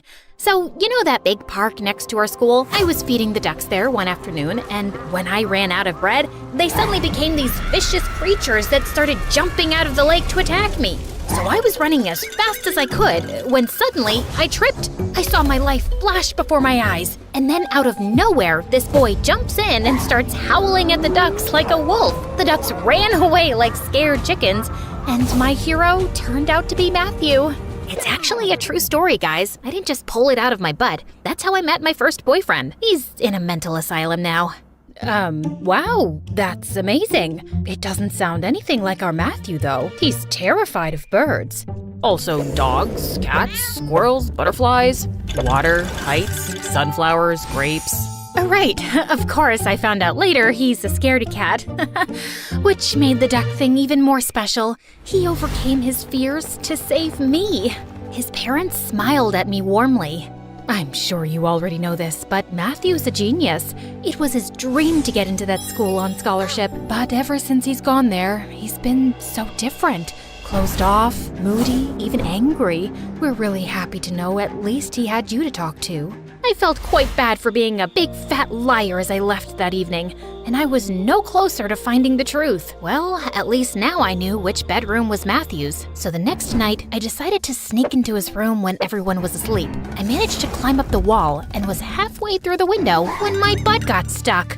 Oh God, when did my butt get so big? Probably eating all those French pastries at lunch. Why do they serve such stupid stuff in school? Oh, you know what they say. Ouch! A moment in the mouth, forever on the butt, or something like that. I finally managed to get through and fell on the ground with a thud, and I quickly crawled under the bed. Seconds later, Cody walked in. Gosh, even his feet were pretty, and he was swinging a baseball bat. Anyone there? I'm warning you, I'm armed. I lay there silently and watched him leave. I sighed in relief and turned around and suddenly felt someone pulling me out by my shirt. Sophia, what on earth are you doing here? I stared up at him, my mind racing. Just then, I spotted a pair of Matthew's shoes under the bed and grabbed them. Oh, I just came here because I miss Matthew so much. I was just sniffing his shoes. The smell of his feet makes me feel like he's still with me. He hasn't died, Sophia. You know what? I think you're lying about something. What are you actually doing here? I just had to tell him the truth. Well, the partial truth. Okay, so I didn't tell you before, but Matthew started shutting me out too lately. I've seen the popular kids in school talking to him a few times, but he'd never tell me what it was about. And right before his accident, I heard Matthew telling them that he was gonna expose them all. He's involved with these kids in something serious, and I have to find out what. But what were you expecting to find here? The biggest bully, Aaron, seems to think Matthew has something on him, like a video maybe? I need to check his phone and laptop, please. I'll help you. We went through Matthew's phone and laptop, but didn't find anything. We searched all through his drawers and cupboards for any hard drives or any other clue, but turned up empty-handed, except Cody. Since when does Matthew get D's and F's? He looked at the quizzes I was holding up in shock. Never. Matthew's always shown us his report cards with straight A's. These quizzes are a few months old. If he was struggling with his grades, he never mentioned it. Well, he stopped talking to me pretty much since he joined this school. I miss him. You want to sniff his shoes? No, thank you. Come with me to see him at the hospital tomorrow? Of course. We started making hospital visits together, and I could see how much Cody cared for his little brother, and we often found ourselves hanging out afterwards too. At first, we were just talking about Matthew, but soon we were having conversations about everything. He seemed to find me funny, and I loved making him laugh with my silly antics. His parents loved having me over too, and it wasn't long before I had a major crush on Cody. I mean, literally, it took me a week. Well, actually, a second when I saw him in that towel, but of course, I couldn't say anything because I'm a professional, an undercover journalist, and most importantly, his brother's fake girlfriend. Meanwhile at school, I reassured Aaron that I'd looked through everything Matthew owned, and he didn't have anything on Aaron and his friends. So, you want to tell me now what this is all about? I want you to trust me, Aaron. I think I can. I noticed you got C's and D's on your quizzes lately. Yeah, I've been kind of busy snooping around Matthew's house lately, so haven't been studying much, and this school's tough. Well, you know that giant chemistry quiz coming up on Monday? You're gonna ace it. And then he pulled out some papers from his locker and handed them to me. The quiz with the answer key. Thank me later by going out with me, babe. He winked and walked off as I stood there in shock, then quickly stuffed the quiz in my bag. Aaron and his group were stealing exams from the teacher's room, and Matthew was involved in this too? And when I told Cody later that day in the hospital, he was stunned. Matthew? Cheating? Stealing exams? It can't be. He wouldn't. He's always been such a good kid. But he was getting bad grades and hiding them, and then something changed, right? And we know he's involved with these kids. He said he'd expose them, even if it meant getting expelled himself. I can hardly believe it. What have you been up to, Matthew? Just wake up and tell me. I put my hand on Cody's to comfort him, and the way he looked up at me made my heart race. Then he quickly pulled his hand away. Sophia, you're my brother's girl. Just then, the door burst open, and a short, curly-haired girl ran in, pushed me aside, and threw herself on Matthew. Oh my God, I came as soon as I heard. Come on, Maddie, I'm here now. Wake up. And then she planted a big kiss on his lips. Why is True Love's kiss not working? Maybe I should slap him hard. Hold up, who are you? I'm his girlfriend, Penny. Matt and I have been together for 2 years, since his old school. But I'd been away with my family for a month on this camping trip where we had no signals, and I hadn't talked to Matt in weeks. When I returned, a friend told me he was in a coma. You're Cody, right? Oh, my brother-in-law, I'm here for you. What are you talking about? That's his girlfriend. Sophia, why aren't you saying anything? I'm just speechless. What? I'm his girlfriend, his one and only. Where did this witch come from? Matthew saved me from the ducks. Oh God, he's playing us both. He's a two-timer. I'm such a terrible person. Ain't no way I'm giving up my man to some Gucci-wearing hoity-toity tree trunk. You and me, outside, now! I had no idea what to do. I couldn't expose all my lies, so I had to go fight this girl for my boyfriend. A crowd gathered outside the hospital to watch our catfight. Ugh, I was really in it now. You want a piece of me, Shorty? What you got in that nest on your head? Wow, your trash talk is pathetic. My mama can do better than that, Godzilla. Then she attacked me, and she was crazy. She knew frickin' kung fu. She kicked me in the stomach, punched me in the eye, pulled my hair, and bit my leg. She might have killed me if Cody hadn't intervened. And then she stormed off back to Matthew. Sophia, are you okay? Let's have a doctor take a look. No, I'm fine. I'll maybe get an ice pack for my throbbing eye. We sat on the bench outside as Cody held the ice pack to my face. I feel like I don't even know who my brother is anymore. Stealing exams? Having 2 girlfriends? Tell me about it. I'm really sorry, Sophia. Matthew doesn't deserve 2 beautiful girls fighting over him. You think I'm beautiful? Well, yeah, if it helps. More than Penny. It helps. Cody was just sitting so close to me, and he looked irresistible, and I found myself leaning forward and kissing him. He kissed me back, then suddenly jumped. This was getting so complicated. I knew by now that Aaron and his group were stealing papers and getting perfect grades to get into the best universities, and maybe this was enough for my article. But my editor said we needed more solid proof, because it was just my word against theirs. Feeling defeated, I went to visit Matthew at the hospital one day. He was alone, and then the nurse told me that Matthew had been wearing a USB on a string around his neck, which had snapped today. I thanked her as she gave it to me, and then quickly took out my laptop and inserted the USB, and I was shocked to see security footage on it, clearly showing Aaron, his friends, and Matthew stealing exams from the teacher's room. This was all the proof I needed. Just then, Penny walked in with Cody. Good, you're here, Sophia. Or should I say, Sally? I was just telling Cody what I found out about you, you lying tall news reporter.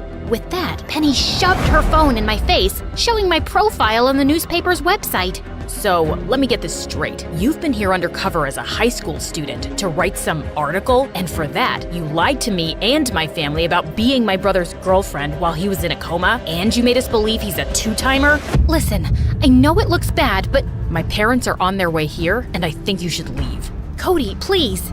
Just go. Suddenly, Penny let out a scream as Matthew's eyelids fluttered open. I quickly left the room, and moments later, I saw his parents walk in, and I could hear everyone's excited voices. I was so happy for them that Matthew was awake. The next day at school, Aaron approached me. Hey babe, you want more of those tests? The first one was free, but it's $200 per test now. Wow, that's steep.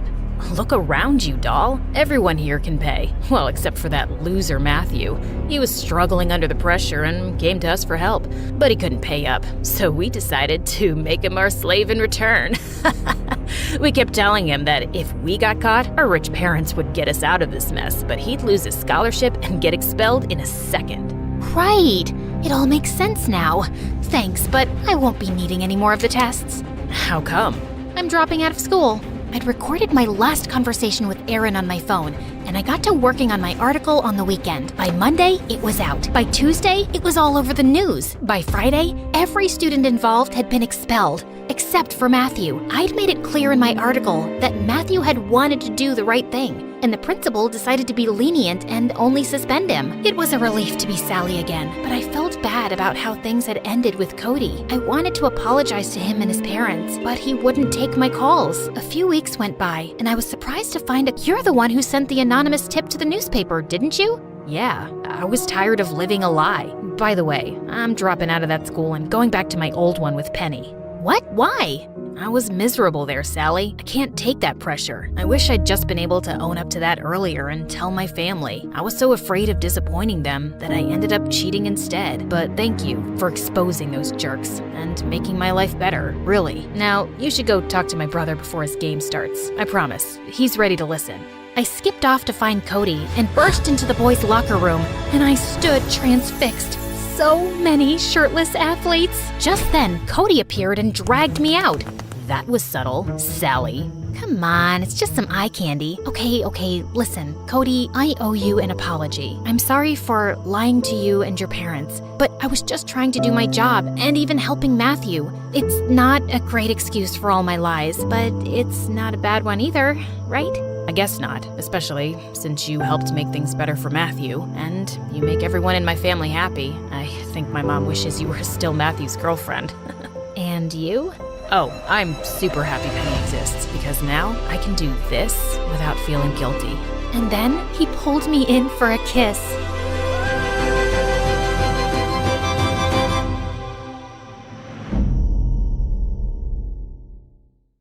I whispered to myself as I scaled the wall. Just a few more feet. My dad would kill me if he knew what I was up to tonight. I know you're thinking I'm some kind of cat burglar, but it's not that bad. Oh, hi there, Daddy. We need to talk about your behavior, Jessica. I was just out studying with some friends and didn't want to wake you up. I've had it with your made-up stories. I know you've been sneaking off and meeting Armand. Ever since you started dating him, you've been out of control. You need some supervision. I started to laugh at him. It didn't work when I was a kid, and it's not going to work now. My father just looked at me and slammed the door so hard that a picture fell off the wall and broke. The next day, I slept in super late. Oh, it's already 1 p.m. I need to get ready. What the? The shocked boy looked at me with surprise in his eyes. Are you supposed to be Jessica? How old are you? I pushed him down with all my might and ran down the stairs to my dad's office, screaming for help the entire way. The boy chased me all the way.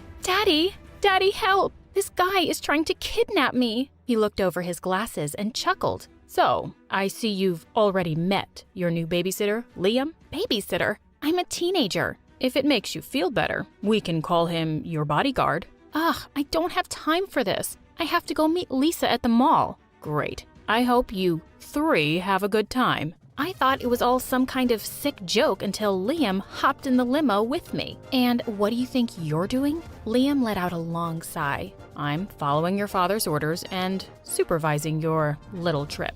Aren't you a little young to be a bodyguard? Who even takes creepy jobs like following teenage girls around? In my defense, the ad made it seem like it was an actual child who needed babysitting. I rolled my eyes at him. Well, then, why don't you just leave? Well, I made a